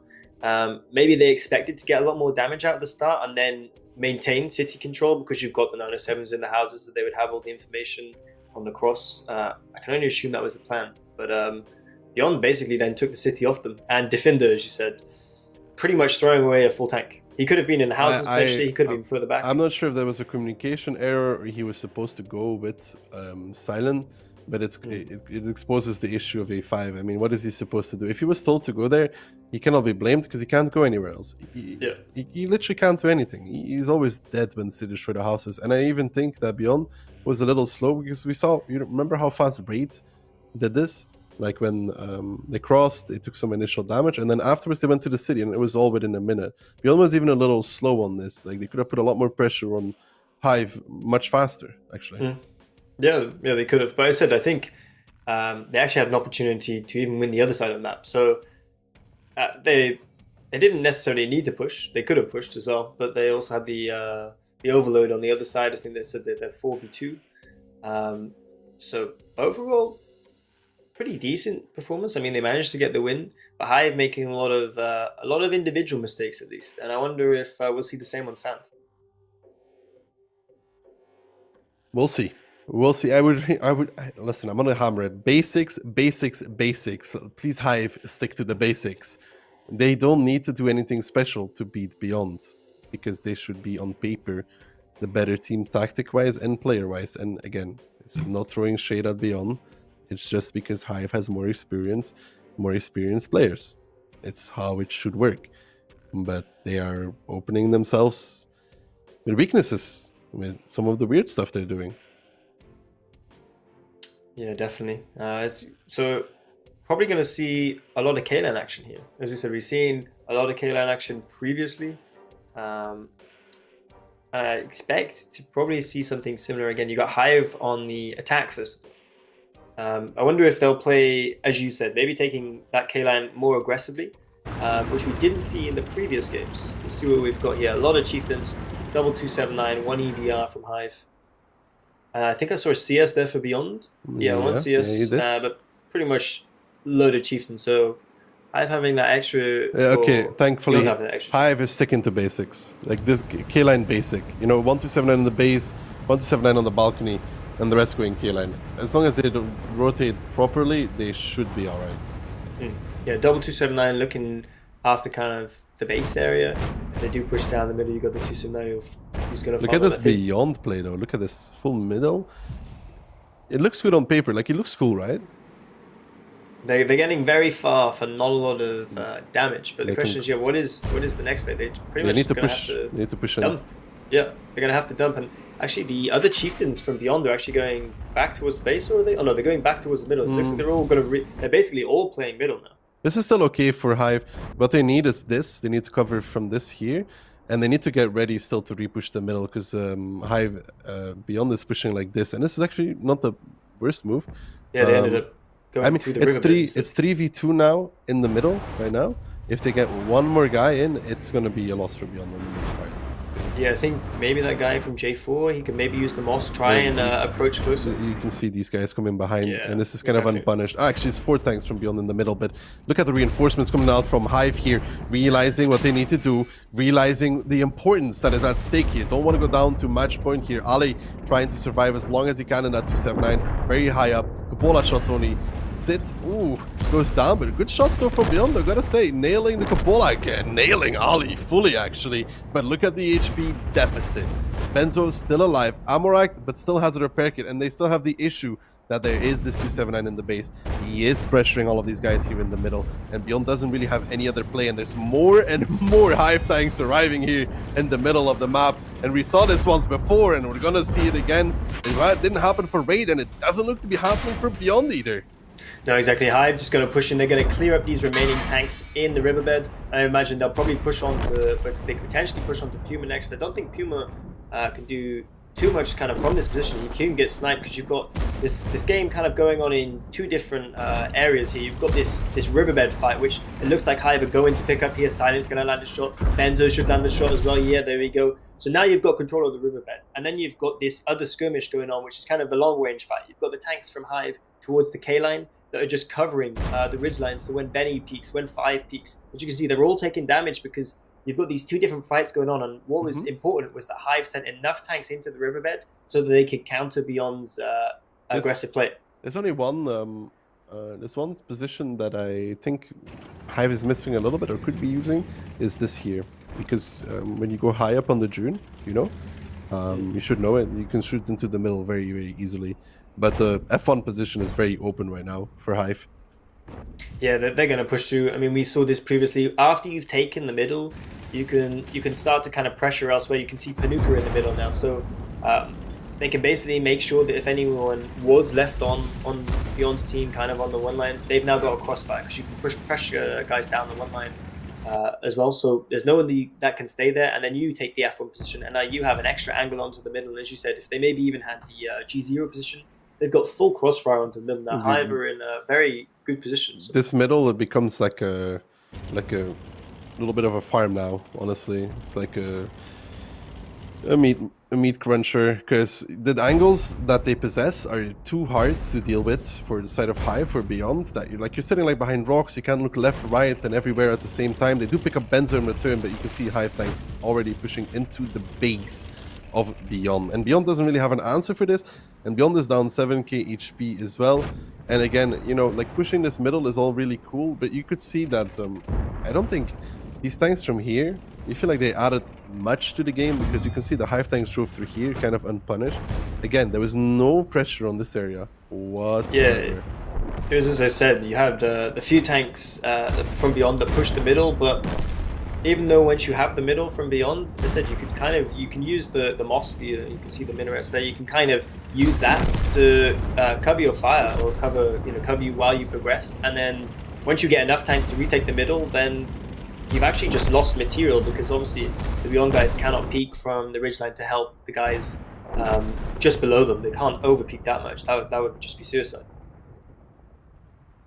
Well, all good though here for the side of Hive. Going to be putting themselves on match point as well. Some more decaps going out from Beyond, but that's going to be all she wrote in a second here. As Hive back to basics, literally back to basics, make it work very convincingly. I wonder.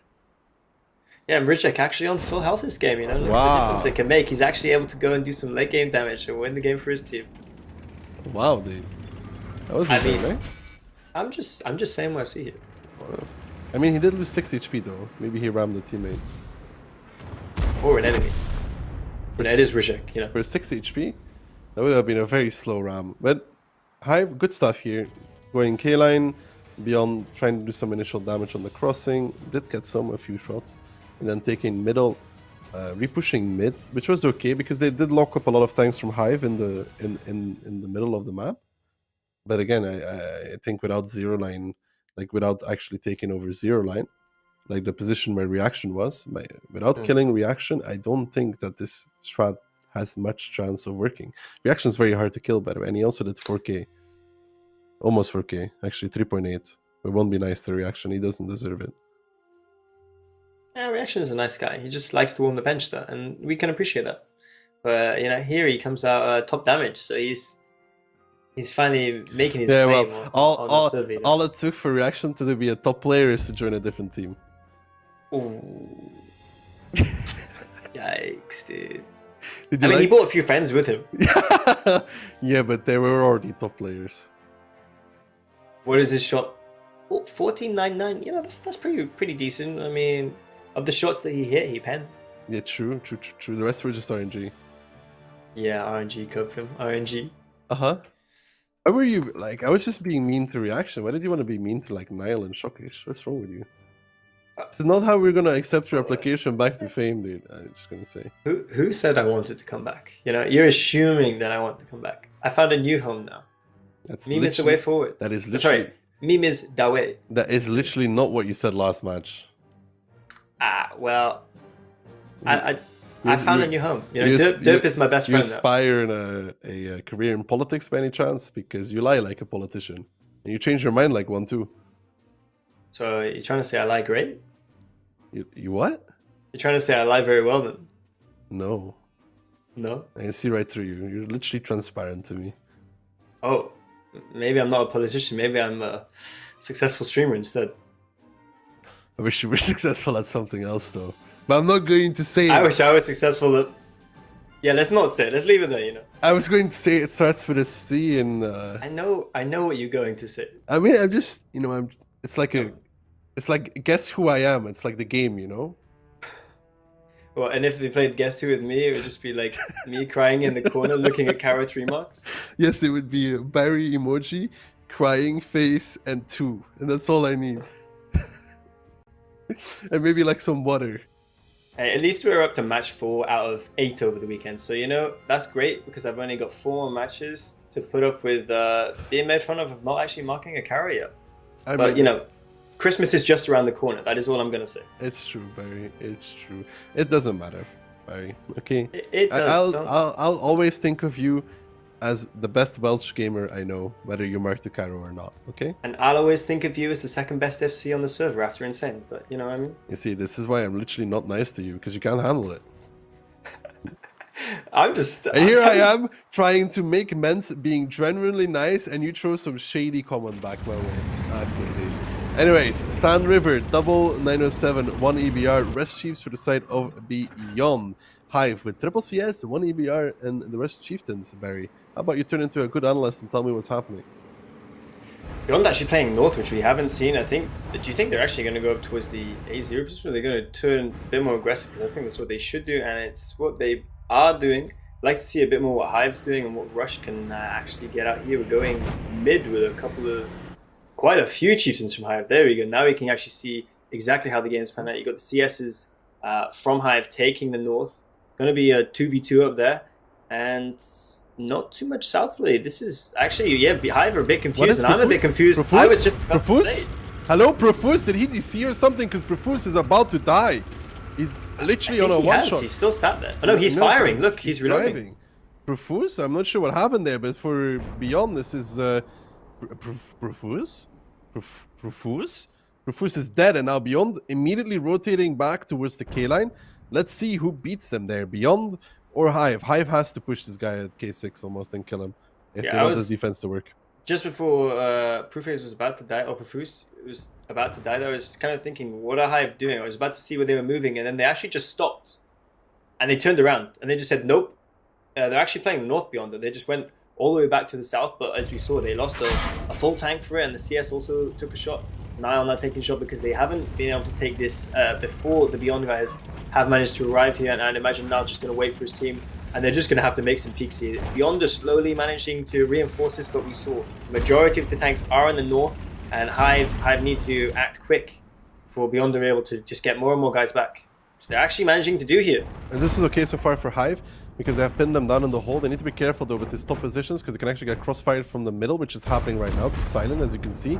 Those shells coming in. They're trying to snipe cupolas here of the Chieftains, but for now they should actually give up on this and go D-spotted again. Then in the meantime, the middle beyond the Chieftain is Lucas, down towards a one-shot. I don't think that was that good for Lucas there. And now you can see more and more tanks coming here from Hive. IMO, they need to kill the pocket. Like, if they want to make this really work. Lucas is down towards a one-shot. I kind of hope they push this pocket, to be honest, to kill it. Because you can see that more and more damage coming from the middle. I think they are going to do that. You got White Rock and Itox, so they're going to go in, and then you're going to have reaction following. It's slightly disjointed. You know, the CS is going in quite a little bit earlier. They're managing to now destroy this pocket, as you said, and then hopefully be able to kill the rest of the guys. But Nile going sideways on in the open there. I think he wanted to cross over, but he just gets taken down. Shockish, he's going to overpeak for reaction, with reaction, trying to kill Shorty here. And once they do this, as you said, it's quite important because they now should be able to rotate out. Good. This is very important to kill this pocket, because the thing is, I can show you real quickly. The thing is that if Beyond has this position here, which they did, right? When you have this here, you can snipe the guys that are sitting on the very red line there, right? The guys that are sitting super red line. And that means that Beyond at some point, minus another one, can do this with more tanks and reinforce KLAN more and then actually take it over. So for Hive, this position is super crucial to kill, which they realized and actually killed, which is very important. They did take a while, as you said, but they managed to get the CSs through. It could have been a little bit cleaner, and you'd like to see that potentially in future. If they do manage to take this game, and in their future games, if they do manage to get there, a little bit cleaner on that south take. I think they were just caught a bit surprised with Beyond actually playing north, and that was just Profuse got caught out. Profuse looked confused. Yeah, maybe he'd probably prefer if we didn't talk about that, I'd imagine, because he was caught in the middle of nowhere. I don't think he managed to do shot if he doesn't want to get talked about his misplays, then guess what he shouldn't do, Barry? Get good.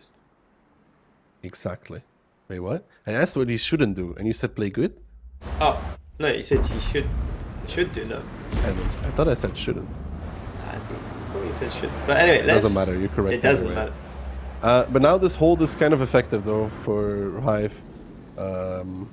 Like, the strengths of it is, they can't push this. They don't really have the tanks for it anymore either, because you can get sniped by F1, right?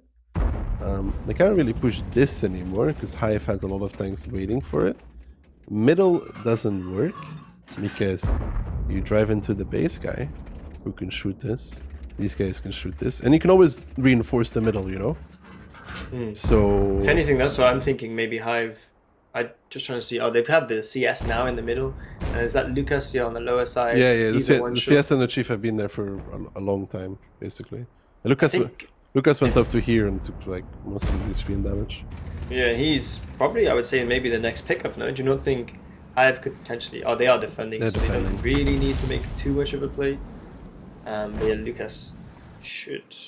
But he can't really move from anywhere. So you got Alia. Like he said, shouldn't. Yeah, I know. It's okay. You got Alia just at the Mosque. He's gonna take down Lucas if he moves. And as you said, Beyond kind of now just waiting for the next move. They have 4.5 minutes. And it looks like they're going to North as they tried to do in the initial moments of this game. And it worked for them, kind of, being able to pick up Profuse. But he's dead now. So I don't know if they're going to be able to pick up anyone else for free.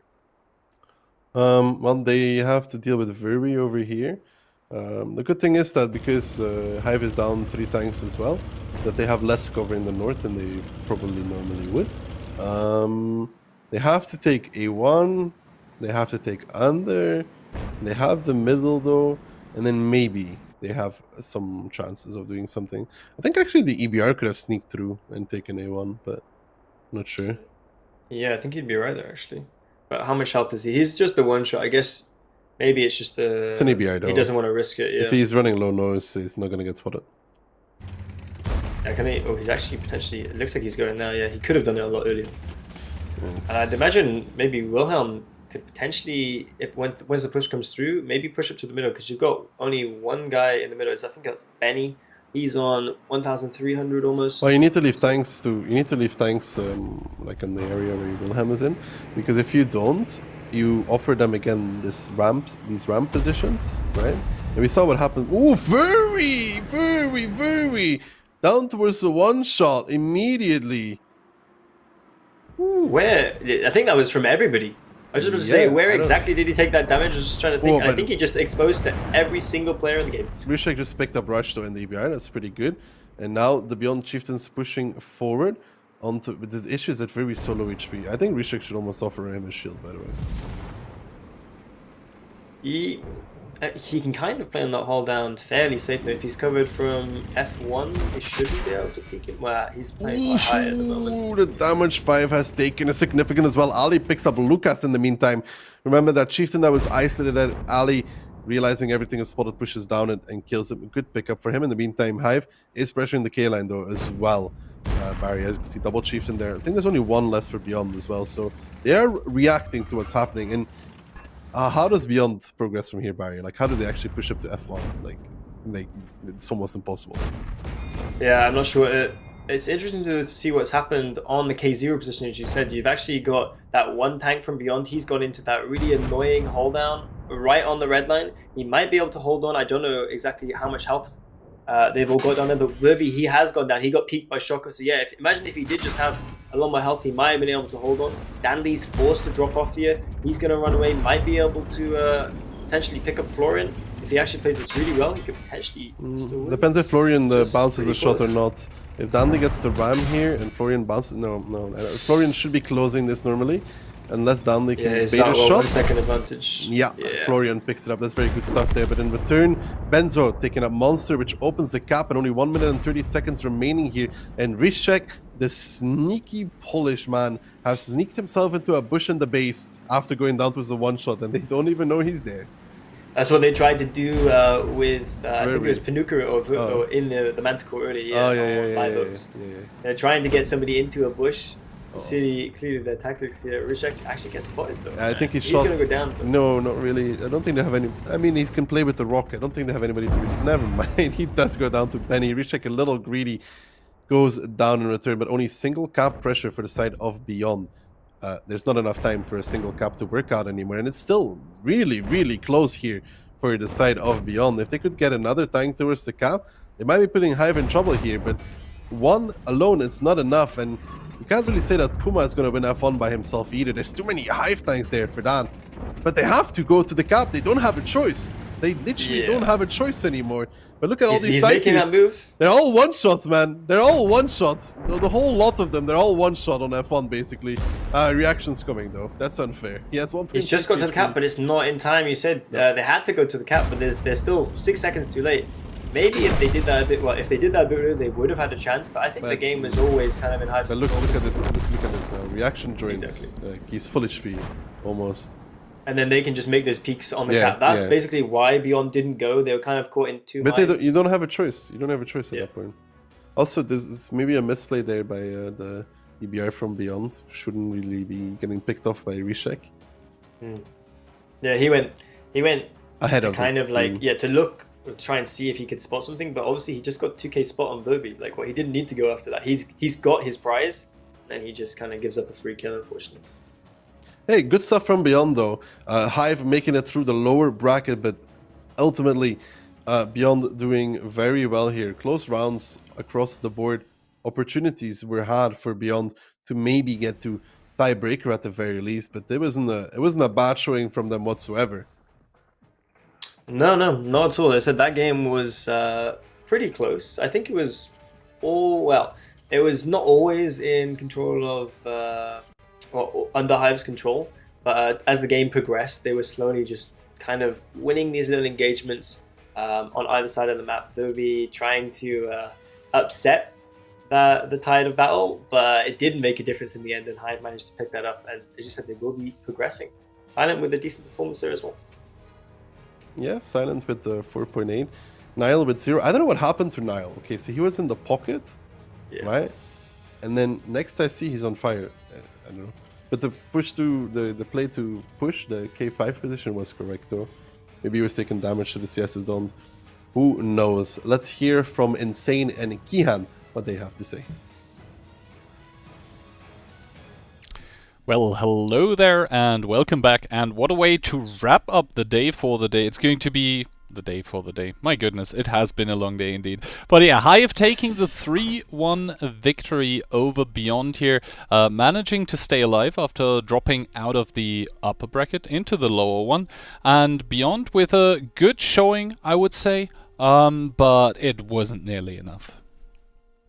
Yeah, indeed. We expected that. We expected Hive to take that win over Beyond. They managed to take a round on Liveoaks. That was the map where I expected them to have the most chances. But at the end of the day, Hive is gonna move into the next phase of that losers bracket. They're gonna be facing Tilt Fists. So not the easiest match for them upcoming. And also we're gonna have a rematch, you said it earlier, from the group stage. Raid against Invil in the finals of the winners bracket, so a lot of actions coming tomorrow. Yeah, indeed, and obviously as both Enway and Beyond are now eliminated, we are left with only 4 teams. Raid Invil are going to be match 2 tomorrow, actually, and match 1 is going to be the teams which we just saw take the last 2 matches, Tilt and Hive. They are going to determine who is going to play against the loser of the upper bracket final, and obviously then tomorrow upper and lower bracket finals winners are going to battle it out in the grand final, which is going to be a best of 9 tomorrow. Other than that, we always have difficulties to make out sort of MVPs for the tournament. Do you think after day 1 there is already a player who's really standing out? First of all, I'd likely give always MVP to the winning team, unlike there's like an amazing play. So I guess we have to wait a bit for the second day. Didn't see any players really standing out for the day 1, but I'm sure tomorrow we'll have probably one. Alright, that being said, I hear the replays for the match we just saw already, so let's go quickly through them and take a look what happened here. It's Beyond in the first game attacking against Hive's defense, but I think they get spotted way too early, and then Hive can just, you know, retract, regroup. The risky start from the side of Hive with Silent taking this position in his Manticore was probably not needed. That was a free pick for Beyond. Beyond going for this aggression over the city, and just they're gonna keep pushing all the way over G1. That's pretty standard in the attack to do that. That was pretty bad start from Hive, but they recovered pretty fast. As you could see, they realized that there's a weakness in the Beyond setup. Those 2 tanks kinda alone in the 0 line, so they took the other match, they picked those 2 tanks, and they managed to be up on tanks and up on HP after that trade, which was pretty good for them. In return, that forced Beyond into pushing their base, but Hive with the superior position, the HP, the good shooting, they managed to actually control that defense. And yeah, we can now see Hive retracting here their tanks through the south, and they're going to go on to win this here by cap, but they could have also killed or just let the time run out. They had all the options. However, that was their defensive side on Liveoaks, and as we all know, defending on Liveoaks is most of the time easier than attacking. Yeah, definitely. Next up, we had Beyond. It was their time to defend on that map. Pretty standard opening, also going for the city. Hive trying to control all the map over, and as you could see, Beyond they took really low amount of damage. They were up on HP, and you could see also this Hearty from Magical from the side of Hive. Maybe not the greatest pick because he couldn't do much. This move from the No 7s was pretty standard and needed from the side of Hive, but the immediate reaction from the side of Beyond, not allowing that and repushing with those chiefs, that was heavy to actually kill those, but that was probably a good play. Yeah, indeed. They sacrificed, I think, 2 or 3 chieftains to get rid of the spot, but in the end it worked.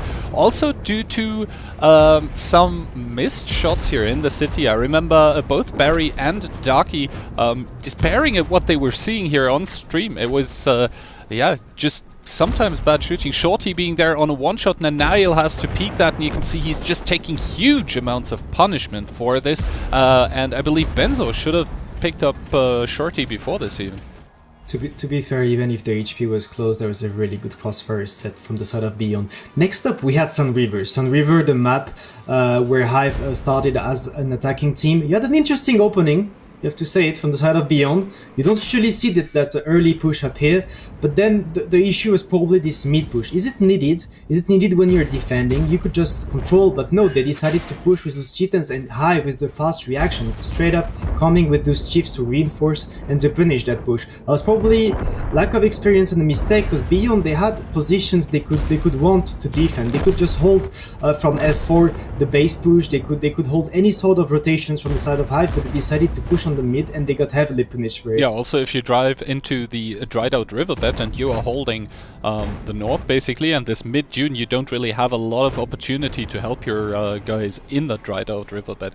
And then yeah, it was Hive attacking here still, but they did a very good and very methodical job of running it down, playing the positions, and yeah, just taking home the win.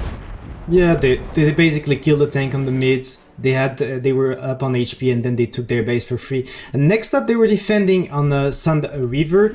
They decided to play a tactic which is pretty reactive based off the opening of the enemy team. They got pretty surprised by that opening on the north, and you can see Profus took a lot of damage there. He was very slow on the rotation.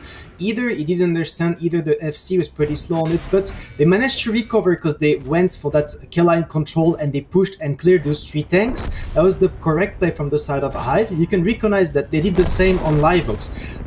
The mistake again from Beyond, coming up here with 3 tanks and giving the opportunity to Hive to actually pick too much tanks. They could go here with 1, same as Liveox, and maybe they could make a lot of damage and sniping and only lose 1 tank, but in return they went with 3 and they got heavily punished in here. And at the end of the day, it was still Hive defending here, so it was Beyond who needed to make the push. Verve, yeah, once again, a Hive player getting caught off guard. That was not the first time. I believe Nile went out with 0, Profuse did, and Verve also just getting caught here. But then Ryszek, the sneaky Polish guy, able to stay in the bushes, give all the info that could have ever been needed to Hive. It's, okay, it's alright. Veri was not allowed to play ABR after his performance. Now he's not going to be allowed to play Chief. I don't know what's left in the team, but that's going to be pretty hard to find a tank for him. Yeah, and I know Magic is set for the Arty player, so there we go. Anyway, yeah, Hive, they basically utilized the time they had. They were holding their position. Beyond, they had issues to actually find an opening in this defense, so they actually won by time. The base capture just not enough, as Hive takes that match 3-1 BO5, and they're gonna move into the next match of the losers bracket tomorrow. Yeah, and that's probably not gonna be an easier one either. Anyway, that was all the matches for today. We'll be back tomorrow with another 4 matches, and we'll be able to crown the winner of the Movember Clan Showdown tournament. That's all from us. See you tomorrow.